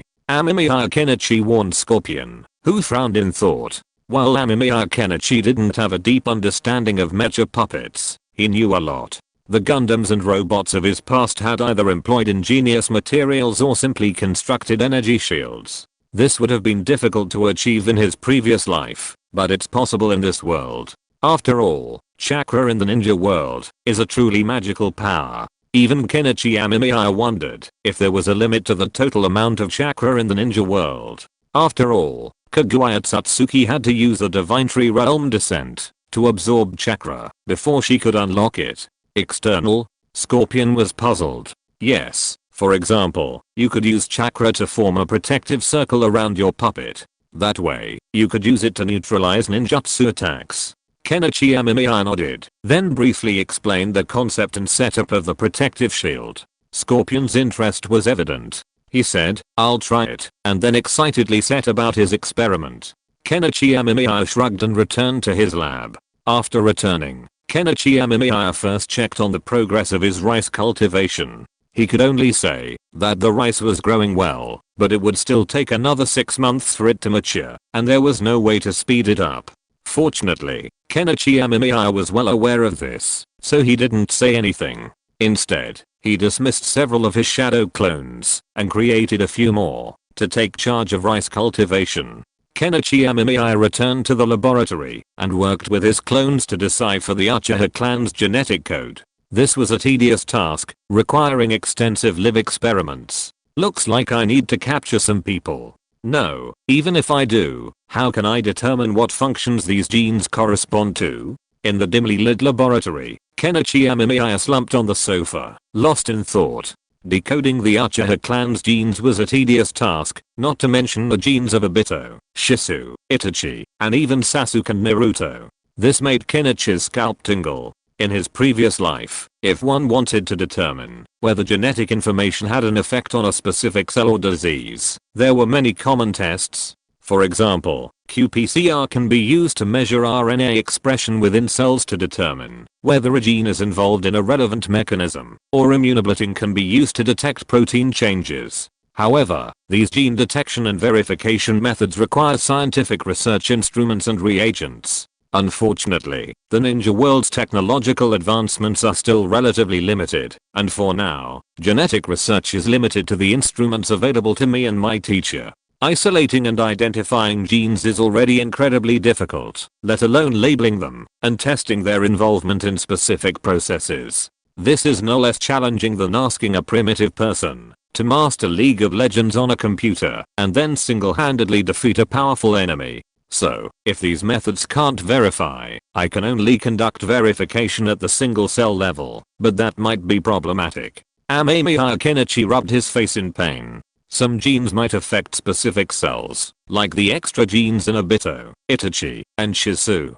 Some of these genes might be responsible for the Mangekyou Sharingan. However, it's also possible that it affects the Sharingan particles in the amygdala, negatively impacting the Mangekyou Sharingan. Science isn't about random guesses or random speculation, it requires rigorous experimental verification. When Kenichi Amemiya was figuring out the genes responsible for the Mangekyou Sharingan, he wouldn't dare touch his own eyes. The experiment has reached a deadlock at this stage. Current scientific equipment isn't sufficient to verify my theory. The only solution seems to be conducting live experiments. Kenichi Amemiya pondered the records in the experimental log.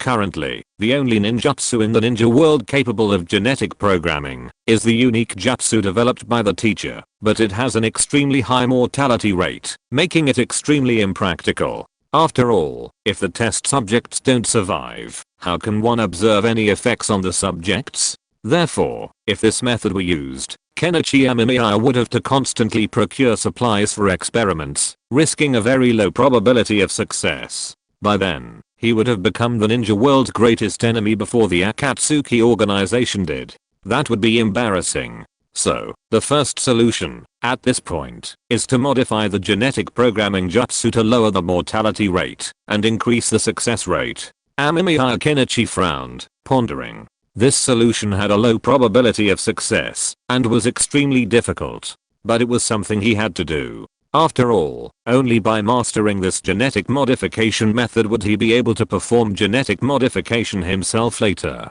It was a must. The second option is to find the most likely gene and use it to program the cells of the eye to see if it changes anything. Or, alternatively, to program the eye directly. Amemiya Kenichi stood up.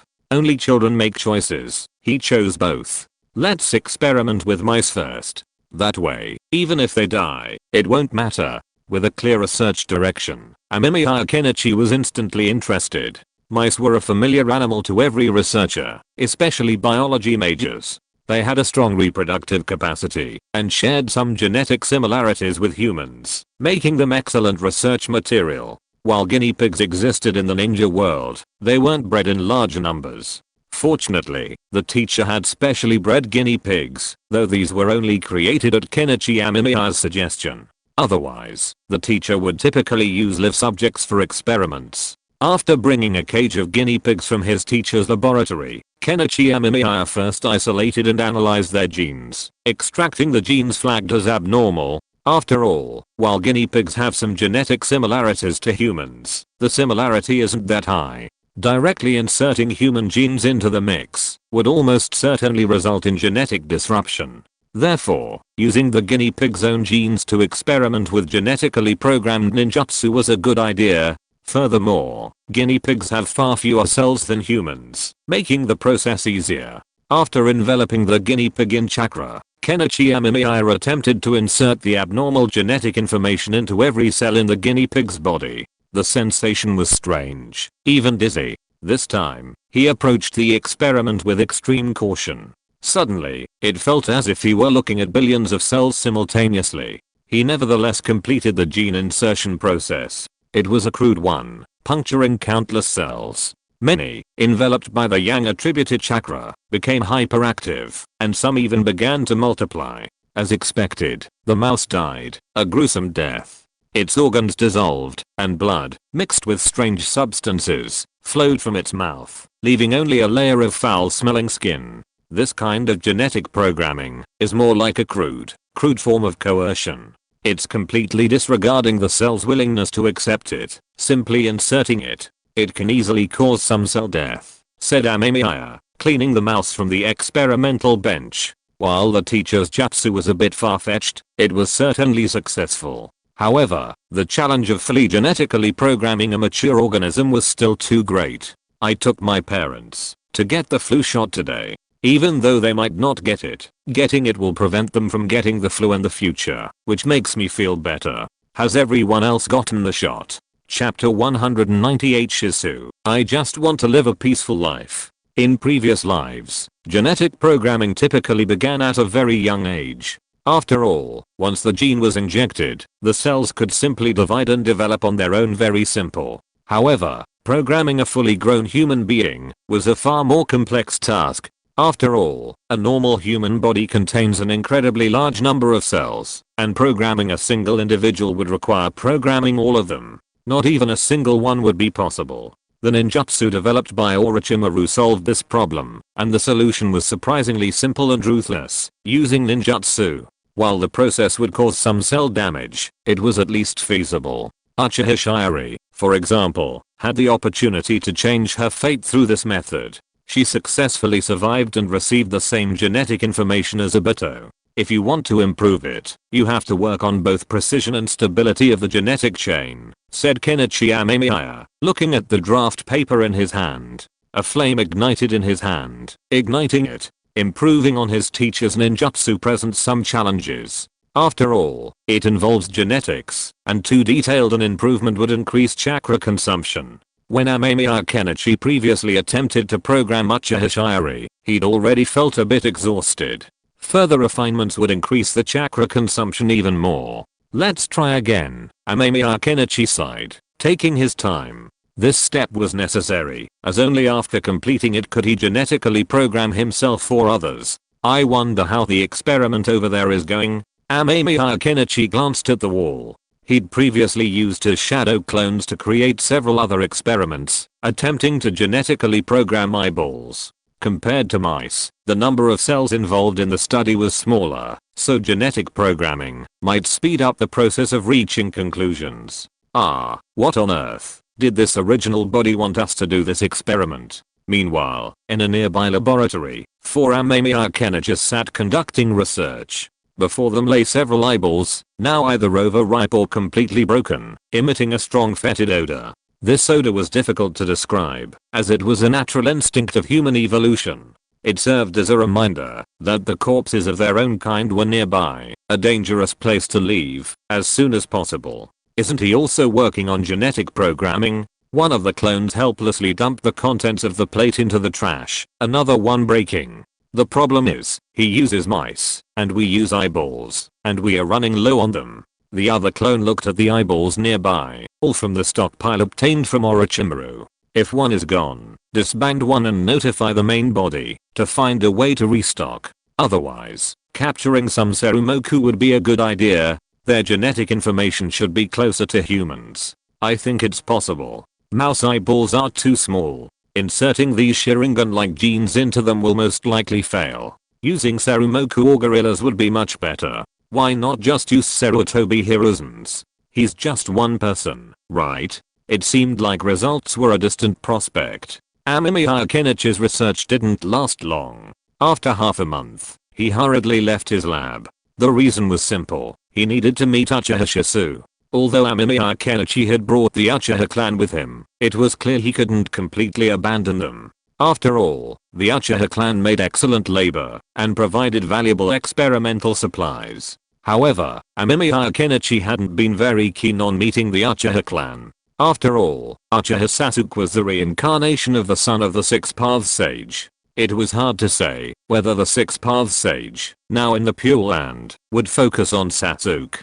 If they all noticed him at the same time and tried to do something to him, it would be very troublesome. Amemiya Kenichi didn't think that the Six Paths Sage had no means of interfering with the real world. Of course, it was hard to say. After all, the existence of the Pure Land had always been a mystery. When Amemiya Kenichi found Uchiha Shisu, he was busy in the village. So you built a small village so quickly? Amemiya Kenichi looked around, feeling a little surprised. The Uchiha clan now lived in a very ordinary small village. Aside from their hair and good facial features, which made Amemiya Kenichi realize that these people were Uchiha, there was really nothing in common with the Uchiha clan and Konoha before. They even gave up their clan crests and didn't wear iconic clothes, but very ordinary clothes. Well, everyone contributed. Uchiha Shisu wiped the sweat from his forehead and stood up with a smile. Amemiya Ken glanced at what Uchiha Shisu was planting.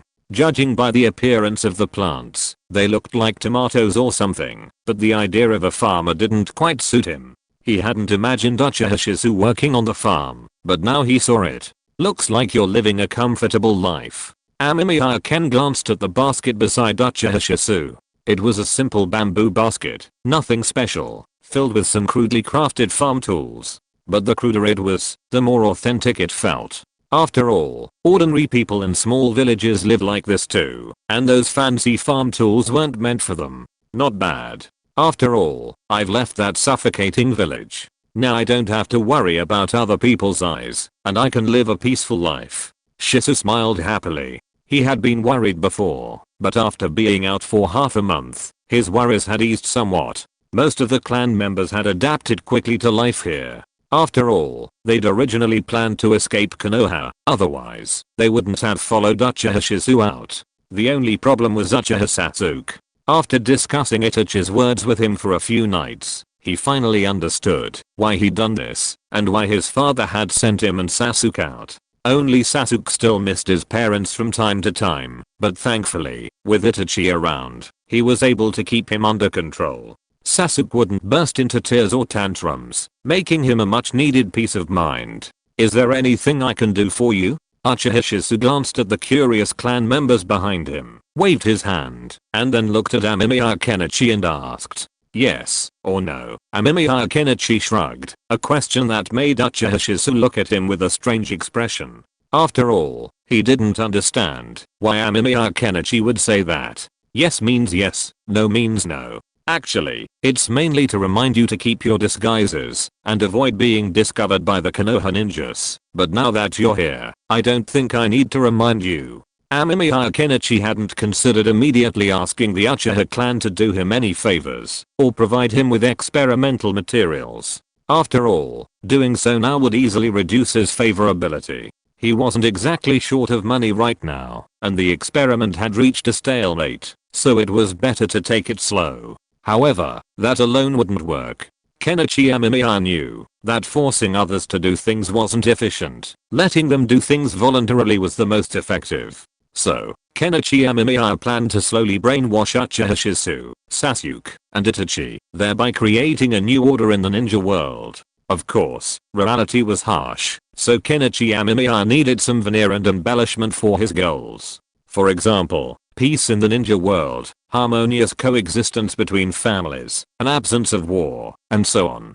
I thought you were going to ask me to do something for you. Shisu glanced at Kenichi Amemiya with a hint of amusement. He had already decided to go on a mission, but he hadn't expected Kenichi to ask for anything. But Shisu also knew that kindness in this world didn't require anything in return. That kind of kindness only extended to family members. Kenichi Amemiya had no connection to the Uchiha clan, so how could he possibly be such a good person? Things that seem free are often the most expensive, not to mention that Amemiya Kenichi is a lunatic. Uchiha Shisu felt a mixture of emotions at the thought of his crazy idea. I do have that in mind, but it's for the future, Amemiya Kenichi admitted frankly. While he didn't need Shisu yet, he definitely would in the future. Actually, this world is pretty boring. Look, it only takes 2 or 3 days to get from Konoha to the Sand Village. Amemiya Kenichi stood beside Uchiha Shisu and politely greeted a blushing female Uchiha who passed by him. Isn't that huge? Shisu was a little bewildered. Amemiya Kenichi's mouth twitched. Could a 2 or 3 day journey be considered huge? But this was the ninja world after all. People here only knew their own world, so it's not surprising that they didn't understand the outside world. Amemiya Kenichi had previously calculated that the ninja world was actually quite small. The distance from Konoha to the sand village was perhaps only 800 kilometers, nothing compared to his previous life. So for the ninjas here, 800 kilometers is already far, but for Kenichi Amemiya, it is not a very long distance. He can only fly a short distance. It's too small, Shisu, it's really too small. Kenichi Amemiya had an idea in his heart. He pressed Shisu's shoulder with a serious face. Chapter 199. The biggest deception is telling the truth. Have you ever seen the starry sky, Shisu? Amemiya Kenichi asked seriously. Uchiha Shisu felt strange. He felt as if Amemiya Kenichi was teasing him, but he had no clear evidence. He nodded, though. He had seen the starry sky before. After all, seeing the starry sky wasn't unusual these days. You could easily see it at night. Amemiya Kenichi knew Shisu had seen it. After all, light pollution in the ninja realm wasn't very severe. The nights here offered clear skies and a dazzling array of stars, making it a great choice for a trip. Did you know? We actually live on a star, and there are so many stars out there. How many stars are there? Amemiya Kenichi said seriously. His words were true. The Satsuki clan had also arrived in this world from another planet. However, Amemiya Kenichi felt that this planet in the ninja realm couldn't be very large. After all, if it were, it wouldn't make sense to have such a small area. Unless there were new continents beyond the ocean, they wouldn't have been discovered. Of course, this wasn't very likely. After all, there were so many merchants and ninja in the ninja world, but almost none of them had mentioned overseas countries. What do you mean? Shisu seemed to understand what Amemiya Kenichi was trying to say, but he wasn't quite sure. After all, it sounded a bit crazy, and Shisu couldn't even confirm whether Amemiya Kenichi was telling the truth. Actually, my point is simple. The universe is so vast, why fight to the death on the planet that gave birth to us? Amemiya Kenichi smiled at Uchiha Shisu beside him. His goal was simple, to enter the interstellar age. Moreover, the Otsutsuki clan was very interesting. Amemiya Kenichi was eager to absorb their technological culture and see how advanced their technology was. How do I know if what you say is true? Uchiha Shisu found it a bit absurd. After all, it was difficult for people to even fly these days, let alone those stars that seemed almost unreachable. Have you ever thought you'd leave Konoha this way? Amemiya Kenichi asked, and this silenced Shisu. After all, he hadn't imagined they'd one day be able to fly and leave Konoha in this way. Back in Konoha, Uchiha Shisu had been mulling over how best to leave and how many would die along the way from Konoha's pursuit. It was, admittedly, a torment, both mentally and emotionally. So, before leaving Konoha, Uchiha Shisu had already prepared to hold off Konoha's pursuers, giving his people a chance to escape. Unexpectedly, they actually took flight. War, hatred, and generational blood feuds had plunged this world into endless slaughter. Unless all villages can live in peace for 80 more years, enduring the deaths of the war orphans, peace will never come. Amemiya Kenichi sighed. Peace was a precious commodity, not just in the world of Naruto, but even in previous lives, and the hatred in the ninja world was even more profound. The 5 great ninja villages are all located close to each other, and the ninjas' physiques are much better than those of ordinary people, meaning they eat a lot more each time. Food is consumed quickly. If peace is maintained for a long time, productivity will not keep up, and supply will exceed demand. What will happen then?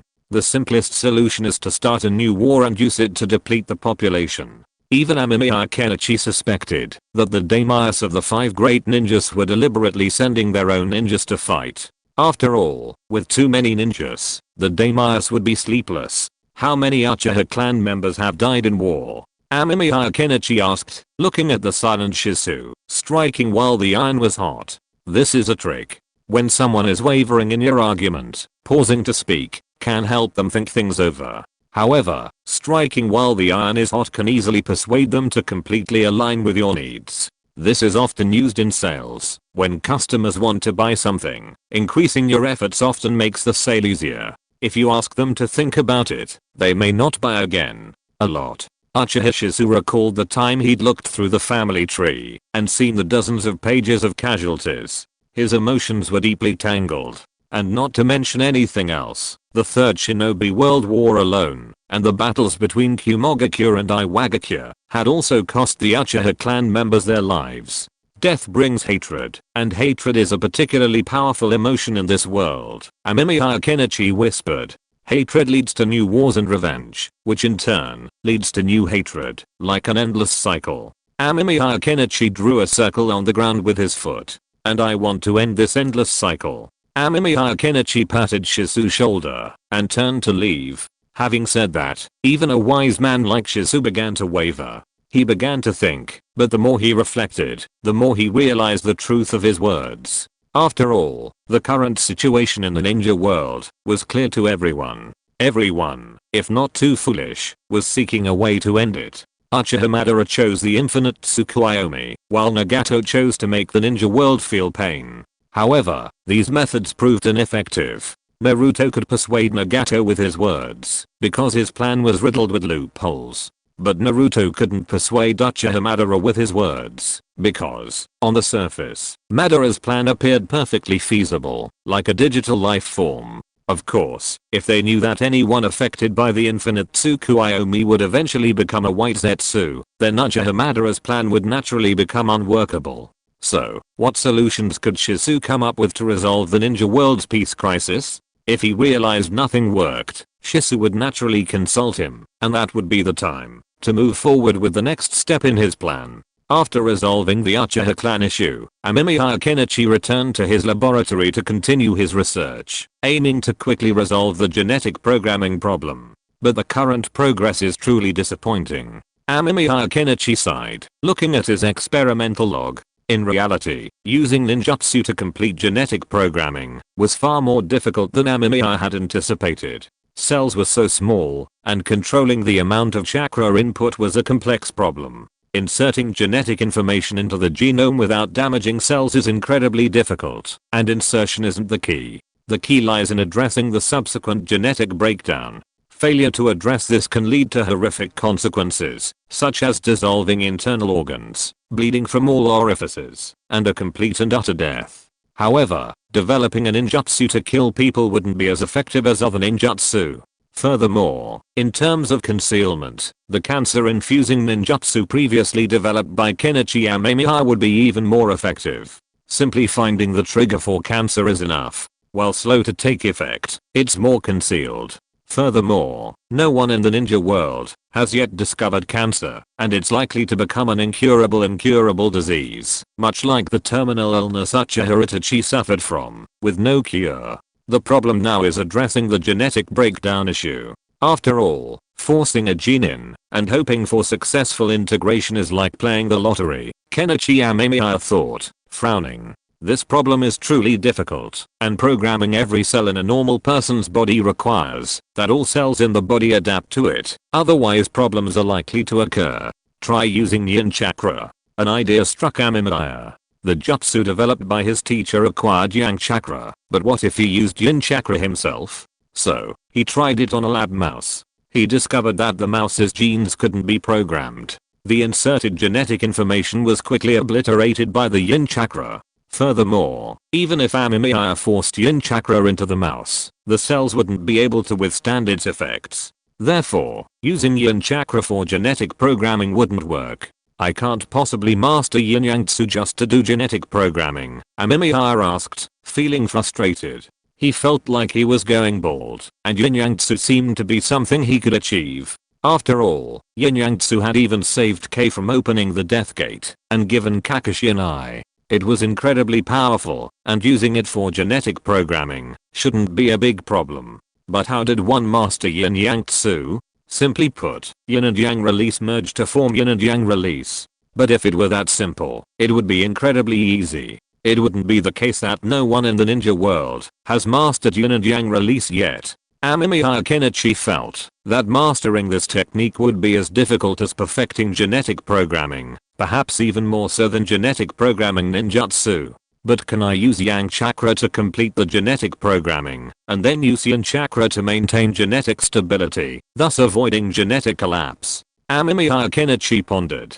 He thought the idea was worth a try. While he wasn't sure if it would work, it at least held some promise. Chapter 200 Fans coming to visit? Happy, I'm so happy. Amemiya Kenichi laughed out loud as he watched the mouse's death rate break. He was truly speechless. His idea had some effect, but it had the opposite effect. After attempting to use Yin Yang chakra to refine the genetic programming, Amemiya Kenichi discovered that the mouse's genes did stabilize for a while, but soon a chain reaction of collapse set in. Almost immediately, the entire thing collapsed, and the mouse once again turned into a pool of thick water as all its cells collapsed and dissolved, like a key building block being removed from a building. But this idea does seem to have some potential for success. Amemiya Kenichi deftly dumped the mouse into a nearby trash can and wiped his hands. It turned out that with a proper yin-yang escape technique, this step should have been successful. Unfortunately, Amemiya Kenichi hadn't mastered it, so he would have to conduct a gradual test.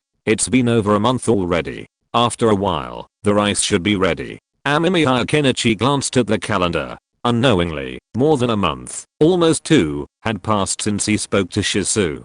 Time was truly unpredictable when conducting experiments. He'd assumed it would only be a dozen days at most, but over a month had already passed. He emerged from the lab in a daze, stretching lazily as he gazed at the sun. The astronomical environment in the ninja realm was similar to that of his previous life, with one sun and one moon, the only difference being that this moon was artificial. However, this sun intrigued Amemiya Kenichi. After all, it looked identical to the one in his previous life. He was curious about what galaxy this ninja realm planet was located in, and whether there was another blue star in this world's universe. However, these questions were still too far-fetched for Amemiya Kenichi, so he didn't dwell on them. If he truly wanted to understand, he'd first need to build an astronomical telescope. That was the basic prerequisite. If further research is desired, spacecraft will be essential, and satellites and other devices are also possible. It's so quiet here today. Amemiya Kenichi stretched and twisted his neck. He wasn't used to such a quiet environment. He'd often heard Scorpion playing with explosions, which he considered an art form. Amemiya Kenichi ran to Scorpion's lab and found that the crater Scorpion had created had been filled in, and Scorpion's whereabouts were unknown. The teacher was also absent. Only Tadakoro Koji and Amemiya Kenichi's shadow clones were still focused on their research. The rice was growing well, but the improved, newly numbered rice showed no signs of change. Where did Scorpion go? Amemiya Kenichi wondered. Scorpion knew the location of his laboratory, but he wasn't there right now. The silence was a bit uncomfortably quiet. Amemiya Kenichi walked around the soundproofing barrier set up by the teacher and soon noticed something unusual, signs of a previous intrusion. One of the required ninja lessons involves identifying tracks to roughly track the enemy's movements. While Kenichi Amemiya wasn't specialized in this area, he had learned some knowledge from his teacher. He quickly deduced that someone had broken through the barrier and was heading directly towards Scorpion's laboratory. However, these traces quickly vanished, replaced by signs of combat. This alerted Kenichi to something amiss. He quickly followed the trail and soon found Scorpion's laboratory. It was a small lab, and Scorpion was sitting outside, talking to a seemingly small figure. Upon seeing Kenichi Amemiya, he waved enthusiastically. "What's going on?" Kenichi asked, curious. It wasn't surprising that Scorpion had a laboratory there. He'd done it before. But what caught Kenichi's attention was that Scorpion was chatting with someone, and someone who looked somewhat familiar. Although the person was also wearing a Katsuki uniform, Kenichi felt a sense of familiarity about him, especially his back. "This little guy insisted on coming after you, even barging in and picking a fight with me," Sasori said with a hint of resignation. As Sasori finished his words, the other person turned and looked at Amemiya Kenichi with excitement. Amemiya Kenichi was stunned when he saw the other person's face. Of course, he knew who he was. After all, the hair color and face shape were very familiar. Although not the person from the future, he could tell at a glance who he was. "Deidara, why are you here?" Amemiya Kenichi was puzzled. Wasn't this the Deidara from the Hidden Rock Village? Amemiya Kenichi had met Deidara before, when he went to the Land of Earth, to discuss business with the third Tsuchikage. He hadn't expected Deidara to come here, and even join the Akatsuki. This was truly incredible. Tama-senpai, I want to follow you, and discuss explosions together. Deidara looked at Amemiya Kenichi with an enthusiastic gaze.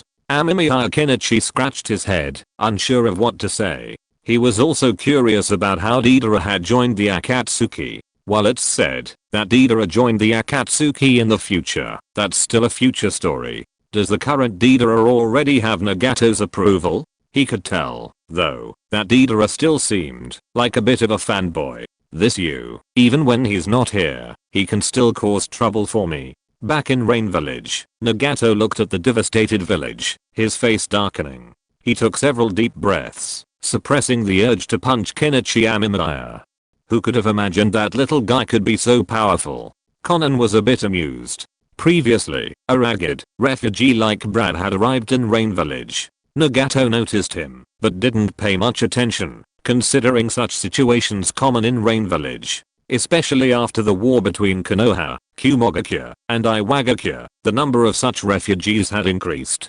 But what Nagato didn't expect was that this brat would actually scream about joining the Akatsuki. This immediately piqued Nagato's interest, so he manipulated Tendo Pain to find the brat, and inquired about his desire to join the Akatsuki. I want to follow in the footsteps of my idol, Tenma. Let's study the art of explosions together. The brat claiming to be Deidara said, looking very happy. However, Nagato got a headache at the mention of Kenichi Amemiya's name, so he simply refused. He hadn't taken the brat seriously, thinking he'd just throw it away. Who knew the brat would perform what he considered an art in the Rain Village? Although Nagato quickly stopped him, some explosions still occurred. Furthermore, the brat could create a strange, large white bird that flew through the sky and dropped those strange bombs. Seeing this, Nagato officially accepted the brat into the Akatsuki organization. After all, this ability was quite powerful and could be used by the Akatsuki. Deidara successfully joined the Akatsuki, put on the clothes Conan had prepared, and received a manicure from her. This is so annoying, Nagato scowled. Deidara, the brat, had simply run off, claiming he was going to search for his idol, Tenma. Nagato also cryptically gave Deidara the approximate direction of Amemiya Kenichi. After all, he really didn't want Deidara to stay in the Rain Village. The presence of Amemiya Kenichi and Sasori was already a significant problem. By the way, Nagato, should we move up our plan? Your health? Conan couldn't help but ask, seeing Nagato's weakened appearance. After connecting with the monster known as the Outer Path Demon statue, Nagato's health had been growing increasingly weak. Now, Nagato looked like a starving ghost. If it weren't for the immense chakra supporting him, he would have collapsed long ago. No, not now. Ahem. Not yet. Nagato breathed hard. He knew his body was weakening, but now wasn't the right time. They needed to know the locations of all the Jinkriki and the tailed beasts. If this plan were to begin, Akatsuki would undoubtedly become the public enemy of the ninja world, so it needed to be completed quickly. The accumulation of resources now was to facilitate the capture of the tailed beasts later. Looking at Nagato's weakened form, his almost emaciated appearance, Conan remained silent. There was nothing she could do, except to try her best to help her friend fulfill his wish, which was also to fulfill Yahiko's. So, you just joined the organization? Amemiya Kenichi rubbed his face as he looked at the diminutive Deidara and his manicured nails. He suddenly felt tired. Deidara was truly indescribable, but why he'd followed him all the way from the Land of Earth to the Land of Rain truly baffled Amemiya Kenichi. Yes, I want to learn the art of explosions from Jade-senpai. Deidara looked at Amemiya Kenichi enthusiastically. This idea had been born in Deidara since he'd seen the massive mushroom cloud he'd created that day. He felt that Amemiya Kenichi was the only person in the world who could understand him. To that end, he'd even gone to his teacher, the third Tsuchikage, to inquire about the organization of the new arrivals. This ultimately paved the way for their search for the Rain Village. TSK, I didn't expect you to have fans, Kenichi. Sasori smiled playfully at Kenichi Amemiya. He'd run into this brat before, and had a fight. While he wasn't very strong, he certainly had great potential. His Kakei Genkai, Bikuten, skill made Sasori realize that this brat truly held the key to becoming a powerful warrior. Hahaha, doesn't this prove I still have some popularity? Kenichi Amemiya smiled awkwardly. He felt a slight ache in his stomach as he stared at Deidara, who stared at him excitedly. Honestly, it felt strange to be so adored by someone, especially since he had joined his own Akatsuki. Kenichi Amemiya had never imagined Deidara would actually come to this place. Deidara's future joining Akatsuki was a matter of time, but now, due to his own reasons, it had been brought forward. Hey, Deidara, what kind of explosives can you make now? Kenichi Amemiya looked at Deidara curiously. Deidara possessed a Kakei Genkai, Bikuten, skill, which was quite impressive. Although he could be countered by lightning release, he had indeed caused considerable trouble.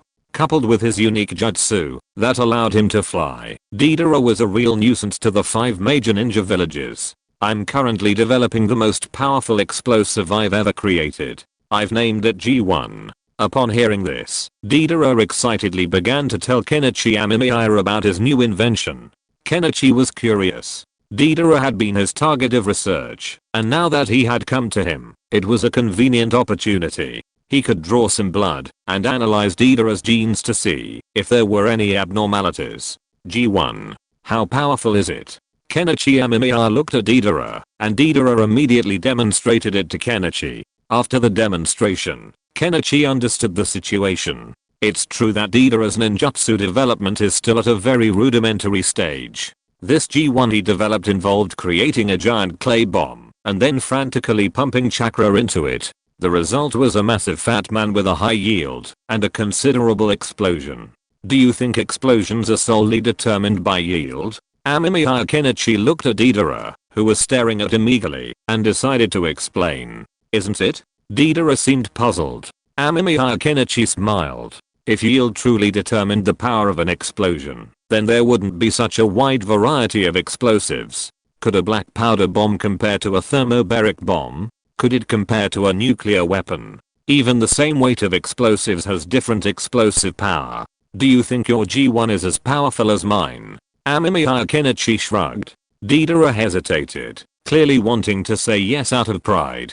But after a moment's silence, Deidara lowered his head and shook his head. The G1 he had created, using all his chakra, was just that, nothing compared to Amemiya Kenichi's. I suddenly heard a piece of gossip today that a top female anchor of a certain fish platform and a bad artist were suspected to be together. Although I didn't watch it, I still understood the hairdressing joke. It was funny. End of this chapter. Thank you very much for reaching the end. Don't forget to like. Looking for more exclusive content and immediate access?